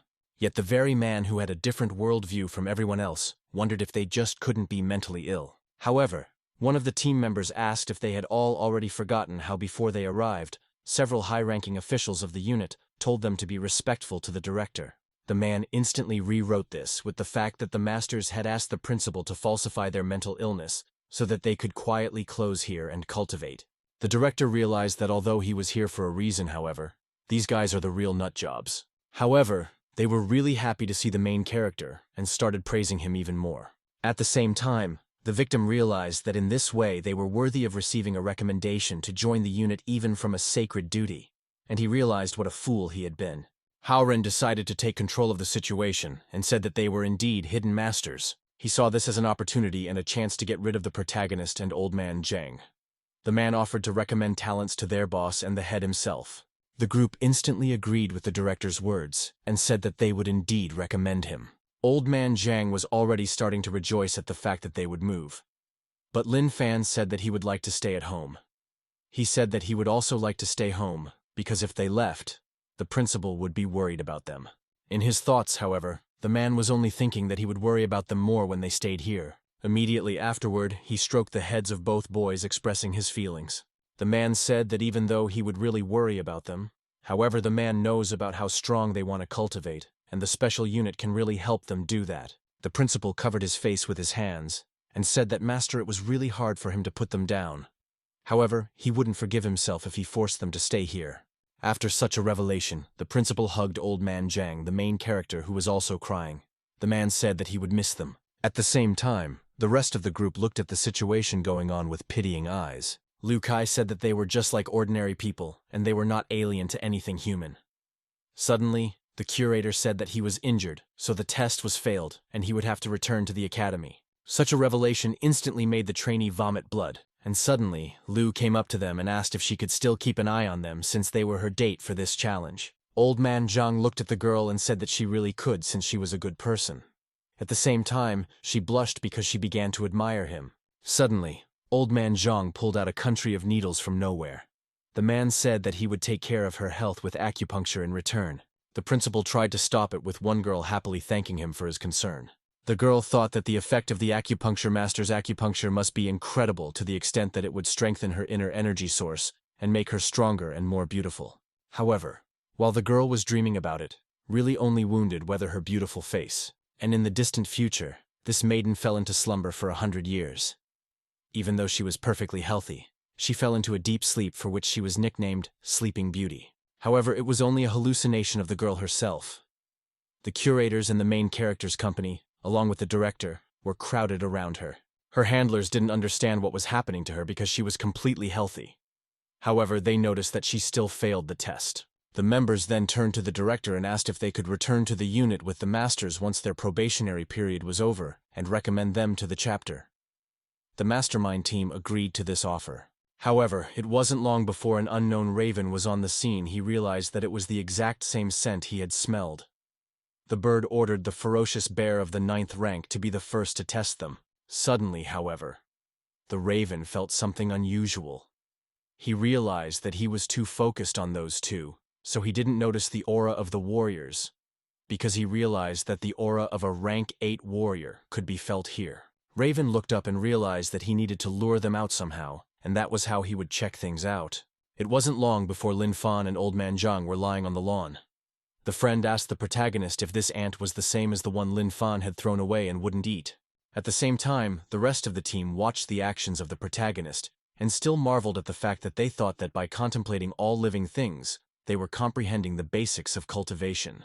After successfully distributing the 2 casualties, the man said that the 8th rank warriors were keeping an eye on these 2, so should be fine now. However, the principal still couldn't contain his tension and was worried that something would happen because he was like a delicate flower in front of them.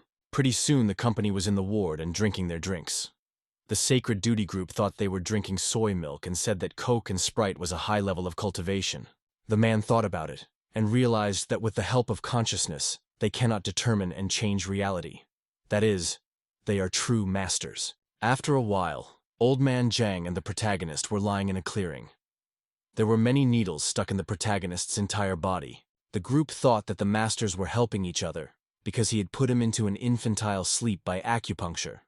However, a member of the team with a different worldview thought that it was the other way around. Friendly asked what the band wanted since he had honed his technique over the years, and they would definitely break through, which would go well. And the group approached as quickly as possible and wondered if Old Man Zhang was referring to infantile sleep.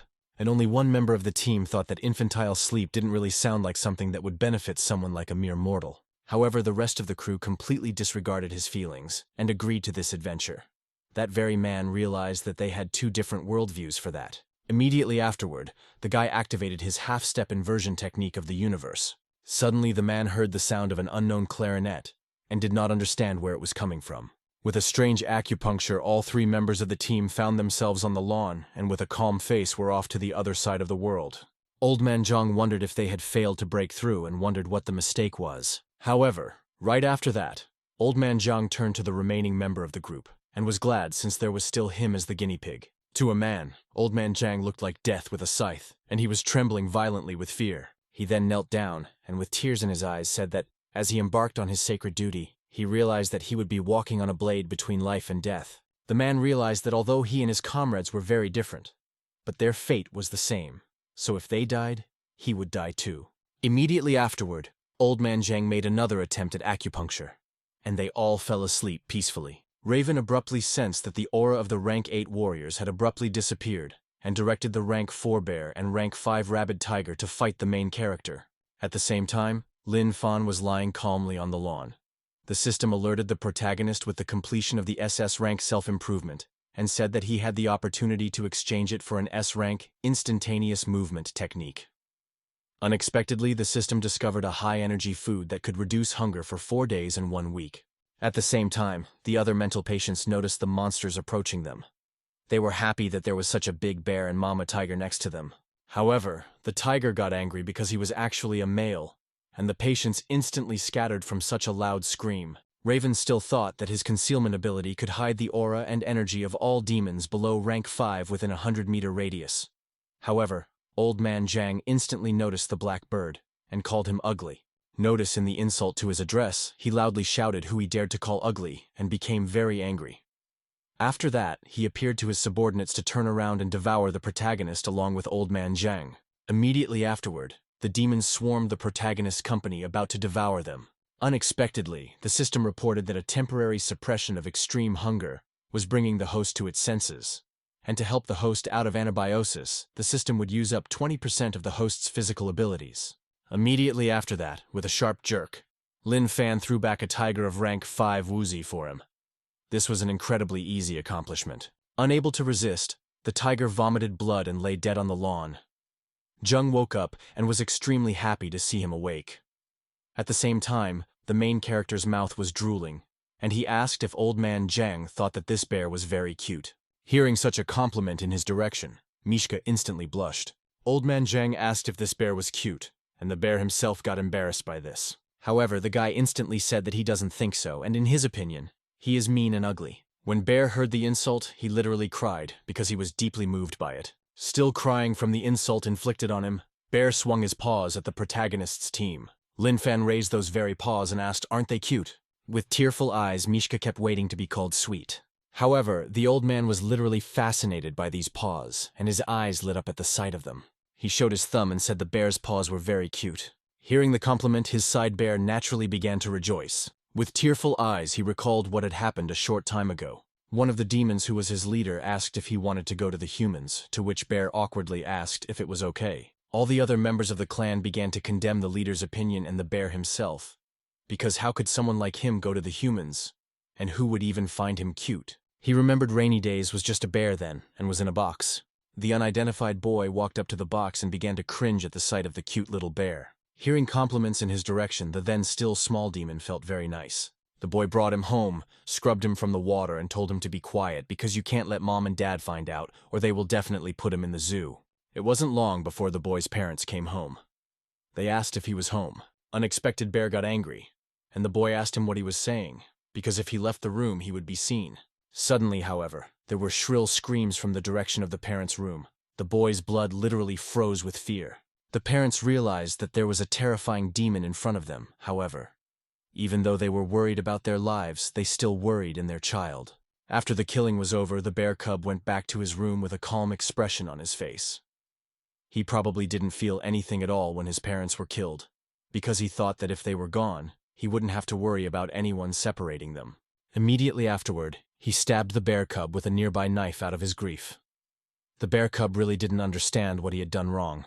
The boy was in an incredible rage and tried to kill the demon he had mistakenly harbored. However, back to our story, where Lin Fan and Old Man Zhang praised the bear paws and thought they were very cute. The demon blushed his whole no one called him cute except the very boy. Suddenly, however, the bear's eyes opened wide.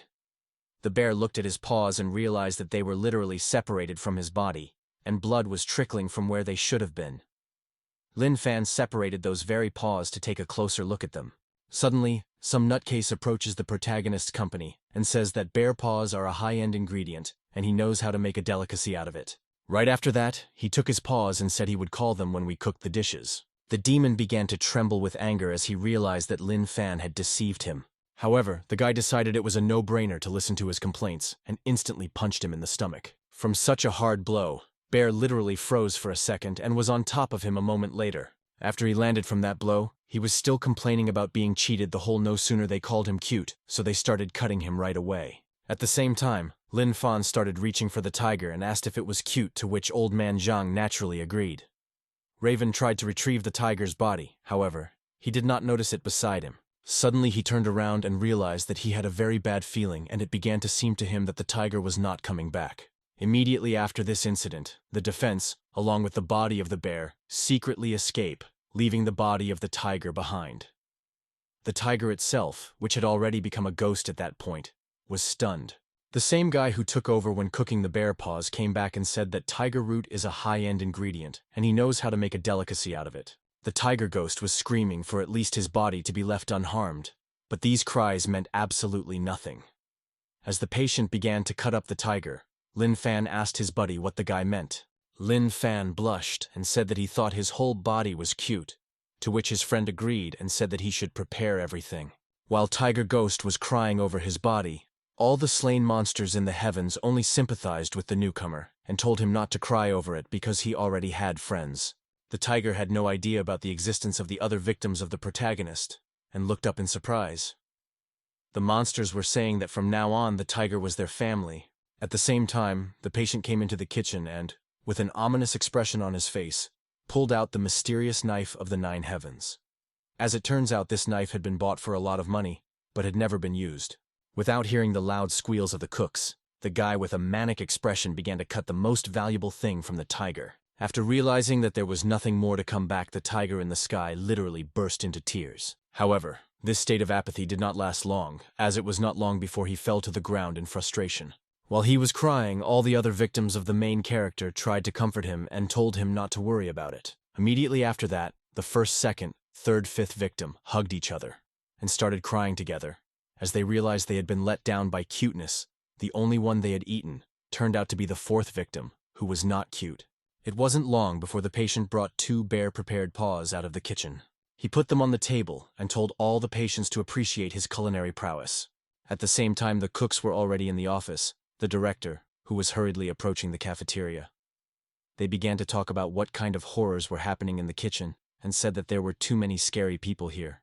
It wasn't long before the group of wardens found themselves in the cafeteria, where all the patients were excited about the new viands. With an angry expression on his face, Hao Ren approached Old Man Zhang and asked what was going on here. At the same time, Lin Fan received a message he had absorbed all of the 5th-rank demon meat and its characteristic increases. Old Man Zhang said that they were gnawing on tiger stubs together, and then what he was seeing right now happened. After this statement, Hao Ren was literally covered in flames and realized that Lin Fan and his friends were the ones responsible for these events. Suddenly, the very same cook started shifting gears on the main character and said that he was not to blame for anything, and it was all their fault. Upon hearing such excuses, the principal said that he was already aware of the fact that he was making inedible food and asked if he was responsible for it. The boy said yes, and the man asked a counter question about where he got the ingredients from. After that, the man put his hand on Cook's shoulder and said that he knew that only Lin Fan along with his buddy did all the bad things, and asked what about his desire to work in the kitchen. He put his fist up and said that basically all of them were illegals anyway. But the patient did not listen to him at all. The director then exhaled and said that from next month he would have to increase the pay of the cooks, for which they thanked him. The director said to call the hospital to get everyone to pick up all the patients. In his thoughts, he exhaled and realized that he was very lucky that they had time to make the appointment. The director said that in the future, the ingredients he obtained should not be given to anyone, and the protagonist's company agreed. The man walked out of the cafeteria and exhaled as he would not have any health to endure them, and his only dream was to just live in peace. At the same time, the Sacred Duty group was resting in the clearing. They had just started to wake up after Old Man Zhang's acupuncture. Xiao noticed that her skin was much better while her boyfriend said he was full of energy. However, the remaining man asked if they had not noticed the most important thing at all. He pointed to the people here and said that they had all advanced to the 9th rank. Everyone was literally dazzled by the realization of this information. They looked at each other with perplexed faces, but were clearly happy about what was happening. However, they still couldn't believe that a simple acupuncture had raised their rank from 8th to 9th. The team wondered if they were masters or immortals. The team members decided to instantly try out their newfound power. They began to instantly use their strongest techniques and realized that they could actually create rank 9 builds. The guy was extremely happy that he had actually broken through to rank 9 and realized that they would have to thank the master for it. Suddenly, such a beautiful idyll was interrupted by a message from headquarters. The order to return to the headquarters immediately sounded. However, they didn't understand what would be the trial for the newcomers if they left their post. In response to their doubts, it was said that the 4th-ranked warriors had already been sent here. The team members slowly started to get up from the lawn and wondered what could have happened. Nevertheless, they all decided that they needed to thank the masters at least after this mission. Nevertheless, they were still discussing the good news with calm faces. Everyone was extremely happy because of what had happened. Haley at headquarters said that an hour ago, the control and monitoring center detected the energy waves of a rank 8 demon. As soon as the entire team heard this information, they were extremely surprised because such demons, this is not a common event. Haley agreed and said that if you connected all the locations of the 8th-ranked demon's appearances on the map, he was moving somewhere, and his next point was in the suburb's sanctuaries. Xu Zhengyang said that, in other words, this monster wanted to report that the demon camp might be there. However, the girl let Scala also the thought that this could be a trap after all, a demon that inserts too obviously if the traces just might be playing out a performance for them. After this message, she said that this was the reason why they couldn't send low-ranked warriors here. The head of Sacred Duty asked if the assignment was to check out what was going on there. The team members were extremely confident in their abilities, and said that they could grant this task to them since they had actually already fallen to rank 9. Haley clearly didn't expect this development, and asked if they really did. All 4 team members said they had help from the masters. That woman said that the assignment was too urgent, and they didn't have time to recertify their rank. She asked the head of the organization if she could be trusted in this case. Haley exhaled and said she was even relieved by this information. All the chance of it really being demons and not trap was too small. She figured that if they were all rank 9 at once, they would most likely return in full. Guy Ashao said that regardless of whether it was trap or not, they would definitely complete the building and come back. And his girlfriend said that after this mission they were obligated to introduce 2 masters to them. However, the head closed his eyes and realized that they could only return in full force if and to meet a few demons of rank 9 and above. The man began to wonder about the possibility that this was indeed a camp. He shook his head, however, because the demon couldn't be giving out such obvious information, and it was definitely a trap. The man realized that the 4 of them had just returned from a mental hospital. He closed with the unbelievable impression that all the masters they spoke of were more the ones he remembered. In his memories abruptly surfaced Lin Fan and Old Man Zhang, who were looking at him threateningly and laughing ecodiacally. The man's hands began to shake because if they really wanted to introduce these 2 to the organization, they were in for something fun. It wasn't long before the team was at the scene. The team member asked if there was still no rank 8 demon energy. The head of the Sacred Duty said that this was indeed the case. Suddenly the man faced the transparent invisible and asked what it was. The man realized he had stuck his face in something and tried to walk on. Suddenly, his face instantly turned pale, and he realized that this barrier turned out to be a water barrier. Upon hearing the names, they instantly realized that things were bad and started running in the opposite direction. This ability belonged to a demon with an innate ability of the 9th rank that could not help but believe the danger. However, once they discovered this barrier, and did not realize that the detection sensors are literally a huge number of demons. After all, it turned out to be not a trap at all, but something more serious. The team immediately realized that the information was true. This was in fact the demon's camp. Realizing the situation they were in, the man immediately ordered the entire group to flee. They realized that they wouldn't be able to handle such a huge number of monsters at all, and began to flee from there rapidly. Suddenly someone punched the team leader's tablet, and so stealthily that they didn't even notice its presence. An ice shard fell down, indicating an ice-type monster. The commander cursed sharply as he realized that this tablet was the only way he could contact headquarters. At the same time, in the building itself, people began to panic as the signal of the sacred duty detector disappeared from all devices. As it turned out, the one who attacked the team was a 9th-ranked demon, Polar Kitsune, who we had already seen before. Being literally at the top of the tree, she said that they had managed to find them after all. She knew it was a mistake to underestimate the humans. At the same time, despair settled in the team, as they didn't realize that they wouldn't be able to deal with a 9th-ranked demon with innate ability. However, the commander realized that the water barrier ability was the ability of a demon with an innate aquatic body, and since her body type was ice, she was not the only rank 9 monster. Right after that, the anthropomorphic creature said that even if they were able to find a way in, they would definitely not be able to get out and started attacking our team.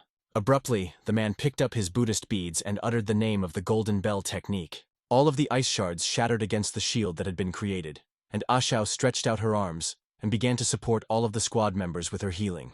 However, suddenly, a rank 5 demon headed towards the sacred duty team and uttered his technique. In just one blow, he practically shattered that very dome. However, a talisman that was thrown by the guy Ashao came to the rescue. He uttered the name of the technique, and a purple lightning bolt appeared, killing the monster that had arrived. The woodpecker let out his last scream and dropped dead. However, that wasn't the end of it at all. Many of the same demons began to approach the team with the intention of piercing the shield. A huge swarm, along with attacks from a rank 9 demon, were trying to break through this shield. All of the team members instantly tensed up. They realized that even their combined efforts would not be enough to hold this shield for long. The girl herself was the first to be convinced of this, and her face instantly turned pale. Following this, the man standing in front and holding the barrier could take no more and was vomited of blood. At the same moment, the shield split, and all the attacks poured down on the team. The man still couldn't regain consciousness, and was only trying to recover while the other monsters continued to attack. However, the man himself was saved by a thrown cane from their team commander. However, with just a few birds, she didn't stop at just a few birds, and flew straight towards the 9th-ranked demon. The fox realized that this man was incredibly strong and began to watch out for him. Clearly inexperienced in such battles, she wondered if this was the kind of strength that rank 9 people had. However, the cane still didn't stop and managed to injure the kitsune. Biding his time, the team commander began to tell the technician. Immediately afterward, everyone else started supporting as well. However, all of this was too little to inflict even some time on the demon. The creature said the name of the technique sharply and threw a huge ice at them. Any more, and that spear would have caught the caster. Suddenly, however, the man's eyes opened wide, for his girlfriend was in front of him. Ashao took the full brunt of the blow without any regrets. The team commander reacted too late, and realized there was nothing he could do to help. The girl was falling helplessly downward. The guy who was protected by the girl turned pale and asked if she was hurt, as if not realizing the obvious. The girl tried to hold back to the last, and said she wasn't in pain at all. She began to recite the name of the technique, and a mysterious aura surrounded them. The guy said that the defense formation wouldn't protect them for long, and told the man to depart with Brother Ho. Immediately after, the head drew an unknown symbol and spoke the name of the movement technique. He tried to hold everyone else back and told everyone to leave. However, the girl with trembling hands and unable to fully control under herself before she died, still pronounced the name of the technique. Hu Feng instantly realized what the girl was trying to do and asked why she gave them the heavenly life-preserving pill. The girl said that the formation needed to feed her energy from outside. Her boyfriend said if he walked in, the formation would instantly collapse. With tears in his eyes, he said that even his girlfriend is no longer on the fence. The guy activated the information and said to notify the head and the others of what happened here as soon as possible. Teammates tried to stop the guy, but they had already decided everything for themselves. Right before the information ended, the guy said they would definitely be comrades in the next life. Right after half the team managed to escape the guy, and girl were attacked by the critters that were just there. Still maintaining the formation, the guy asked if he had told her he liked her. Realizing that these were her last minutes, Xiao said she heard it now. Guy said that once he entered the sacred duty, he would be completely inexperienced, and thanked her for taking care of him and inspiring him. At the same time, this very dome began to be surrounded by higher-ranked monsters as well. However, as if without noticing the approaching death, the girl said that she did it for the reason that he was too sincere and cute.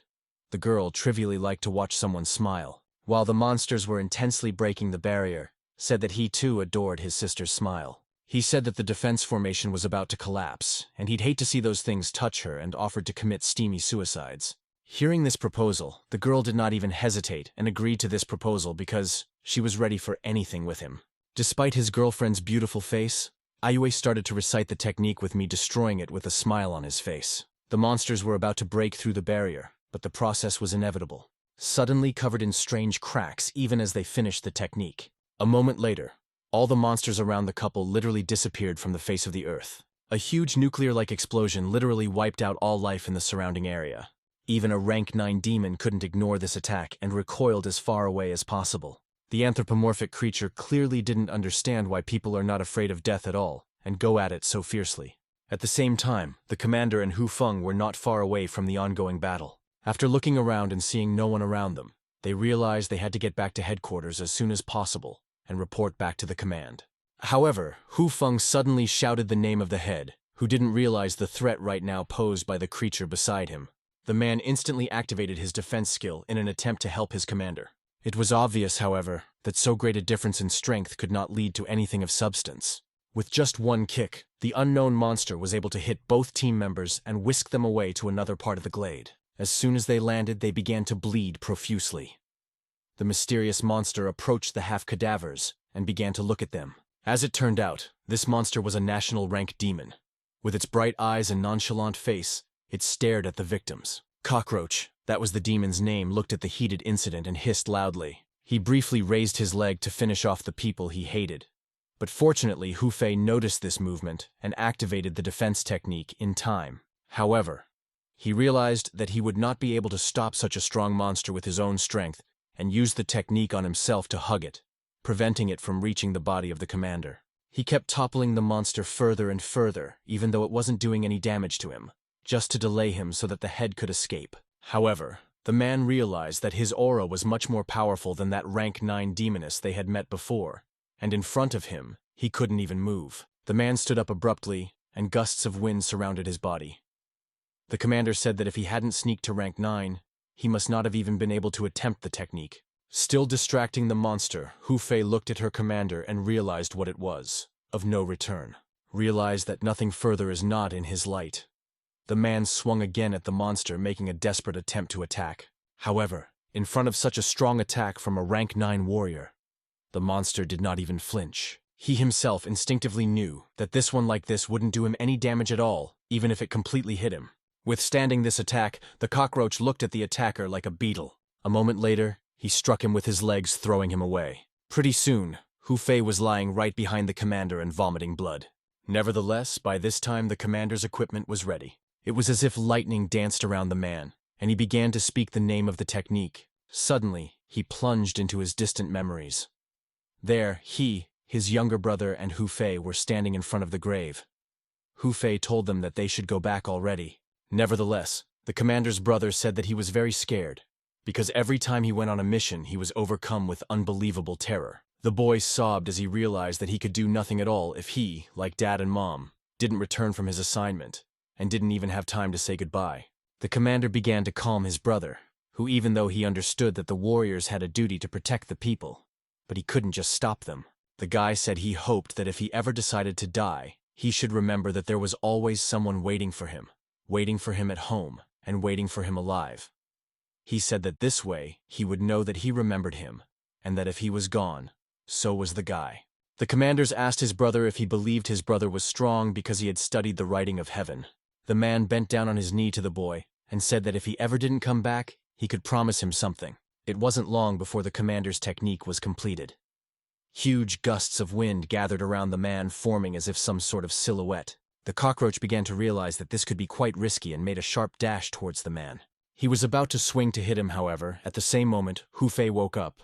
He, even despite the all desperation of the situation, grabbed the monster and tried to flip it as far away as possible. He realized that if he didn't, the head would not be able to do what he started and promised to be his shield in the next life. The monster grabbed the man's head, but he had already made up his mind.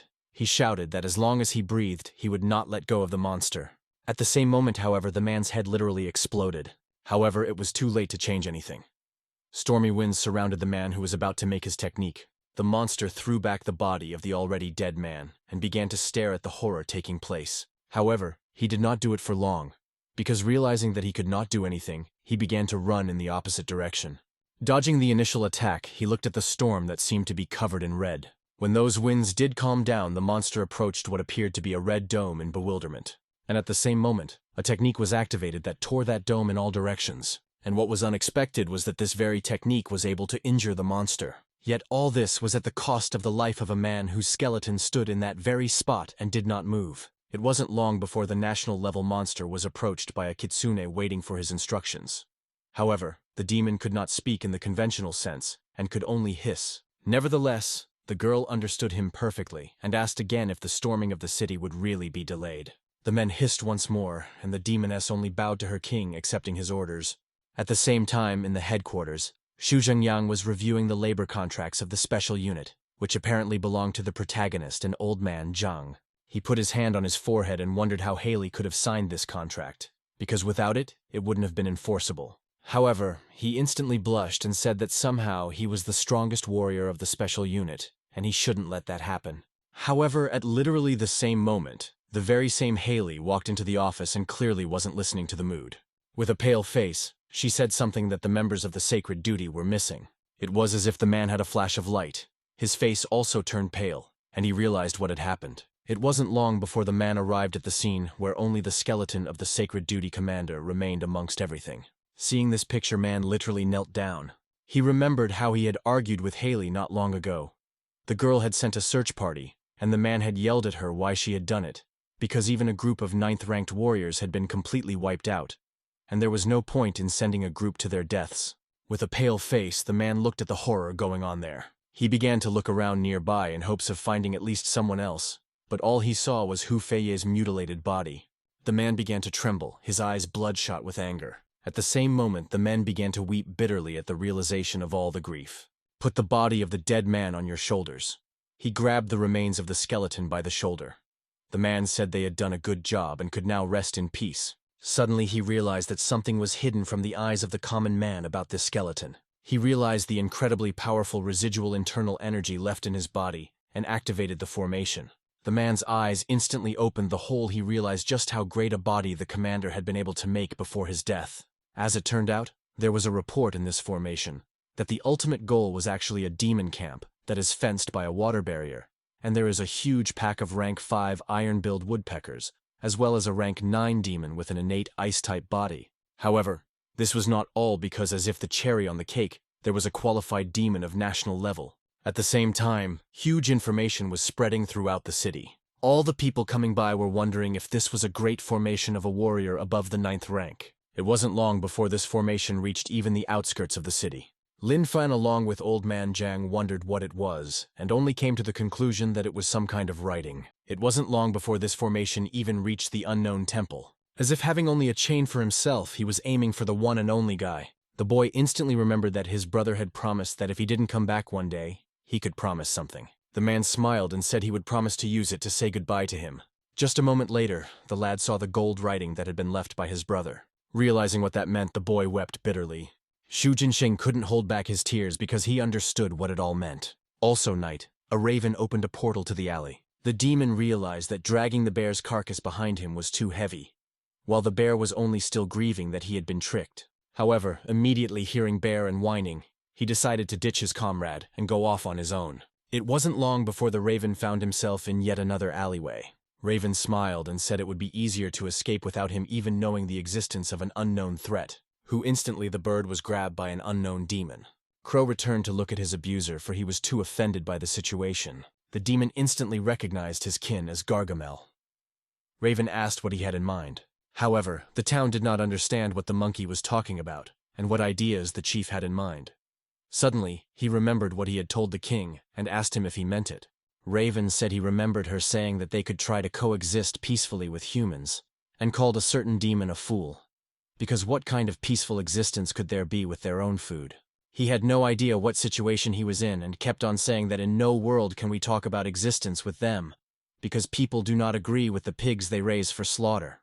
Not even realizing how pissed off Gargamel was, Raven continued her tirade about how he was the one who had told about it, and still no one would let her talk such nonsense. Nevertheless, the monkey's eyes poured blood. He remembered a female monkey talking to a cockroach, apparently about peaceful existence. However, there was no way the commanders could allow such an idea and grabbed the demon's head. He lifted her up high by her head aloft, and further events could already be predicted. Raven started trying to break free from Demon's grasp and said he wasn't like her.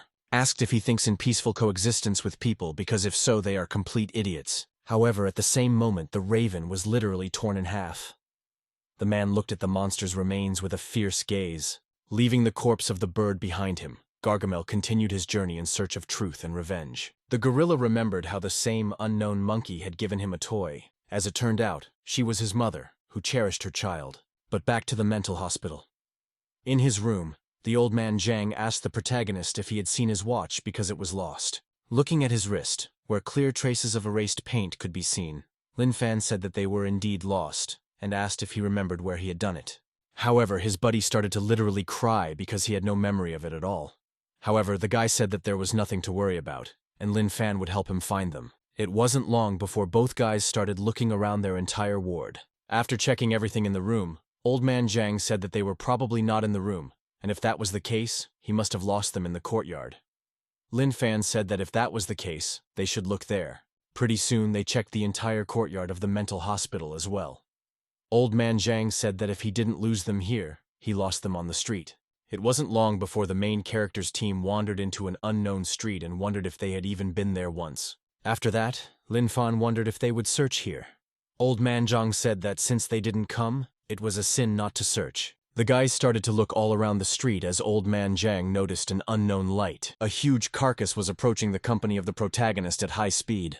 Shivering with fear, Old Man Zhang thought that this body was an unknown ghost. The guy momentarily stepped off the road to avoid a collision. As it turned out, passing by was the same Gargamel who turned and looked at the protagonists and said hello. A report came in that a high-energy food had been discovered that could help all those feelings of hunger for a month. The guy instantly asked his friend what he thought of the monkey on the motorcycle and asked if it looked cute. At that time, Old Man Zhang was only retreating from the fact that it was not a ghost at all, but a primate.